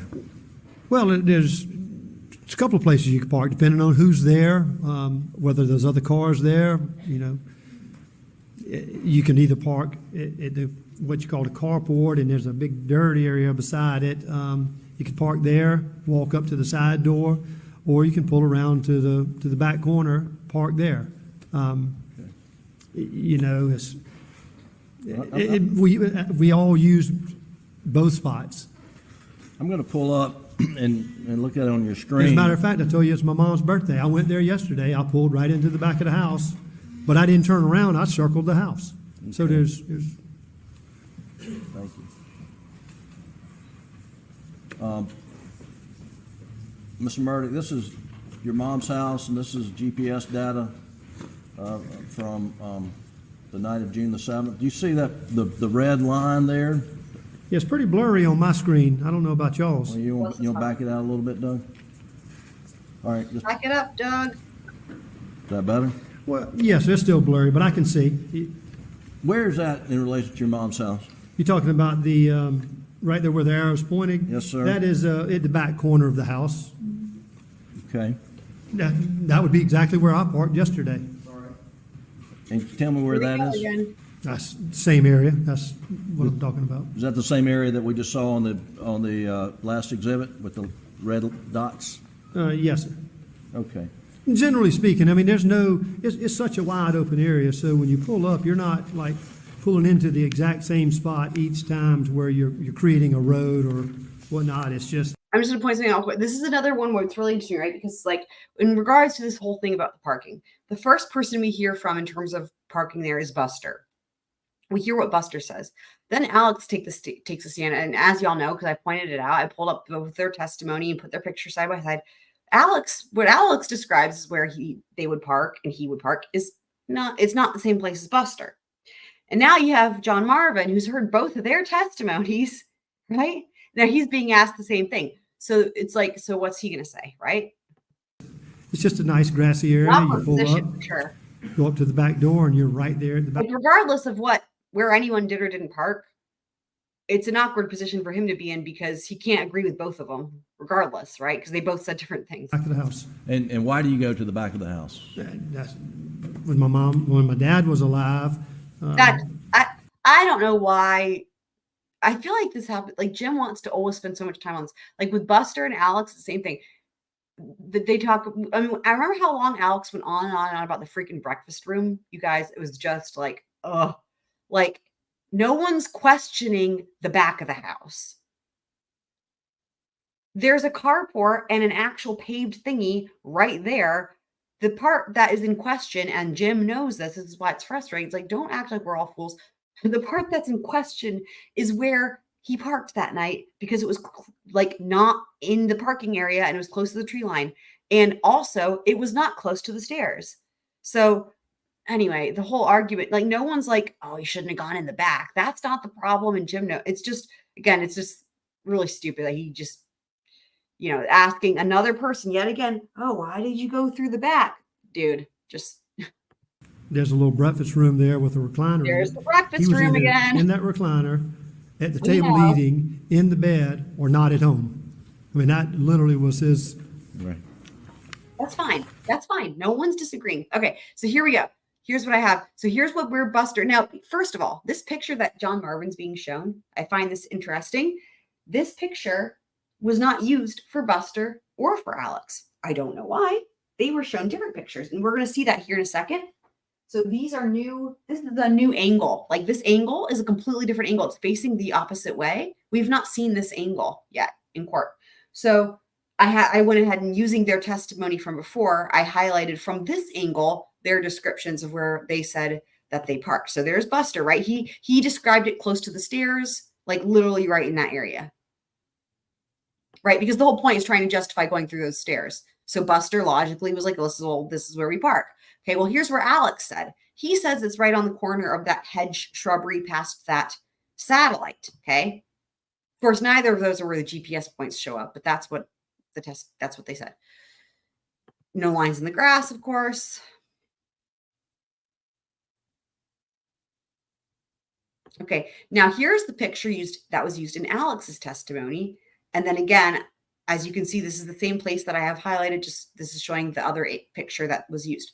You can see it's right there again, that corner of the house. That's he said that he was very clear. He said the corner of the house. He said there's like the edge of the shrubbery or whatever. He didn't know what to call it. And it literally, that's exactly where he describes it. So this was the same, I pulled this out of from when he was on the stand, this picture. So Doug, if you pull up defendants 135. So everything's in the back of the house. Right. I mean, it's just, they don't use, it's a large home, and they just don't, as old as they are, well, my mom can't get out of bed, but as old as they are, they don't go to the front. Again, is this sort of the same area? I hate that he feels like he's in this position, at least in this moment. To me, it feels like he senses he's in this position to try to really, again, it's similar to kind of the position Buster. Like, I think they feel a sense of responsibility to try to like back up this story about this whole parking thing. I just hate it. I hate that Buster and John Marvin were put in this position. I really hate it. And you, John Marvin, you're doing great. Just, you know, you can tell when he feels like he didn't do enough, right? For his brother, maybe when he answered something honestly. And I'm not saying he's lying. I'm not saying that at all. Like, he answers it honestly, but he still feels like he didn't say quite enough. So then he adds something on extra. You know what I mean? That's exactly right. He's between a rock and a hard place. It's just awful. Yeah.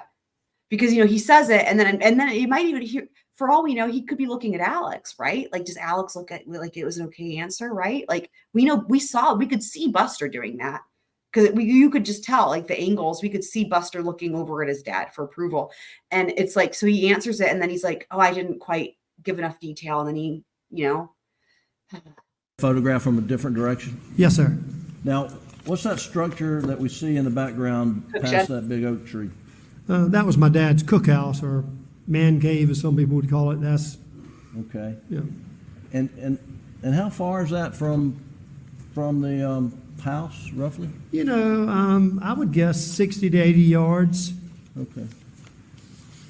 And that's and is it open around there? I mean, from the photo, is that accurate?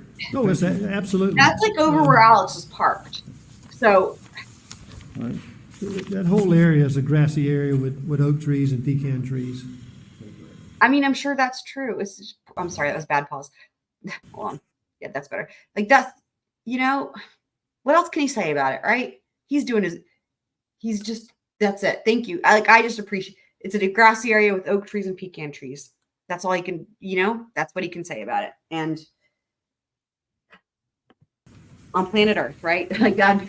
So, Marvin, I want to go to Labor Day weekend of 2021. Oh, God. Where were you that weekend? Do you remember? Labor Day weekend 21. When Alec went to the hospital? Okay, yeah. Oh, yes. So I'd been out west fishing, and I came in on Saturday night. Okay. And did you, prior to Labor Day weekend 2021, were you aware as to whether or not Alec had a opioid addiction? No, sir. Did you transport Alec, drive Alec from the hospital in Savannah to a detox facility in Atlanta that weekend, or? Well, I believe it would have been on that Monday. I was not driving. Randy and I took him. Randy was driving, and I was in the back. But yes, sir, we did take him to a detox facility. And where was the facility located? Just outside of Atlanta. Okay. And what was? Can you describe for the jury Alec's condition, like physical condition in the car? Yes, sir. So when I met Randy over in Savannah, he had Alec, and I got in the car, or Randy's truck with him. I'd never seen anything like it. I've seen television shows of talking about the leg twitching. What's funny is when they talk about this again later, I think it might be on cross. It sounds like he wasn't actually there for this transportation, or like it was actually when they were on their way to Florida. So just to keep that in mind, to be on the lookout for that. I almost wonder if Jim asked the question in a way that he knew he would get a certain, like the way that it comes across again later, it's almost like John Marvin said the answer correctly, but like he was confused by the question or something, if that makes any sense. So that he thought he was talking about the trip to Florida. I don't know. We'll see when it comes up here again. And the squirminess, if you will. And that's the first thing. I mean, you could just tell he was sweating. He was thrashing about. Jim, Did he I don't know how much detail you want me to go into. What, did he turn around in the seat of the car, and what was he doing? Yeah, so maybe halfway there, at one point, he had taken his seatbelt off and he had his head down where your fanny would be in the seat, and his. You guys, fanny is such a Southern expression. For anyone who doesn't know, like, first of all, I love that he said fanny. But fanny, again, this just reminds me so much of my childhood and my friends that I grew up with who would have said fanny, or their families, you know what I mean? That would have been the way that their parents would have called a butt. They would have called it a fanny. Again, not a word that I ever heard in my family. I would not have known what it meant were it not for like somebody at some point had to explain to me from one of my friends, like that's like, it's your fanny. And that's so funny though, but just so, and everyone who doesn't know, like, I don't know where else it's used, but I think it's a very much a Southern thing. So fanny means your butt. Trying to stretch his legs and just kind of steady, just like thrashing them and kicking them. It's just, again, I've seen TV, but I've never seen something like this in real life. And was he able to control himself? No, sir. I said about detail. So he messed himself. He had diarrhea. He just couldn't control it. And then, and I say diarrhea, I'm not talking about at a restroom. I'm talking about in the car, in his pants. Okay. And after he spent some time in the facility in Atlanta, did you and your brother go pick him up and take him to another facility in Orlando, Florida? Yes, sir, we did. Do you remember that? Yes, sir, I did. On the drive to Orlando, do you remember anything happened that stands out to you? So that drive, he was much different. He was more subdued. It was not the thrashiness, not the twitching, not the jerkiness, if you will. I don't know the words that you would use for that, but that's what I'm saying. The only thing that really stood out for me is he slept a lot of the time, but he woke up from sleeping. And when he woke up, he jerked forward, and you could just tell that. It was sheer terror. He just woke up out of a horrible dream, and I believe it was him dreaming about what he found with Paul and Maggie. Keep going a little further, Mr. Murdaugh. And sometime in September, Isn't that an interesting one about that dream? I did want to say, I was just thinking about this. So, okay. I'm wondering, so we know this. I do believe, okay. I think one of two things is possible, or true, rather. Like, either Alex was not really in detox in Georgia, right? But we know he was there in Florida, right? And he was somewhere else, right? And was making that up. Or potentially he was there in Georgia. Okay, so I'm trying to think of my brain is like working through so many things so quickly. I'm trying to think of how to explain. Okay, so essentially, how you guys know how my thoughts on the whole drug issue that he had or didn't have, rather. And we also know, because I called, right, like that it would have been really easy and likely, like that he could have gone to that, because it was owned by, right, both of them are Sunrise, right? You guys heard my phone call. So we did the deep dive. So like, again, they're going to check to make sure that you don't have drugs in your system and that you don't have drugs on you, right? So again, I guess he could have lied for both of them. Like he could have done it twice, right? Like maybe he didn't just lie once to go. Maybe he did it twice. Entirely possible. And here's the reason I'm saying that, because one, my thought was that he just wasn't there at all, because it was really clear from SLED that they don't believe he was there. Now, again, maybe that's because they don't believe that he has a drug addiction, which they're correct, in my opinion. But maybe the thing is that maybe we had the same issue. It was like, okay, so in terms of like Ryan Kelly's like, yeah, I don't buy it. I don't believe he was there. And maybe he was thinking what I was thinking, which is like, because he didn't have a drug addiction. But maybe where we got it wrong is like, well, yeah, he didn't have a drug addiction, but maybe he was still there. And that's the part where like, that's where I don't think anyone's really maybe even considered that. It took a lot of, like, it was because of just my sense of imagination, right, that I started thinking about that. But then when I read it on the website, right, and then calling, it's like, wait, this is entirely possible. Like, and then you guys heard me think it through, right, logically, like, anyway. So, again, like they don't require proof that you're that you have drugs. Like they require proof that you don't have drugs. And that makes sense. You don't want to bring that into a rehab. So anyway, you know, in other words, like, yeah, like, okay, yes, we're in agreement. Yeah. Like he's faking it. He didn't have drug addiction, but like, that doesn't remove the fact that he could have still gone to rehab. And I think it takes a good bit of like, it's just not something people would even consider. Again, like I guarantee you that even at the rehab, they're not used to people faking it to get in. Like it's always the opposite. So anyway, but the reason I'm saying this is because John Marvin to me comes across as so genuine and truthful. And so I never actually really even thought of that until now.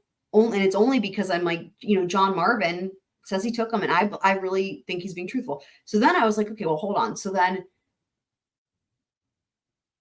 why would Alex have lied, right? Because we know he didn't want law enforcement to come interview him. And so law enforcement and me both thought, like the SLED, like Ryan Kelly, right? We're like thinking, because he couldn't say it in so many words, but he basically said it, right? And I'm saying it like that they didn't buy it, and they assumed that the reason his attorneys were like, no, we're going to do a phone interview, right? Was because they're like, yeah, because he's not in rehab, right? All of that makes sense. But now I'm wondering if he was in rehab because of, with again, a fake drug addiction, right? Because like now we know that that's possible. So it kind of changes things. But I wonder if the real reason that they didn't agree to an in-person interview was a different reason. Maybe it wasn't because they would be like, oh, he's not in rehab, because maybe he was, right? Again, to fake it. But maybe it was because of this, because we know that there was this whole debate over the head injury.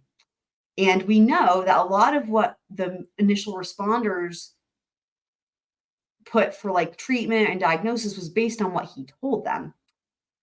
Of course, right? Isn't that that's how it always goes with him, right? So it's like the shit that like Poot tries to read into the record and stuff about like the this and that and whatever.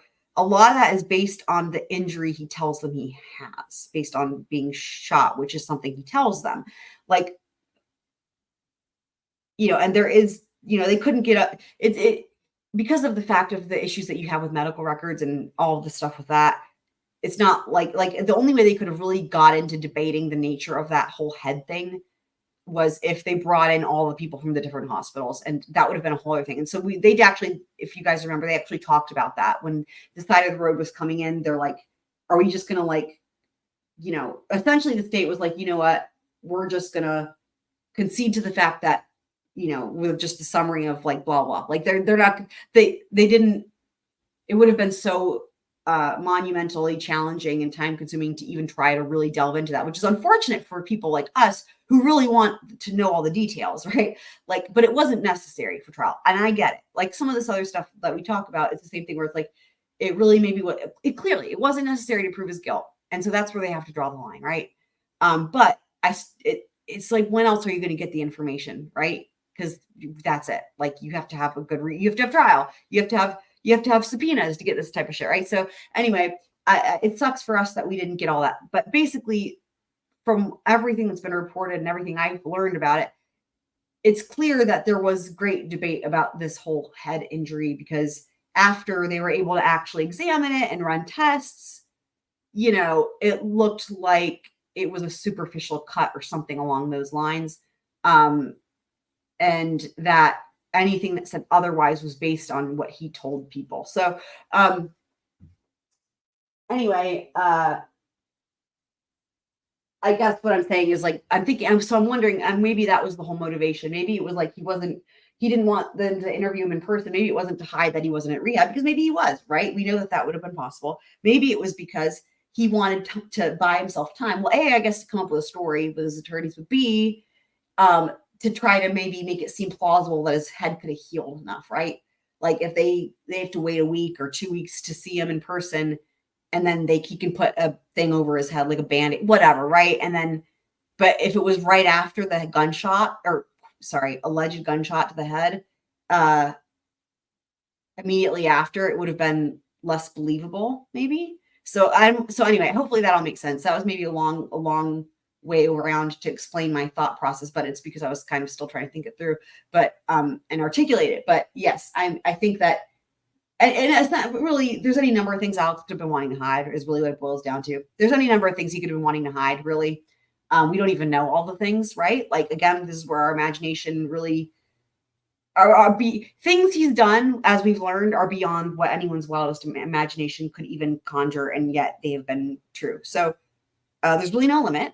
Sky's the limit there. And we also just know that it's possible that he could have, gone to rehab twice, really, right? Without any drug issue at all. And he would have had private chef and yoga. And maybe he would have met, Charlie. You guys. Okay, let's keep going with the video. Actually come and search the house at Alameda? Yes, sir. And were you present? I was. Okay, were you informed as to what items were seized during that search? I was informed of one item that was seized. And what item was that? It was described as a coat. What kind of coat? Well, they didn't tell me what kind of coat. Okay, and did they tell you where the coat was found? Yes, sir.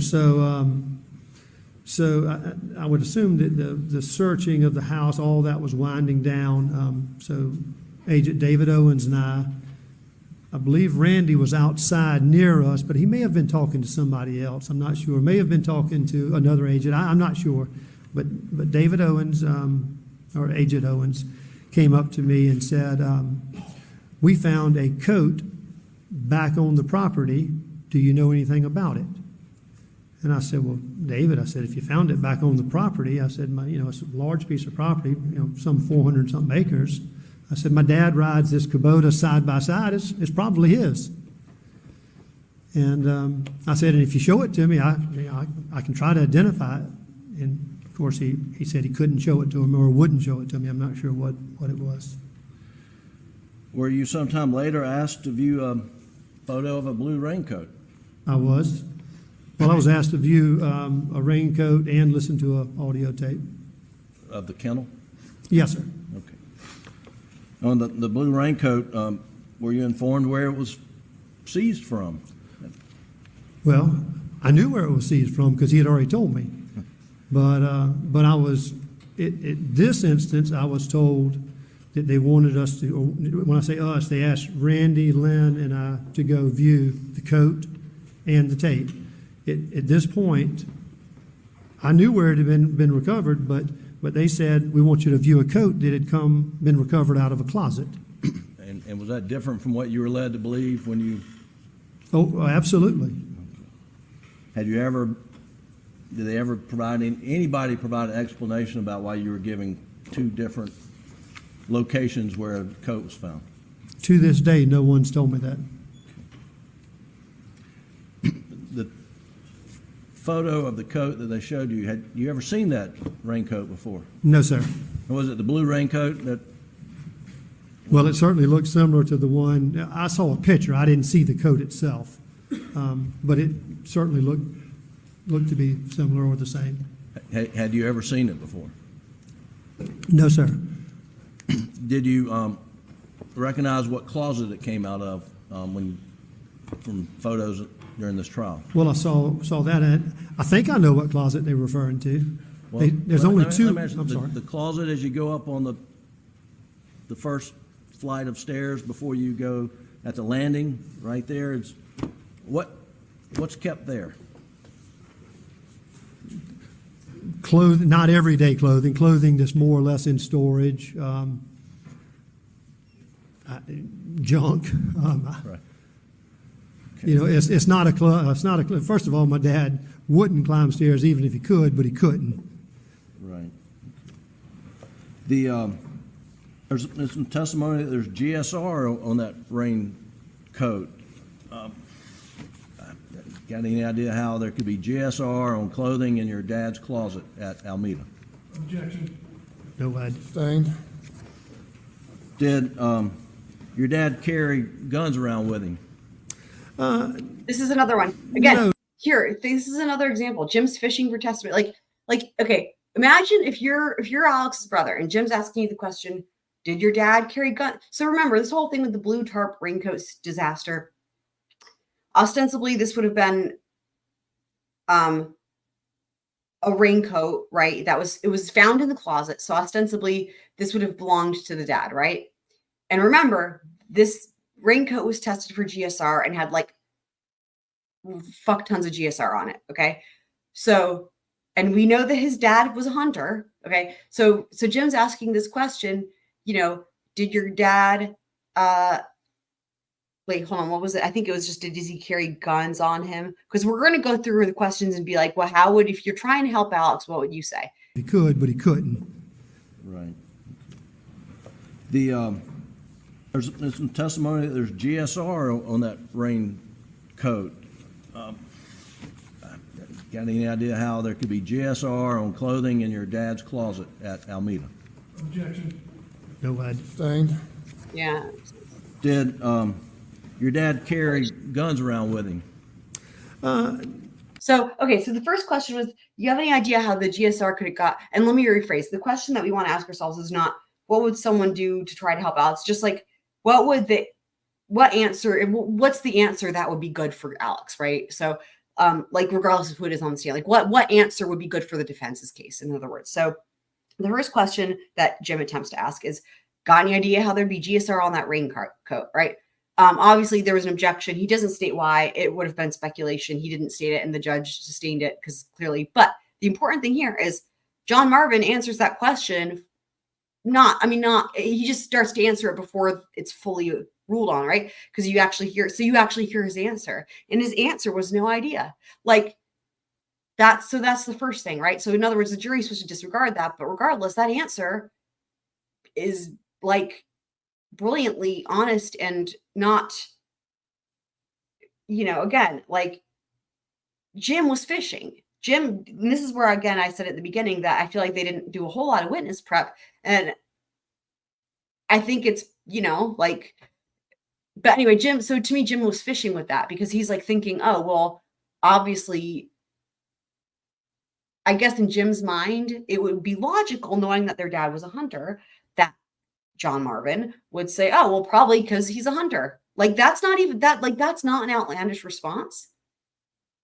Right? It's not that makes sense logically. But that's why I even more so appreciate his answer of no idea that he got out, because it's just even more honest of like, he doesn't even try to make that assumption, even though that would be a logical assumption. Again, it is an assumption, it's speculation, but it's still, it's not like it's requiring a whole lot of, you know what I mean? Like if you're a hunter and you have guns on you all the time, like it's reasonable to assume that you have GSR on your shit. So, but anyway, that's again why I love even more that he says no idea. So let's hear the next question. No, not in the sense that you're saying. So he was not like I think the second question was, did he always carry guns on him? Something like that. And his answer is no. Like, I think Jim was expecting or hoping, okay, not even hoping for. Jim would have been expecting, yes, he always carried guns on him. Because either A, that was just what he was anticipating. Maybe he'd heard that from somebody else. Or B, he was assuming that John Marvin would maybe exaggerate, right? Like, and this, again, this just shows I would imagine this is not going how Jim planned, right? Because I don't think Jim would have, there's some of these questions I don't think Jim would have asked if he knew what the answer was going to be. And, that's why they always say, if you're an attorney, don't ask a question you don't know the answer to. But I think Jim felt confident that he could sort of make an assumption that he could anticipate these answers. And I think he was wrong on that. I can't imagine that this was intentional, some of these questions or answers. Paul that always had guns with him.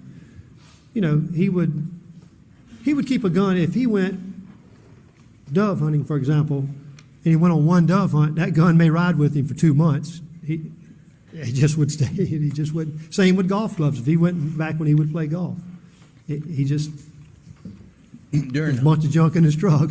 During hunting season, was there normally a gun in the back seat? During hunting season, I would say that there usually would be. And did he have... during hunting season, because he always hunted. He always loved to go on a bird hunt. And did he have a... Again, he's thinking more about this fond memory with it. Guys, the way he answers that question, you can tell he's thinking fondly about these memories with his dad. The way he says he always loved to go on a bird hunt, and his face, it's like that combination again of like that smile of the memory, but like the sadness. It's so genuine. And you just see that, you see the nostalgia for those good times that he got. And again, it's like his whole response to this is the antithesis of what Jim's of this whole thing. Like the way that the law is like arguing the fine line of this and that and trying to have carefully planned answers and mincing words. And I love it. I love the whole thing. But like, I just equally as much appreciate that John Marvin is not in that realm. His brain does not work like that. It's clear his brain doesn't work like that. And I think Jim doesn't even know what to do with this because honestly, I mean, my goodness, the majority of the witnesses we've had, besides law enforcement, they've all been attorneys, right? In this trial, there's been the handful, like Paul's friends and everybody else has been attorneys or law enforcement or expert witnesses. So like the only like people who literally would just not even be thinking from that realm were like, Paul's friends and John Marvin. So I think Jim is just like baffled, right? Like at these responses because they're just so, it's almost like childlike honesty, like the way a child wouldn't imagine that there's anything besides honesty going on. Like, that there shouldn't be an agenda and it wouldn't even occur to them. I don't know. Hopefully I'm making sense, but Jim is fishing for answers. And now he's actually fishing for the right question because he can't find it. What he wants is something out of John Marvin's mouth that will make the jury think, again, this is all very far-fetched, but to make the jury think, oh, that's how that GSR got there. It wasn't Alex. It was his dad. Because the coat was at his dad's house, in his dad's closet, and his dad was a hunter. They're trying to find any other way to explain how that GSR got there. And that's why this is it just adds to it the fact that there's plenty of reasonable explanations given the fact that this was a hunting family that had a bazillion guns and did hunting things. And like, yet Jim is not even... John Marvin, I just bless his heart. I just freaking love it. He's like, yeah, sometimes he'd leave a gun in his car, but like for Jim, that's not good enough because that doesn't put the GSR on the raincoat. He needs the GSR on the raincoat. That's what he's trying to get out of John Marvin's mouth. And John Marvin doesn't understand that there's an agenda. So he's just answering about how his dad loved to hunt. I just adore this. A specific gun that he used frequently? Oh, he had one gun. And did that gun have a name? It did. It was called Bo Whoop. And did he clean it often? I've never seen him clean it. He got that gun in 1957 for his high school graduation. Guys, the same thing. Jim is trying to find a way to put that GSR on that raincoat, right? And bless John Marvin's heart, he's going down memory lane with his dad's gun. And I appreciate these little details, right? I love this story. This gun with the silly name Bo Whoop. dude, let me just let him tell the story and then I'll chime back in. And he used it for every game that he chased. But I'm sure it got cleaned somewhere along the way, but I'd never seen him clean it, and I still haven't seen him clean it. Of course, it's sad knowing, again, you have to appreciate that this was just a kid who loved his dad, right? And like, especially again, not in the same profession, a lot of the things that we know that are kind of horrible, he would have not been privy to.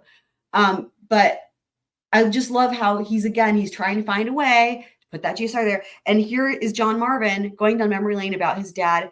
And I love this story. It shows that his dad was sentimental. And that's another side that we never heard about. But the fact that his dad got this gun for his high school graduation or whatever as a present. And ever since he was in high school as a kid, whatever, that was the same gun. He used that same gun for the next billion years or, decades, many decades. He used that same one gun. Like it was like a lucky charm, right? I appreciate that. I relate to that. That's just such a normal thing. It's like that sentimentality, even when it's not practical. Like, surely there could have been a better gun that came out, right? Surely there could have been just a different gun. Look at all the different guns we've heard about in this trial alone, right? But he used that one gun and it had a name. Like, that is such a precious, it shows me a different side of Alex's dad. It doesn't mean he was a good person at all. I just appreciate hearing this testimony, Same as how I appreciated hearing from Mark Ball about how Paul kept a garden. I just appreciate it. I don't know how the thing still works. Along the way, Tim was hoping for testimony that, oh yeah, he cleaned it all the time. And then maybe he could try to argue that's how the GSR got on the coat, because he wore that coat and in cleaning it, it makes you get GSR on you, right? And that's just not the truth. The truth is he never cleaned the gun. So Jim's like, all right. I mean, if I were Jim, I would move on. You're not going to get a way to put the GSR there from the dad. That's clear. Have you been receiving updates from SLED on their investigation in the he was Maggie moving Paul's on. murder? Usually when I call, I would call Agent Owens and ask for updates, and he would try to provide some updates. Another little detail. It's funny because they call him Agent Owens. Like Alex says that, and so does John Marvin. I think maybe there could even be some others that say it. Anyway, it's really funny because it's actually David Owen. There's no S at the end, and Owens is what you would normally hear. Like, that makes sense, but it is just funny because I think that it's just sort of been clearly no one's correcting it, right? However many times it's been said at this point. Like, I don't even know that anyone's called him David Owen correctly, except for when he's sworn in. And then the only reason I know that is because I listen whenever they're sworn in to do testimony. Then they make them spell their name. I listen so I can type their name correctly at the top, right? Because I always add people up there. So that's how I know how to spell the last name, is I listen to them say it out loud themselves, right? I don't Google it because, if you were to try to Google it, I bet you might even see Owens with an S, but he says Owen. So anyway, but no one even seems to mind that they're adding an S. Of course, then add that to Alex's imaginary fake David Owens, and that just there's not even a David Owens in the first place, technically, right? It's David Owen, but they don't even go there. I don't blame them. It almost always seemed like there was stuff that he really, I don't know. And I don't know whether he didn't know or just it wasn't at liberty to say at the time. I'm not sure. But yeah, I think he would try to give updates as best as possible. Dude, he could have, that was his opportunity to copy. Alex made a big deal. You can tell Alex has a lot of resentment towards David Owen / David Owens / fake David Owenses. And he made a big deal about it when he was on the stand about never getting information. He tried to use that as a excuse for other things, right? I don't know if it was he was, he wanted to meet with them to get information, and then they promised him information and they didn't give it. I mean, and in general throws him under the bus, just in every, and there's just a lot of general resentment, but literally it's just really, at the very least, it's we didn't get any information. They didn't blah, blah. This is just completely different testimony. And again, he could be throwing law enforcement under the bus. He could. We hear people do this all the time, even if they don't have anything to gain. just because law enforcement, right? But like Blackwater said, there's a huge amount of respect. But beyond that, you can just tell he's just being honest. He's not lying for anybody. And, he's like giving him the benefit. He's like, yeah, I think he tried to keep us informed. Brilliant. That's all you can hope for, right? I mean, that's what you want. That's the hope. And he's not, I don't know. So just pointing that out. And you provided information on evidence that they had against your brother. I have been, yes, sir. He's not, it's not going some well of it. for him, I feel like. And we're out. And the some of the information that you've been provided turned out not to be accurate information. Yes, sir. What type of information? Well, I was told at one point that there was a T-shirt that he was wearing. And the infamous. Can I back up and tell you how we got into this conversation? Sure. So I'm having a meeting with SLED. Yes, sir. Nature of the drug. Calls for your sir. Statement of an opponent, Your Honor, agent of. It's a statement of a party opponent. Party opponent. Agent of the party opponent. Agent of the party opponent. Yes, sir. All right, ladies and gentlemen, we have you take a break now. Please do not discuss All right. the case.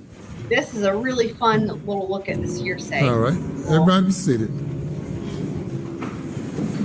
Airplane. Hear this objection again. Okay, so let me just preface this real quick.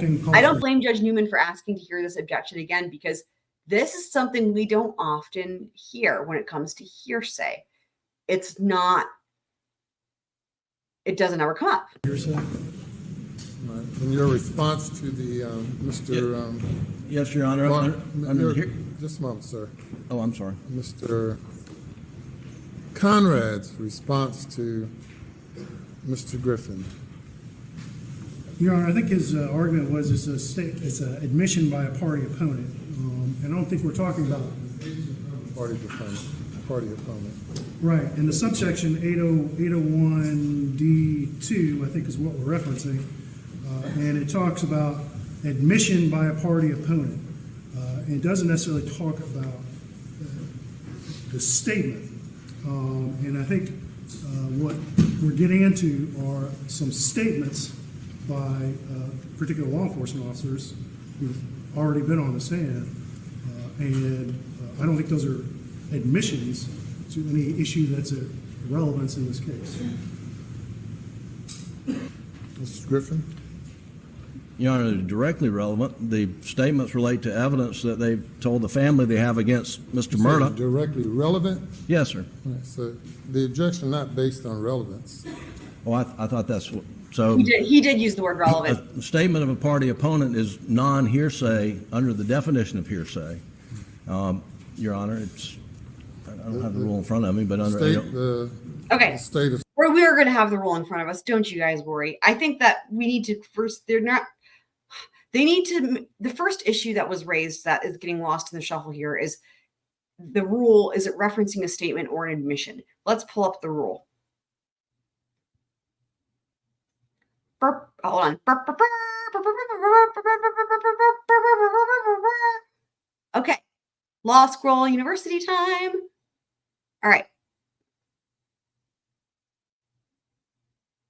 What is hearsay? Let's review this real quick. This is a quick little review. Hearsay. Hearsay is a statement that is made outside of court that is offered to prove the truth of the matter asserted. You could also phrase it to say hearsay is an out-of-court statement. So the point is that it's not in court, okay? Right? Because then they're not under oath. That's why it matters, right? So it's a statement made outside of court, and it is offered to prove the truth of the matter asserted. That's the first thing. Of course, there's all different kinds of statements, but we're not going to delve all the way into hearsay. We're going to go to the rule that they're discussing. Rule 801. We're back to the FRE. If you were with us on the last episode, we met the FRE. And again, I'm saying that because there's not two E's, there's one E, Federal Rules of Evidence. So it's technically, it's not free, but FRE. So I'm just saying it like that. But Federal Rules of Evidence, Rule 801. That's hearsay. So let's go. Okay, here we go. Rule 801. And they're talking about 8012D. So I'm just going to read the other parts first. But again, the way that you understand it is you look at the number and then the subsection. So Rule 801.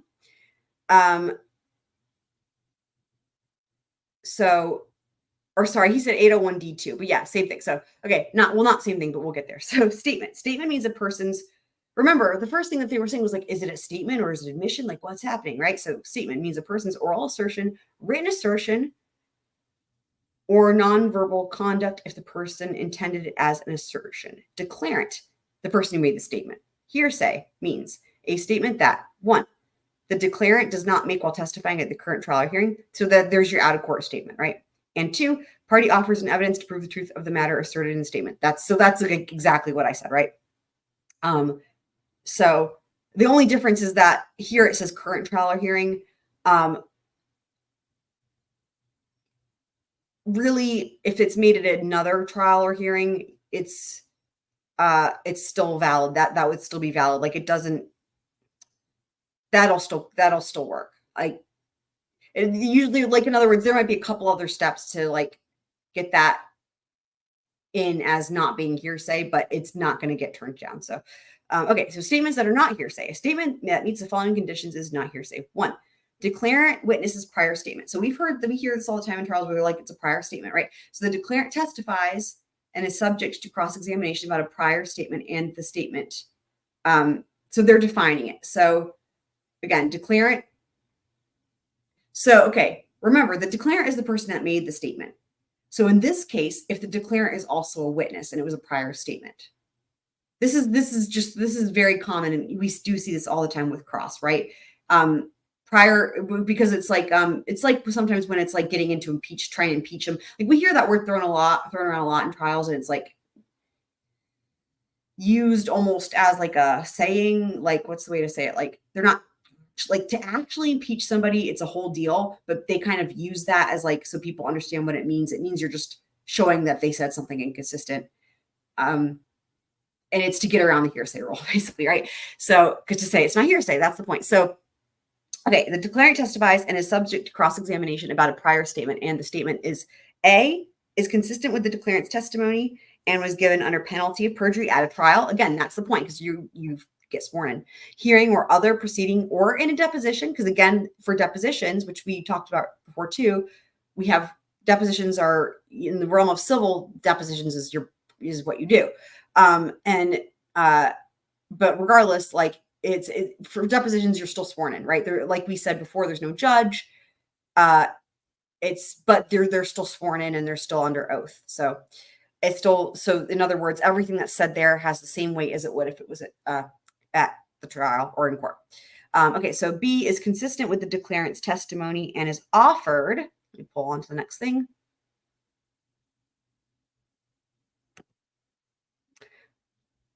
To rebut an express or implied charge that the declarant recently fabricated it or acted from a recent improper influence or motive in so testifying, or to rehabilitate the declarant's credibility as a witness when attacked on another ground, or identifies a person as someone the declarant perceived earlier. So this is all when you've got the declarant that's a witness. I'm not going to delve too much into that because I've talked about it before. I could do like an entire thing on hearsay, but what we want to do is we want to get to this part here because it's statement of party opponent, right? So this is what they're actually arguing over. So number 2, an opposing party statement. The statement is offered against an opposing party and A, was made by the party in an individual or representative capacity. B, is one the party manifested that it adopted or believed to be true. C, was made by a person whom the party authorized to make a statement on subject. Or D is the specific one, literally, that they're actually quoting. Because remember, he said 8012D. 801 is the rule, 2 is the subsection here, and then D is the subsection. Was made by the party's agent or employee on a matter within the scope of that relationship and while it existed.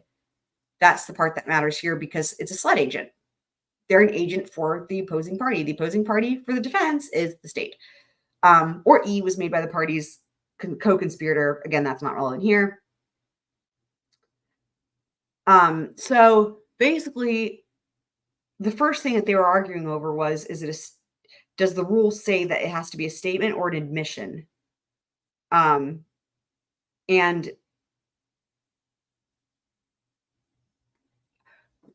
what happens? Okay, let's actually. Let me hear that exchange again, and then yes, let me go back to this. Carolina is a party opponent. And Well, let me go back and hear that little thing again, because I can't remember who's arguing what there. Hold on. Relevance in this case. I need to go back a teensy bit further. Talk about the statement. And I think what we're getting into are some statements by particular law enforcement officers who've already been on the stand. And I don't think those are admissions to any issue that's a relevance in this case. Interesting. So I understand why he's arguing what he's arguing, but I don't think he's actually reading the rule. And I don't blame him, because he probably thinks he knows it. This again, like I said, this particular situation does not come up often. Okay, first, let me just break down briefly. So party opponent. Where we see this is we see this in criminal trials. It's typically the other way around, right? Where the state is able to get in a statement that the defendant has said. Why? They're a party opponent, right? And remember Miranda rights, right? Anything you say can and will be used against you. Why? Because you're a party opponent. If you're being arrested and you're going to go to trial, blah, blah. So that's the whole thing. So that's the Fifth Amendment. So you have the right to remain silent, because if you say something, you're a party opponent and it can be used in your trial, right? So because of the nature of the fact that a defendant would make a statement that would be used, it's considered an admission. I think what's happening here is he's assuming, or maybe not assuming, I think Jim Griffin misstates it initially, and then he goes off of that. So Jim, actually what I need to do, hold on, I need to just back it up a little bit further, because I think I can explain what's happening here. His argument was it's a statement. Like, I need to go back to Jim. I think Jim actually incorrectly, but understandably so, says something about how it's an admission. Hear this objection again. Stays objecting, calls for hearsay. In your response to the Mr. Yes, Your Honor. Just a moment, sir. Oh, I'm sorry. Mr. Conrad's response to Mr. Griffin. Your Honor, I think his argument was it's an admission by a party opponent. Right. Okay. Yeah, that's right. So before they went to the proffer, Jim kind of misstated this rule by saying an admission by a party opponent. Typically, that's how this rule is used. So, like, going back to the rule, let me go back to the rule. Hang on. So, technically speaking, go back. It doesn't say admission, it says statement. So here's where it gets lost in the shuffle, is because typically in a criminal trial, the way that this is used in terms of the words, honestly, so funny. This just proves it. I literally was thinking in my mind, like I was going to try to say, I'm trying to discuss that technically it is a statement, but out of my mouth, the thing that is natural to say, because I've heard it so many times, and I'm sure you guys have too, admission by a party opponent. Everyone calls it that. It's one of those things where it's like become like a misnomer or whatever. Like even if they're like, this is the perfect example, because here they have the rule pulled up on the computer thing and he's trying to read it and he's still reading it wrong and saying it says admission. It's almost like everyone's been kind of just, what's the right word? Like conditioned to assume that that's what it says. And that makes sense again, because like typically the way this is used in a criminal trial is against the defendant, not against the state. And therefore it would be a statement, but the type of statement would be an admission. But pulling up the rule, it says statement. It does not say it has to be an admission. So it's interesting because I feel like they're like Jim calls it an admission. And so then Mr. Conrad also says, Your Honor, he's talking about an admission, but the rule doesn't say admission, it says statement. So I think they're all just getting confused because of this. And I don't blame them because, again, we don't usually see it used in this manner. And But my point is this: it does not have to be an admission. Like, just to clarify, I don't know if they sort it out or not. But we're going to sort it out. It does not have to be an admission. It can be an admission, but going by the rule, like he's trying to say that it's not valid. Like, okay, Mr. Conrad is trying to say his objection is like, well, it's not an admission by a party opponent because the party opponent in this case is SLED, and SLED's making a statement. It's not an admission. So in other words, he's arguing what Jim Griffin said, but he's not paying attention to the rule because that wouldn't work with the rule. The rule doesn't require it to be an admission. You guys can see it on the screen. It just needs a statement. It does not have to be an admission. Why?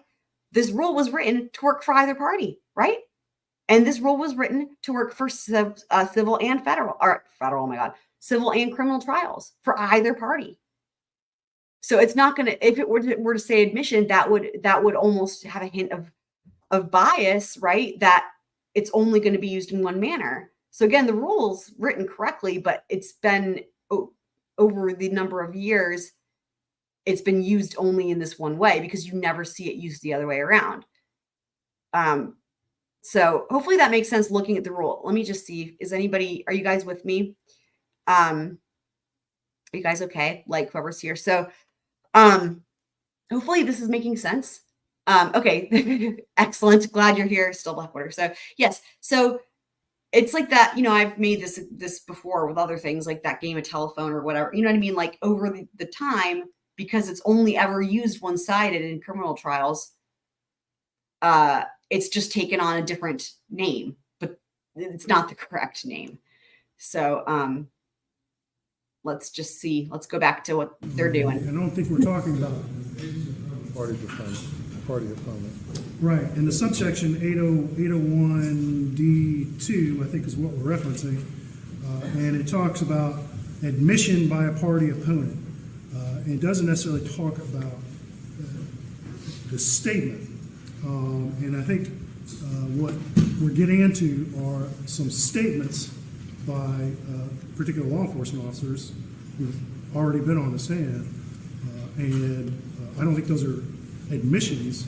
Do you guys see my point? His argument, I understand why he's making his argument. His argument, though, would make sense if what Jim said was correct. He's, technically speaking, looking at the rule, what he's saying works against his case. Like, he's saying these are statements, they're not admissions. If he was really reading the rule, pull it back up one more time.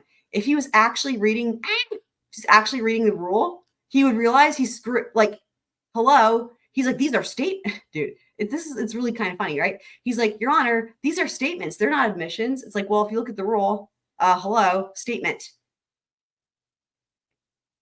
It's an exclusion from hearsay. You can't object to hearsay. It's excluded. It's a statement. Like, you see what I mean? Like, what he's saying is proof. It's so funny. It's almost like just it's backwards. So Blackwater is considering a Pop-Tart. What flavor Pop-Tart? Because I think they're not all created equal. I feel like some are better than others. Also, we didn't actually finish. There was my last slide. Learning is squirreling. Okay. Mr. Griffin? Your Honor, directly relevant. The statements relate to evidence that they've told the family they have against Mr. Murdaugh. Directly relevant? Yes, sir. Right, so the now they're all not based on relevance. Dude, now they've just confused the fuck out of this. Because now they need to read the rule and understand what the rule says. Again, these lawyers, it's like you have to remember, like they've used this, they think they know it. Like, in other words, that's why this is all getting lost in the shuffle, because they assume they know the rule because they've used it like trillion times. But because of that, when was the last time they went back and actually read it? Like, again, Mr. Conrad even has the rule like pulled up and he's still not reading it correctly. He's talking about it saying an admission. But this whole thing is just like crazy, right? It's like they need to not assume they know it and go back and read it because they're just confused. And now to add to that, they're discussing the relevance, which is not the issue. A statement of a party opponent is non-hearsay under the definition of hearsay. Finally, he said statement. He's corrected himself there, I guess. He's figured it. He says statement. Thank you, Jim. Your Honor. Thank you. I have the rule in front of me, but under So he knows it better than South Carolina is a party opponent in Yes. this case? An agent. And SLED is the investigative agency? Yep, he's correct. Yes, sir. He's correct. If Otherwise, the rule would not apply in a criminal case. Absolutely. We never It has see to this, be- but he's right. The investigative agency, I'm not asking for Colleton County statements or it's the, No, you've gotten those in already, the newspaper statements, Colleton County's call to the newspaper or whatever. yes. What In else? this case, it's funny because it really works out perfectly for them because the rule says, let me pull it up one more time, about the agent, where is it? Here, at letter D, check it out. So at letter D, where it says, was made by the parties oh my gosh, why is it not pausing when I hit pause? Where it says, made by the party's agent or employee, you know, the way that they use agent in the rules like this doesn't actually mean agent like law enforcement agent, right? It means someone like hired by them. Like it really is kind of synonymous with employee, you know, someone who's representing you, that type of thing. But in this case, it's even funnier because they're talking about specifically a SLED agent, which is David Owen, like a particular one specific SLED agent. So literally when they're reading the rule, party's agent, it works out perfectly because it's a SLED agent, but that's just a coincidence because it's not, you know, again, it doesn't say agent specifically for that purpose. So. Oh, frosted chocolate. Sounds delicious. I'd also object to full relevance as well, Your Honor, because the state has not offered the shirt in evidence, and the defense is attempting to kind of backdoor. What's funny is Pop-Tarts are vegan. Simply doesn't go to any issue, anything that's issued in this He's one. already testified to the shirt. Well, to the shirt, but he's trying to get evidence, and maybe we need to proffer it to see exactly what he would say. Okay, what's happening here, in my opinion, is Mr. Conrad realizes he's like, fuck, he's right. I didn't read the rule fully, and he's right. And so now we see this all the time where we see someone make an objection, it's not the right objection, right? So what happens? So Mr. Conrad objected. So it's up to Mr. Conrad to have the right objection because we see this where it's like, okay, well, they made the wrong objection. So so every now and again, the judge will give them a hint and give them another chance to make the correct objection. Other times they're just like, well, you didn't make the right objection. It's overruled, right? So in this, what's realizing here is he's trying to buy himself time. You can hear it's like word salad out of his. He's trying to buy himself time to figure out the correct objection because he wants to object, right? At this point, like, again, he's already started it. That's that type of thing. Like, instead of just being like, oh, I guess I'll withdraw my objection. He's like, wait, hold on. There's got to be another reason why it can't come in. So what's going to happen now is he's trying to buy himself time by saying, well, you know, the Colleton County, blah, blah. And then he's going to try to come up with another objection, a different objection, because he realizes that what he said initially is actually incorrect. It can come in because it's a statement under the rule. Assumption was that he was going to start talking about a report by Mr. Bevel, which we've talked about several times in this case. But why would you think that? Relevance. You don't know what he's going to say. Particularly with Mr. Murdaugh bringing it up. All right. Well, tell me again what you're asking the witness. Or yes, proffer it to the witness. Yeah, that proffer it. There you go. Yes. So, Mr. Murdaugh, what information were you provided by, was it a SLED agent that provided you the information? Yes. You were asking him about Agent Owens. He's a SLED agent. Judge Newman's not having any of this. And Like, what information were you provided I've got to update my ticker. leading up to this that turns out to be inaccurate? Right, and is it okay for me to speak for you? Yes, sir. Yes, sir. He doesn't know how this works. He doesn't do trial. I wanted to back up to get to the one person in that where room. where I was getting this information. So He's like, "Can I I'd been speak?" called to SLED, not headquarters, but their office in Waldoboro to view the Blue Coat and to listen to an audio. After my interview with them, Captain Ryan Neal, I believe we were in his office, is the one that, and I'm going to use my terminology here, but described the white T-shirt covered in blood, even went so far as to describe that Alec took the bottom of it and wiped his face with it, and that's how they knew he was involved. That's how they knew he was there. And I don't know where the question goes after Can I that. ask you a question, or are you trying to dig more out of him? That's it. All right, and what's your objection? I renew my objection to the relevance. Relevance? You didn't Nothing object has to been relevance in put- the first place. This jury hasn't heard any evidence about any blood being on That this is T-shirt. hilarious. He's gonna get. It's gonna get overruled. Not offered There's any nothing reports here. to suggest There's this nothing is- here. Yep, there it is. Question on the table was about a conversation that you had with a Yeah, that SLED was agent. But it was. I will Regarding say, okay, some matter of hold on. evidence. Can you It was a stupid objection, but it was a wonderful opportunity for us to discuss hearsay, which I love discussing. So I'm happy for that sake that we got to do it. provide your answer, please, sir? Yes, so as I was about to say, what led me to this conversation was that SLED asked my brother, my sister, and I to come over to identify or attempt to identify a coat and a recording. And we did that, and so I did my interview with them, and then after the interview, we went into Captain Ryan Neal's, I think he's captain, but Agent Ryan Neal's office at the same SLED office. And in that office, or in his office, we were all in there. They made reference to the shirt that they said Alec was wearing. They told us that it was covered in blood. They went so far as to tell me on the police body cam that he takes his shirt and wipes his face, and that's how they knew that Alec was at the scene, that he was the one. John Marvin, what was Alex's relationship with Maggie and Paul's parents?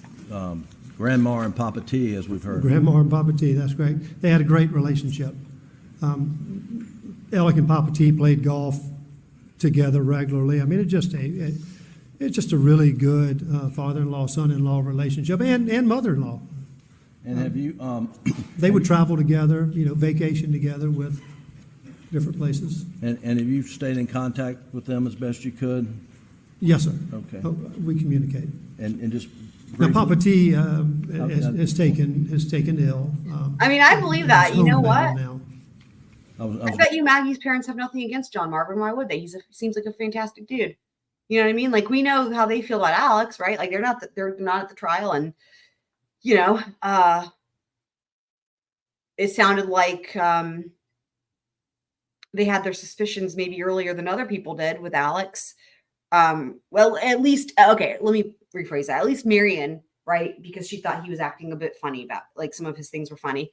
That he just was caring about the boat case and whatever. But I guess I wouldn't say suspicious, right? Because, yeah, but in other words, that was more than other people were saying, right? In terms of like his potential, how was he acting with whatever. But anyway, they're obviously not at trial to support him. But my point is that I believe that they keep in touch with John Marvin, like, that makes perfect sense. It sounds like they were all close, and why would they, he's got to be the one that they keep in touch with in order for for communication to continue on and whatnot. I'm sure they don't want to talk to Alex. I want to ask you.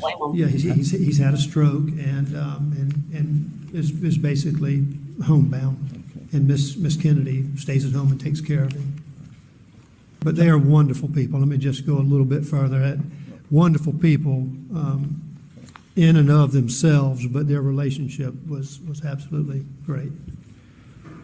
Jamar, I want to go back to that morning of June the 8th when you were down at the kennel cleaning up. Do you remember making a promise that morning? You guys. Well, Jim, as I've told y'all, that y'all know what I saw. Y'all know what I was doing. This is the thing I was referencing earlier, and I think this is how he finishes direct examination. So this, if anyone was wondering, does he actually think his brother was involved? Does he believe his brother? This will probably more than likely give you guys a confirmatory answer on how he feels. And it was difficult. It was nearly impossible. In my mind and out loud, I told Paul I loved him. I told him I don't know. I loved him, and I promised him that I'd find out who did this to him. You just don't know what to do, but it was tough. And you promised him you would find out who did this to him? Yes, sir, I did. Have you found out? I have not. All right. God, can you imagine on top, as if it couldn't get any worse? He promised Paul, like, dude, you guys, I can't. He promised Paul, like, his last wish, like, he's gonna find out who did it. And you know what? A fucking nightmare where unless and until he can admit to himself and accept that his brother did this, he's going to be living with, imagine the guilt on top of all the other stuff, right? And the trauma. It's like he's given himself an impossible task here, you know? And I'm not saying he made it, like, it's out of his love, and it makes sense that he would say, I'm going to find out who did this. He loved Paul. I mean, that's a very, like, that makes total sense. It's just so heartbreaking because he's put himself in this position where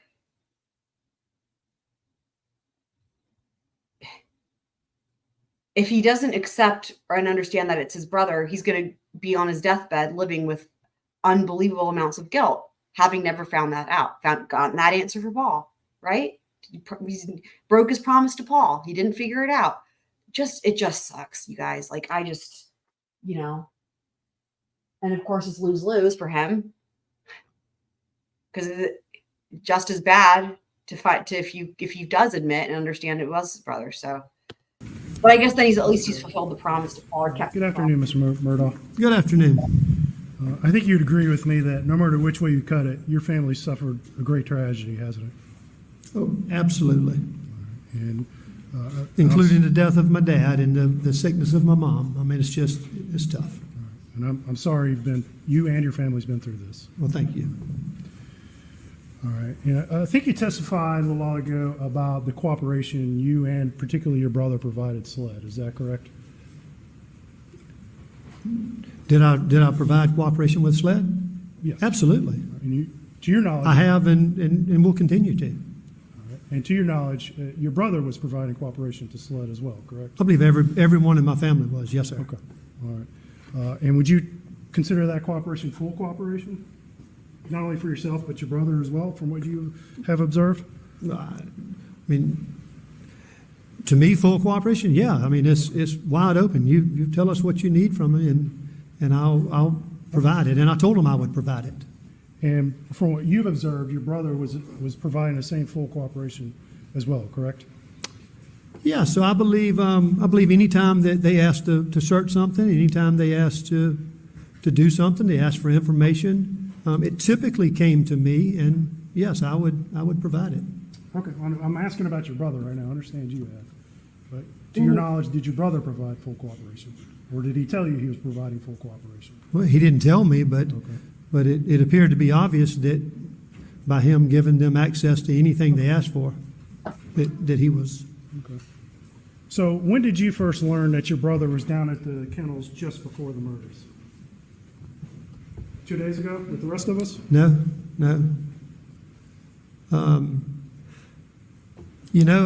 So obviously I went for an interview with SLED, the one I told you about, where we talked about the shirt, talked about the blood, all that.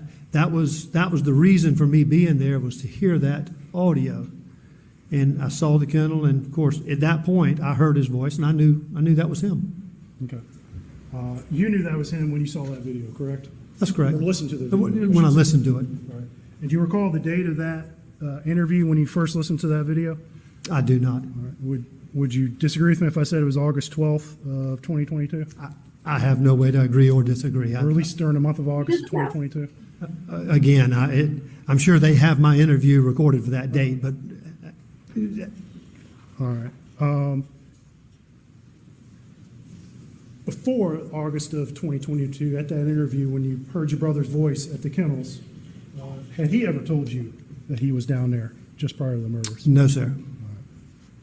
Did he ever tell you that afterwards? after you listened to that video?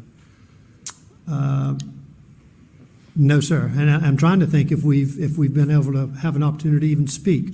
That's fair. Okay.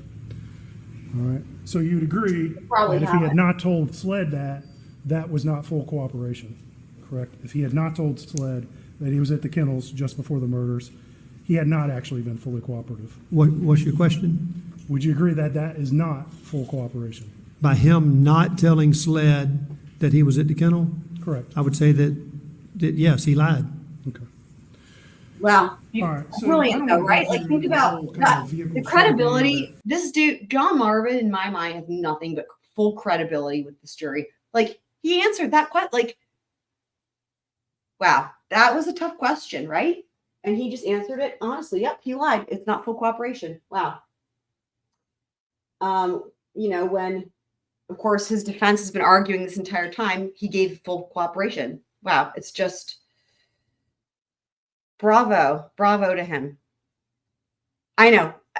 Yes, Blackwater, I know I've paused it in a terrible place for him. We talked about but yes, it is. It's earlier. It's confusing, probably to me most of all. But let's just focus on. So Paul's good point about the what was Pop-Tarts. Paul's normal daily driver? What vehicle did he drive? Oh, here we go. Drive on What, a the daily truck? basis? On a normal basis, he drove a white F-150 Platinum. Okay. And let me confuse you a little bit more, as I drive the identical truck. Okay. All right. So you testified that Paul's F-150 Platinum was at Jimmy Butler's over the weekend, correct? It was being worked on at Jimmy Butler's, that's correct. And then Monday, there's a series of car swaps. I don't want to go through them, but at the end of the day, you end up in the F-250 farm truck, correct? That's correct. And Paul ends up in your F-150 Platinum. Ultimately, he does. He drives a mom's car back to Alameda and gets I know my there's truck. several swaps. Yes, sir, that's correct. I'm just kind of talking at the end of the day. And he drove your F-150 back to Moselle, that night, correct? To Moselle, yes, sir. You testified that you came over later that night after Alex had called you about the murders, correct? That's correct. Where was your truck parked when you first got there? And we'll talk about how you got there in a minute, but where was Paul's truck? Well, so first of all, that night. Your truck, I'm sorry. That's right. I know what you're saying. So when I got there, we didn't go anywhere near the house. I went straight to where everything was happening. Okay. As we went to the house later that night, I saw my truck. So it's probably 4 in the morning, whatever time we were, 3 or 4 in the morning. It was parked in front of the house, normally where you would park cars. Okay. So just kind of straight out the front door? That's correct. Okay, so pause it. Okay, so remember, Paul's F-150 is at Jimmy Butler's. The F-250 farm truck is broken down on the side of the road. This is still going back to, like, I still don't understand because no one's talking about this white truck. But again, looking at what we know, therefore, this has to be John Marvin's F-150, right? Like, literally.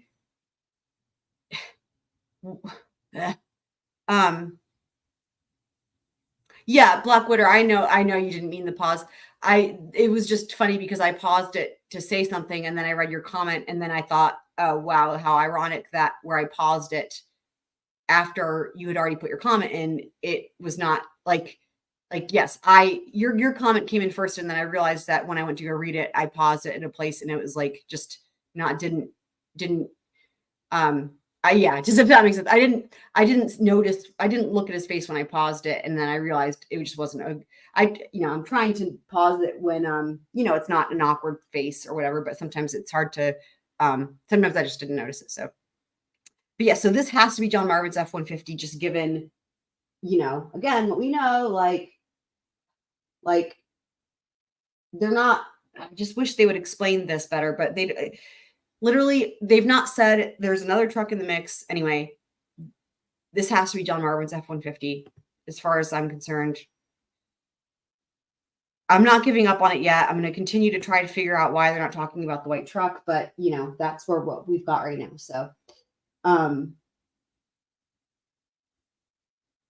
So perhaps, so here's my point though, because John Marvin is saying that the truck was back at the house. So he says that's where his truck was. So here's my point. Perhaps John Marvin, like if indeed this is John Marvin's F-150 that we see in this picture, which it seems like it has to be, perhaps John Marvin is relying on his recollection and did not see this photograph,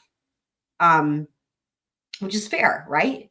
He might remember it being back at the house. Perhaps after this picture was taken, somebody drove it back to the house, right? Like anything's possible. I don't think he's lying. And they're supposed to rely on their memory. That's what they're told to. So that's not wrong. Like they're even told if you see something, but that doesn't jive with your memory, go with your memory. So, that's how it works with witnesses. And that's part of, why sometimes you can, you get differing information. But anyway, his recollection is that it was at the house. So I want to rewind it one more time just to hear again what he says, because it is interesting, this whole truck. What the truck? Not telling SLED that he was at the kennel? Correct. I would say that yes, he lied. Is it? Yeah. Honest face All right there. So I don't want to go through the whole kind of vehicle shell game that we talked about earlier. It's confusing, probably to me most of all, but let's just focus on, so what was Paul's normal daily driver? What vehicle did he drive on a daily basis? On a normal basis, he drove a white F-150 Platinum. Okay. And let me confuse you a little bit more, as I drive the identical truck. Okay.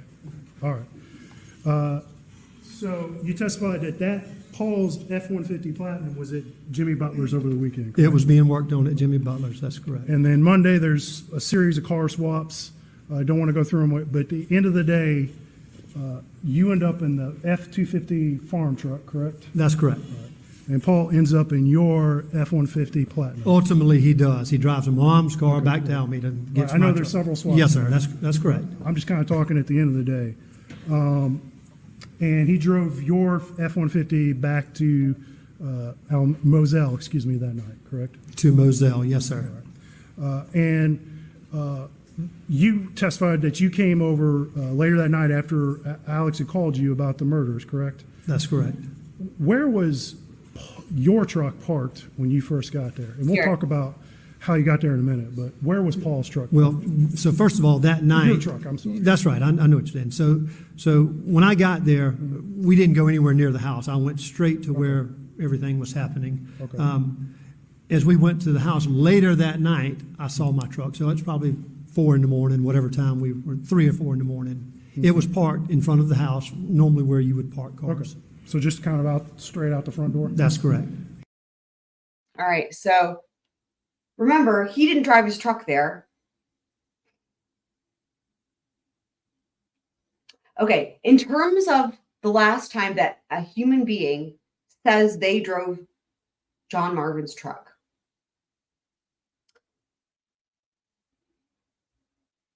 the last person who says they drive this truck is Alex. Let me just reiterate this.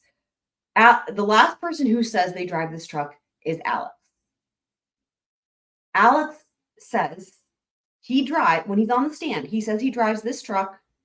When he's hanging out with Paul, they're riding the property. Alex drives John Marvin's truck back to the house. And then Paul drives back in Buster's black truck shortly thereafter.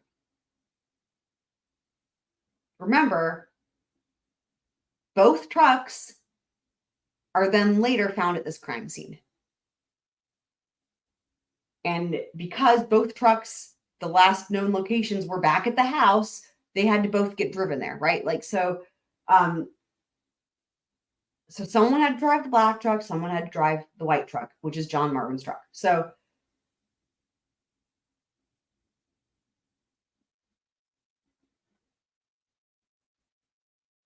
there's a lot of oddities about it because, Paul was driving John Marvin's truck, as we know. Alex drives Buster's truck to go meet him when they go ride the property, quote unquote. They ride the property in Buster's black truck, as what Alex calls it, which is the F-150, the black F-150.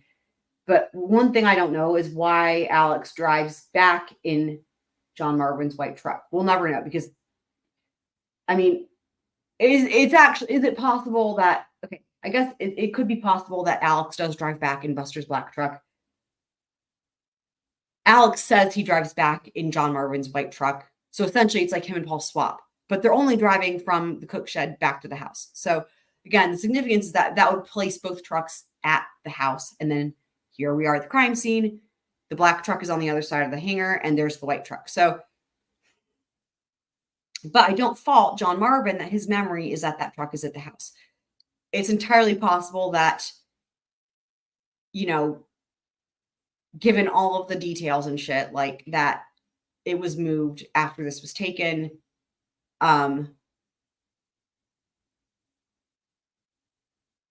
You know, the question, I never thought about this till just now. Now I'm trying to remember if this question was asked. Did anyone ask him when he leaves? Because we know everyone leaves. Okay, hold on. Everyone leaves Moselle, right? Like in the middle, it's like early in the morning or whatever. It's like 4 a.m. Everyone leaves Moselle. We know that his car that he was driving to get there wasn't his car. It was the farm truck and it broke down. He got a ride with Greg Alexander. Did anyone ask him how he left Moselle? Did he say he took his truck? I don't remember. I don't know that anyone asked him that. Like, how did you leave Moselle? Logic would be like, well, yeah, his truck was there. He took his truck. But you know, the reason I'm asking that, right? Because again, what the truck? It's just so odd to me. Like in my mind, this has to be his truck in this picture, but yet they're not talking about it. And I just, then again, we know he came back the next day. So even if he did say, yeah, I left in my truck was there, I left in my truck. We know he came back the next day to help at the scene. I'm walking through this out loud. You guys just bear with me. I'm walking through it. So hopefully these would be questions you would ask, and this will just, you know, you'll be like, oh, that answers this question. So now I'm walking through the possibility that potentially, let's just walk through it. Did John Marvin, maybe the white truck was never at the murders. Maybe John Marvin did go back to the house and his truck was there. Okay, then maybe he leaves because there's his truck, right? And then he comes back to help because in my mind, I'm like, well, maybe that's how this truck got here. Maybe this was taken. We know this is the next day. Maybe this is after he returned to help. Well, again, I can rule that out because, you know, going back to the body cam footage, remember, I did that on purpose where I showed this picture particularly, right? The aerial view, going back to the body cam where you see it from the side and you see it from the front. These two vehicles do not move. So one of two things, at least, this rules out certain things. Either John Marvin just remembers incorrectly, which is entirely possible. Again, he had a lot going on. It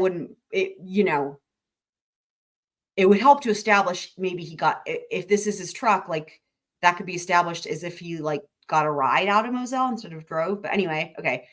One of two things. Either he just remembers it incorrectly. Again, I don't blame him. That's fine. Or this is not his truck. Right? I mean, or in other words, but whose truck is it then, right? That's the whole problem that I keep having. It would have to be law enforcement, but it just doesn't make any sense. Again, because it's left overnight in the exact same spot with the Suburban. It's in evidence pictures. It's not with the other. I mean, okay. I'm going to have to go with my gut on this. I'm just not happy because they haven't explained it. But at this point, I'm still thinking this has to be John Marvin's truck and he's remembering it incorrectly. I just don't fucking what the truck. It's all I can say is what the truck.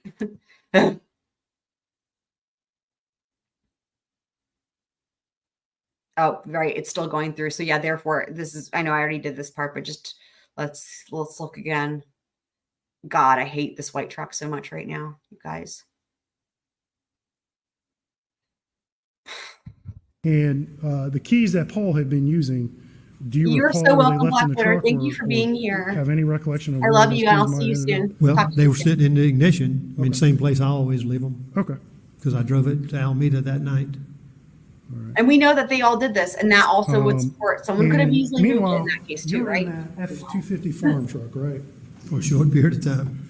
And that, refresh my memory, is that white as well, or is that a different? It's white as well, yes, sir. And it's broke down on you on the way to Moselle, correct? That is correct, on And you Highway left- 63. All right. And you left it on the side of the road, correct? I did. Okay. And I think, did you call Chief Alexander at that point, or? Well, we were riding, we were driving separate cars, but together. Okay. And so at that point, he had gotten in front of me, and I had to call him to tell him to turn around. Okay. And he came back and picked you up? Came back, and I jumped in his car. You Or left the truck truck or whatever. there? It was Suburban. I'm sorry, I'm trying not to talk over you, my apologies. And you left the F-250 there on the side of the road? I did. Okay. All right. And rode with Chief Alexander to the property? That's correct. Were you aware that your brother Alex had loaned Chief Alexander money at several points over the past couple of years? I was not. All right. And you testified that you learned of your brother's opioid addiction the weekend of Labor Day of 2021. Is that correct? Well, that's when it started coming out, yes, sir. Okay. So did you have any idea that he had a opioid or drug problem prior to that? Prior to that, I did not. Okay. So from your observations of him on a daily basis, he seemed to be sober at most times, or not under the influence of any?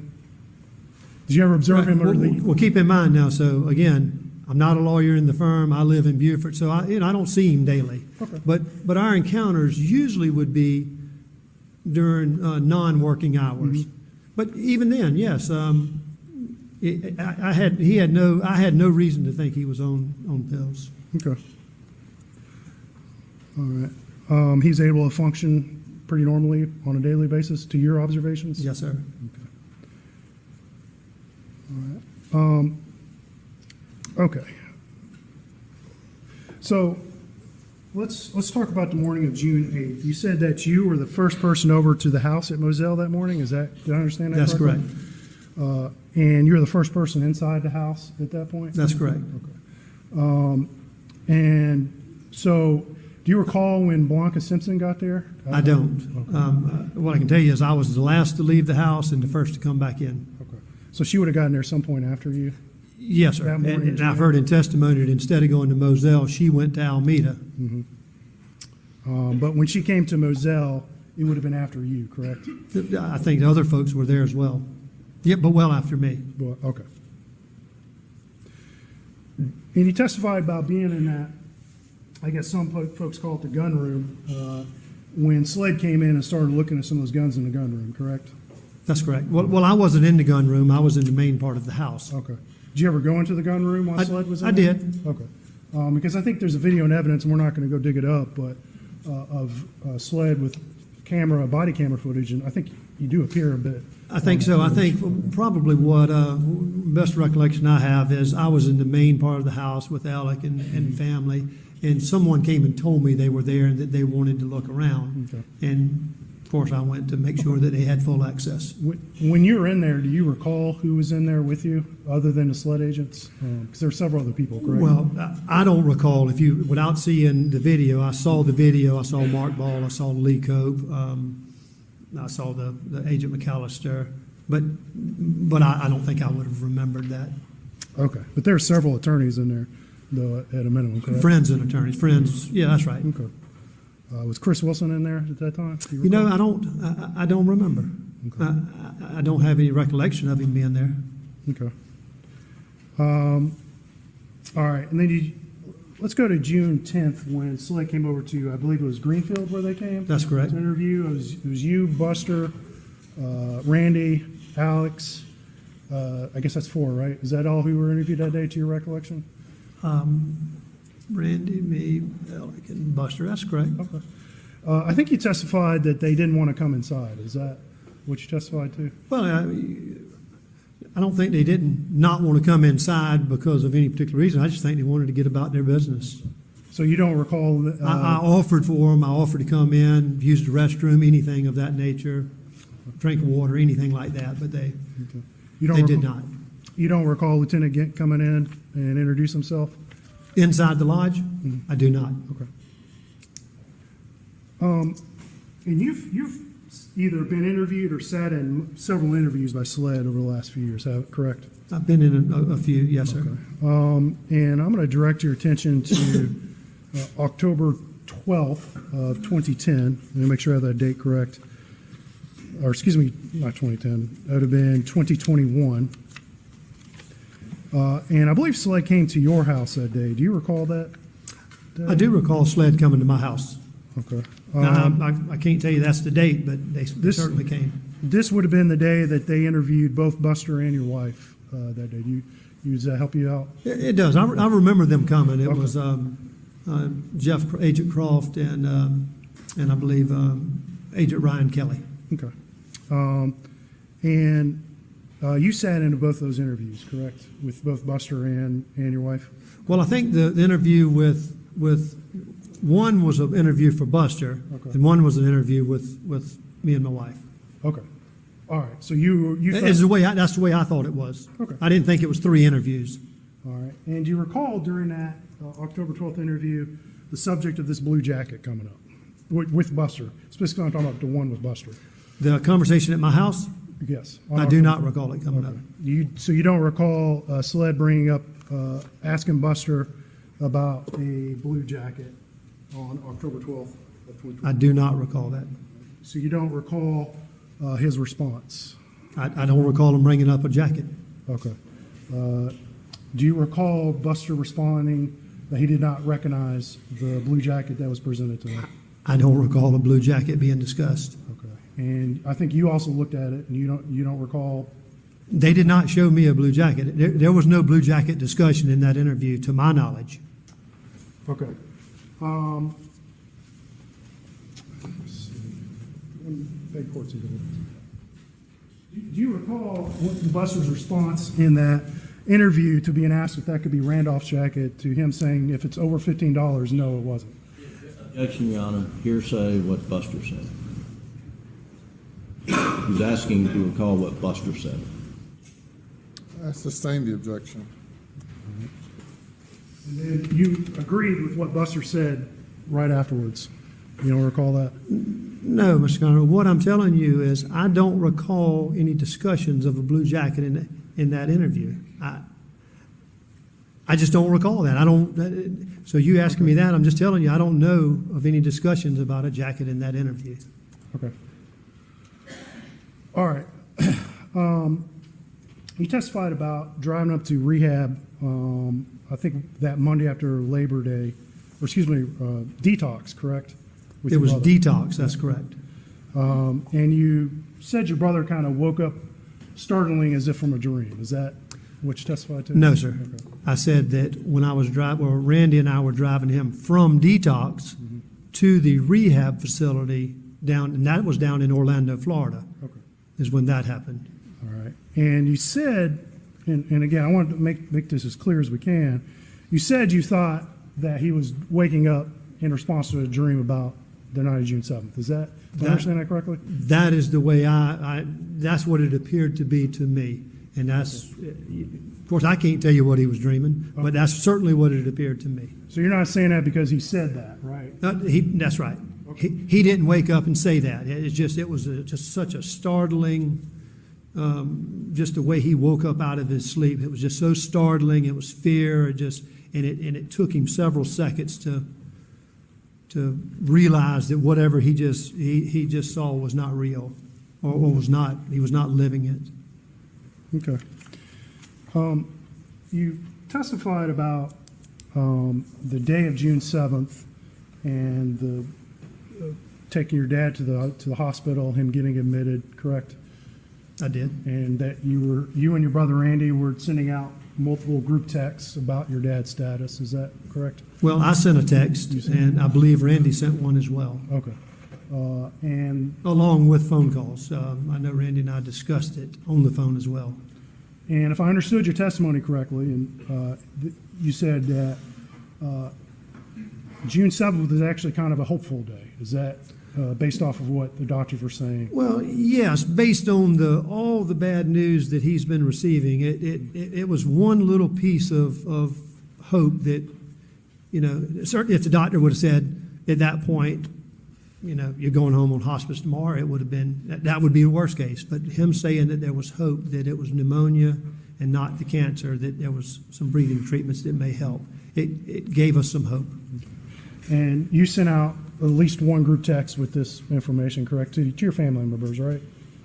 I know I sent one. I could have sent another, but I know there was one. Okay. And do you recall if your brother was included in that? Alex, specifically, was included? You know, I saw the record showing it, and so yes, I believe it was my family, and I think it was just our family, actually. And so there was hope, at least on the afternoon of June 7th, that your dad, who had pneumonia, which could potentially be treated, and there was a little bit of hope about that, correct? Yes, sir. Okay. So if your brother had told Janine Seckinger during that day that your dad was taking a major turn to the worse, that would not be truthful, correct? That would be correct. And the testimony I heard is he didn't say that. He didn't say what? He didn't say it was terminal or dire or whatever you're saying. Are you based off of Alex's testimony? Yes, sir. Okay. So if Janine Seckinger... Well, I can tell you this. If somebody said that day that it was terminal, one of two people is wrong, or both. Okay. Yeah, so basically So the if important Janine thing here... Seckinger was told that... If Jeannie Seckinger said that, she was wrong. So, right, so we heard her say that, but of course she was told that by Alex. So that's the problem, is that, you know, I understand John Marvin, he clearly doesn't, you know, he believes that his brother's honest and didn't do these things. And perhaps he's not understanding that maybe Alex would have intentionally lied about their dad's health. I understand it because John Marvin wouldn't do that. So it wouldn't be in the realm of his possibility to him. So, but yeah, that's, you know, I think that what all the evidence points to and all the testimony is that the dad actually wasn't quite on death's door, but Alex said that to try to, of course, buy himself time, gain sympathy, all that stuff. So. Well, were you present for any conversations between your brother and Janine Seckinger? Because it stopped that conversation on that day, so.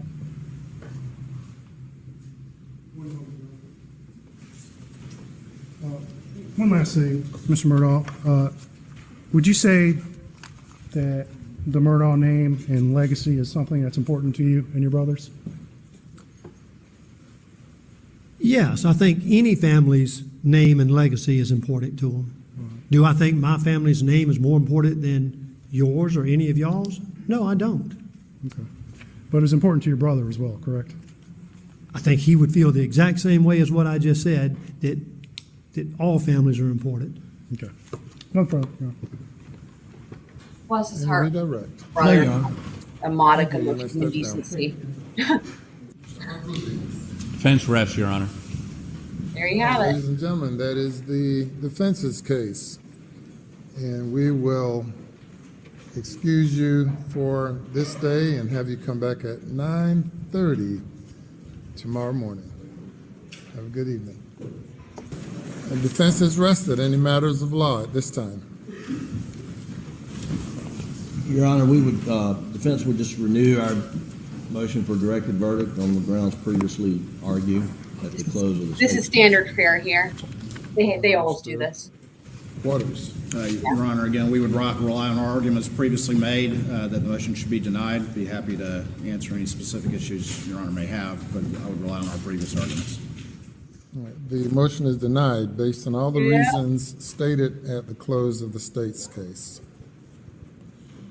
Now, with regard to reply, what do you have, Mr. Waters? Yes, sir. We have maybe 4 witnesses, maybe 5 at this point in time. I'm hopeful that we could accomplish that in a day. Obviously, as is the nature of reply, we will, assess that tonight. But right now, I have 4 definite witnesses and perhaps a 5th that, as it stands right now, that we would have. I don't think many of them, except for one, would be very lengthy.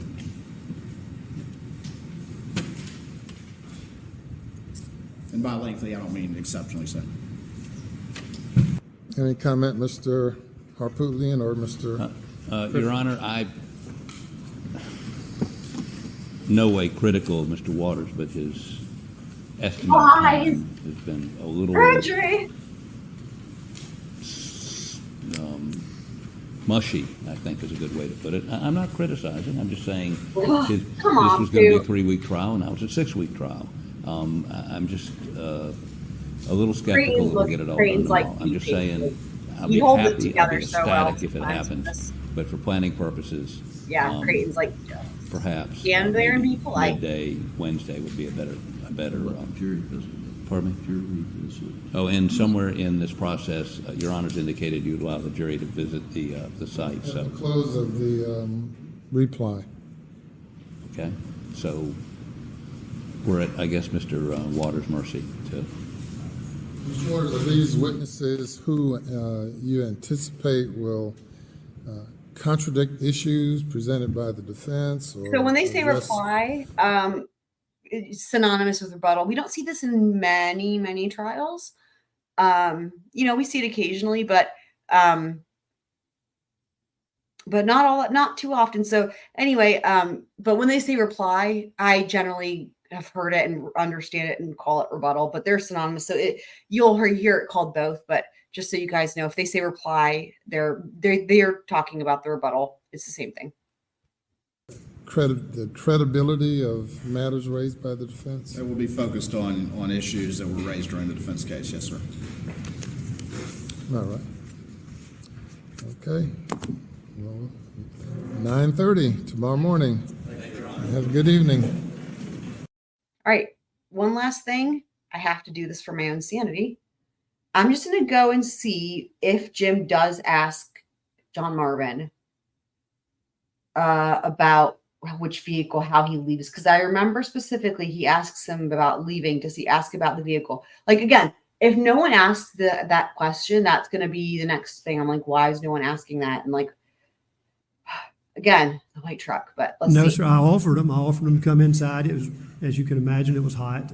I said, come in. And Okay, it was before this. I know. Easily would have known there was no gun in it when she Y'all, opened like, it, but it was. Pretty much, I'm just trying to find this because in case we can learn any new information, I'd rather be able to share that with you guys while I'm still here instead of after I end the live stream and then I can't share it with you. So, anyway, this was not planned. Obviously, she was looking I had that a little thought. deeper. Right. And we kind of talked in the playroom, or I think some have described it as the gun room. Yeah, they talked about like I opened up up in guns. I've seen bow and arrows. To your knowledge, when you were over there? Well, when I went through the house, we identified. I remember one gun in particular that was in the bedroom, a shotgun. It was a 20 gauge. And she said no. But, I'd say that when he bird hunt, he's either shooting a 20 gauge or a 28. I would say it was a few years prior to this that we were turkey hunting on another. I don't know that I'd call it a liaison or point person, but I absolutely. Okay, actually, I'm going back. John Marvin, were you aware of a news release that was issued that? Because, okay. Zone, if you will. And I heard him say, I got it. And so, of course, I walked back to say, absolutely. Let's go find this thing before the battery goes. Any of these guys with sled. I mean, how could this happen? Trying to figure things out. But thing I've ever been through in my life. Yeah, it's before this. Everything I could. There really was nothing to see where Maggie was. A fair amount of activity in the house with family and law partners. Before this. It's because now he's back, right? We need to figure this out. How did he get to sat there generally. Just generally. I got up and. Okay, before this. Meter that evening with Alex, Buster, and his girlfriend, Brooklyn. We did. Do you remember what Alec was wearing when he went to Alameda? Not precise. I mean, I can't. He was wearing shorts and a t-shirt. I can't tell you details, but it was shorts and a t-shirt. Hold on. Like relaxed shorts.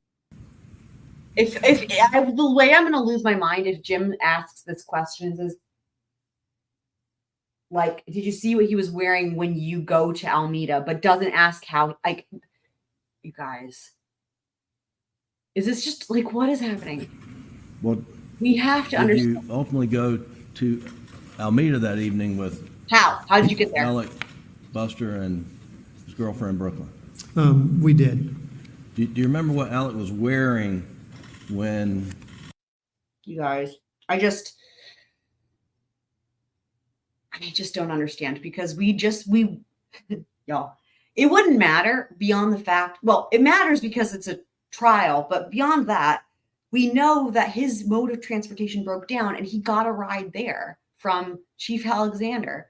So with that in mind, isn't it especially relevant to figure out how he left Moselle and how he got back the next day? And like, this would so much clarify for me, this white truck, which we cannot get information from anywhere else for whatever reason. He went to Alameda. Not precise. I mean, I can't, he was wearing shorts and a t-shirt. I can't tell you details, but it was shorts and a t-shirt, you know, like relaxed shorts. Do you know whether he had had a shower or not? It appeared he had. I mean, his hair was not. And like, just to clarify, you know, obviously I'm always looking for information that's related to the trucks, but it didn't dawn on me until it dawned on me, I don't know, recently in the live stream, 20 minutes ago or whatever. It dawned on me that, hold on, certainly someone should have asked him how he left Moselle and came back, right? I just didn't think of that. I didn't think of that question to be listening for. So that's why I am doing this now. But I don't think anyone asks it. But again, I'm like, let me just double check because it seems like that would be impossible to not ask. Yeah, I didn't see him in the shower, but I can tell you, I think he had a shower. I understand. So then let's move forward to the morning of the June 8th. I guess, did you get any sleep the night of June 7th? There's still possibilities here because if he could ask, how did you get back to Moselle? That would still be helpful. Very little. I don't know that I fell asleep. I've certainly laid in the bed. It just, as you can imagine, just the thoughts and things. I don't know if I slept. When I got up and started moving the next day, I certainly didn't feel like I'd slept. What did you do the next day when you got up? You talking about precisely or generally? How'd you get back? Generally. I got up and Alec was up. I don't think Buster and Buckland were. I told Alec that I was going over to Greenfield, my farm that I told you all about. How are you getting there? 2 or 3 miles away, so it's very close. And I have all, plenty of clothes over there. Oh my gosh. So I told him I was going over there to shower and put on fresh clothes and that I would meet him at Moselle. How? Dude, I'm sorry. None of this is his fault. He is answering the question. Like, dude, it's almost like Jim is asking the questions. Okay, sorry. Let me just say what I'm thinking. This to me is like the second big elephant in the room, although it's still the first elephant because it's still regarding this white truck. It must take effort for Jim to ask these questions in a way that doesn't elicit testimony about how he got places, right? So maybe that's important. Maybe we need to think about that. Like, Jim is on purpose not wanting to say how he got places. Okay, let me think on that as we listen. Did you go to Moselle? I did after I left Greenfield. Yes, sir. And do you remember who was there when you got to Moselle? I was the first one there. And what'd you do? I just went to stay there until I knew Buster, Brooklyn, and Alec were coming. I suspected. So he went by himself. In what vehicle, you guys? Do you see what my this is? So he drove by himself. How? What did he drive?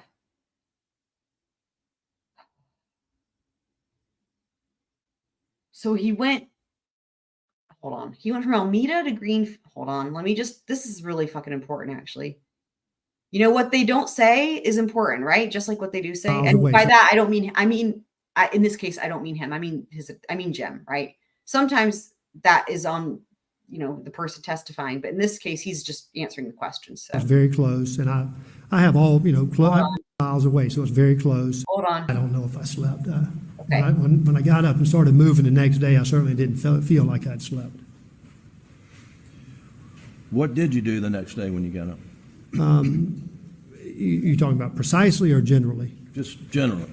I got up and Alec was up. I don't think Buster and Buckland were. I told Alec that I was going over to Greenfield, my farm that I told you all about. From Alameda. Is 2 or 3 miles away, so it's very close. And I have all, plenty of clothes over there.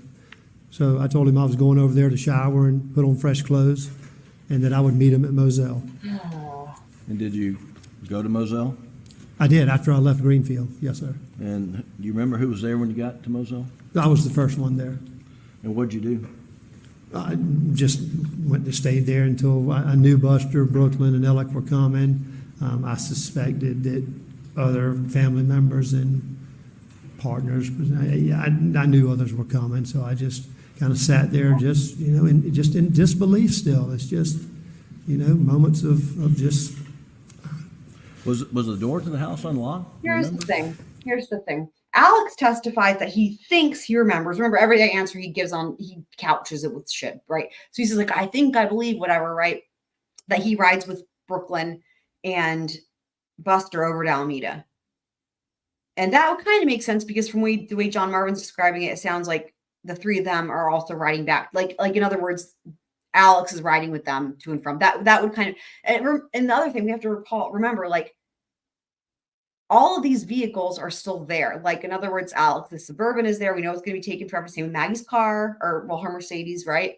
And then the trucks, any way that Alex would have transportation is on lockdown there, right? So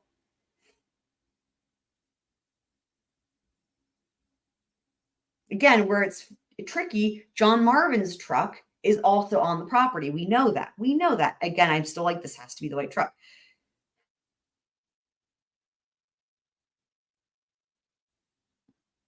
We know they didn't take it for evidence, and it wasn't searched.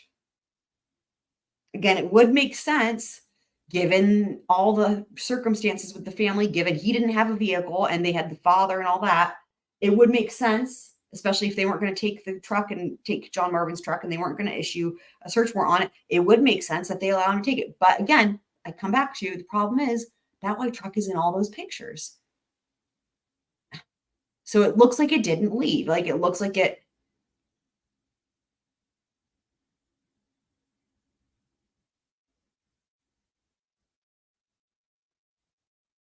There's got to be an answer to this. And I just, okay. So anyway,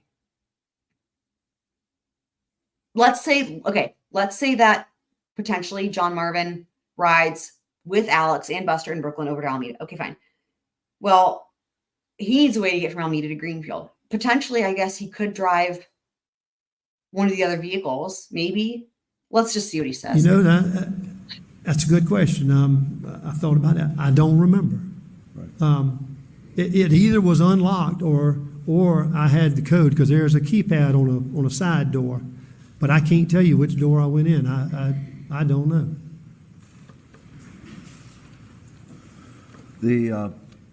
Did you eventually go down to the kennels? I did. Okay, so once everyone. Okay, let me see if I can find the next spots where they tell you guys. I'm really determined if I can solve this. This is driving me absolutely crazy. Like, I'm gonna be asleep at some point, and my brain is gonna be trying to solve this in my sleep. There was a fair amount of the lawyers. They were all being lawyers. They were Okay, let me try to find the next part. I did. I called Alec, and he gave me the password. I repeated it to well, it sounds like the guns of all kinds, rifles, shotguns. Okay. I'm going to go back to the part and cross. Bow and arrow. About it. Hold on. Party opponent. Right. And I don't know where the question goes after that. Your question or- No, sir. Did he ever tell you that afterwards, after you listened to that video? No, sir. And I'm trying to think if we've been able to have an opportunity to even speak. Okay. All right. So you'd agree that if he had not told SLED that was not full cooperation, correct? If he had not told SLED that he was at the kennels just before the murders, he had not actually been fully cooperative. What's your question? Would you agree that that is not full cooperation? By him not telling SLED that he was at the kennel? Correct. I would say that yes, he I have lied. another idea, you guys. In my mind, I'm like, I already listened to this ever since. Oh, sorry, John Marvin. Okay, I want to try and find a better pause. Okay, I already had this idea about I was already questioning this shit with the truck again at this point when we heard it the first time through. So I don't think he asks the question that I'm looking for, which is, how did you get around? But I just had an idea. I'm going to do this. This is what I'm going to do. I'm going to go back because I don't like, I remember where Mr. Conrad could have asked that question. He's on the right track and he's asking the questions about how he gets places. And then he switches gears, which is just disappointing to me. And he is like, John Marvin's talking about how he gets a ride from Chief Alexander. And then this dude switches gears to start just talking about like Alex knows Chief Alexander and his connection to law enforcement or whatever. And like, that's it. Now we've just lost. Now we're in a different area and we're not talking about the fact that John Marvin doesn't have a vehicle anymore. So anyway, here's my point. I just had an idea. I'm going to go back and watch the John Marvin interview with law enforcement because that's actually, for the love of God, somebody has to ask these questions. And yeah, like that, maybe there's answers that's what I'm going to do. And we will, if hopefully there's something right interesting, and then I'll put we'll involve that in the next episode. Like we'll start with that or whatever. I'll have to just see if there's anything good. If there's any new information learned, either from him or from the questions they ask, but hopefully one would think, right? Like this is just so basic logistics of how did, and especially they're trying to learn how Alex got to and from places because we know he also didn't have access to a vehicle. So like these are real questions. Like literally all we know of in terms of who could leave the property with a vehicle, it was Bus in Brooklyn because they drove from wherever they were at, and I guess her car or Buster, they drove together. But then literally there were no other vehicles that could have left that property unless they released John Marvin's truck. But then that again gives me a mind fuckery situation because the white truck is in all those pictures. So, all right, you just would think that this would be answered. This shouldn't be this hard. That's what she said. So, yeah. Okay. Well, on that note, what a day. We've had like a number of streams in rapid succession. But on the next episode, we will have rebuttal for the state, and I've already started working on it. It's going to be really interesting. Again, it's the part of the trial that I've seen the least of, and I don't think I'm alone in that. But they're really, you can see that they are getting really, really tired, and they've got their eye on like trying to push through and finish the trial. Like that's like, you can feel their exhaustion. I feel like in the next part of this, by there, I mean the attorneys, right? Everyone involved in the trial. So, Creighton's like really trying to expedite it, and Poot's getting real testy, that type of thing. Anyway, but I will keep you guys posted in the Discord as always. And also, I'm still kind of trying to figure out how I'm going to finagle any coverage with Potato Daybell, aka Chad Daybell. But because of the fact that we're getting so close to wrapping this up, not permanently wrapping it up, wrapping up this trial series, because there's still tons to go through, as you guys know. But in terms of the actual trial days, we are close. So I'm thinking to maybe finish this series and then start kind of like covering Potato Daybell in a similar fashion, where I have videos that are kind of pre-done, which cut out the breaks and all that, right? And then maybe even be able to potentially kind of catch up to real trial time, like contemporaneously, in which case I could consider, like I've talked about before, I might consider actually trying to live stream some of it. I'm not going to be able to do the whole thing as it happens, obviously, because I do teach violin lessons. I have a job. So, but it could be that I can do here and there or whatever. I just have to kind of see what happens and what you guys are interested in and what I have time for. So, anywho, well, I think that's all of it. I'm sure. Well, did I have, let me look at my list here. I think we've covered most of the stuff that I kind of wanted to get to. I was going to do a poll, but nobody's here for the poll. I think everyone's asleep. Maybe we'll do a poll. Maybe on the next live stream, we'll do a poll at the beginning of it, under the assumption that y'all watched John Marvin's testimony, and then we can do the poll on what you guys think, if it helped Alex or helped the state or didn't help anybody and was just neutral. So maybe that's what we'll do. I'll make a note to do with the poll. So on the next one. So anyway, all right. Well, y'all, I'm sure I will talk to you guys soon here. And I thank everyone who was here live and on Rewatch Crew. Y'all make sure to check out my brother's channel. And I will also put that in the Discord too. And his website for his photography. And I think that's it. I will see y'all next time. And you know what it's time for. Time to roll the outro. Oh, wait, sorry. One last thing.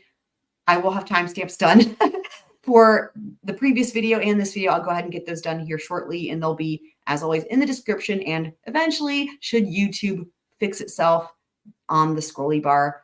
And I think that was the last thing. Okay, now it's time for the outro.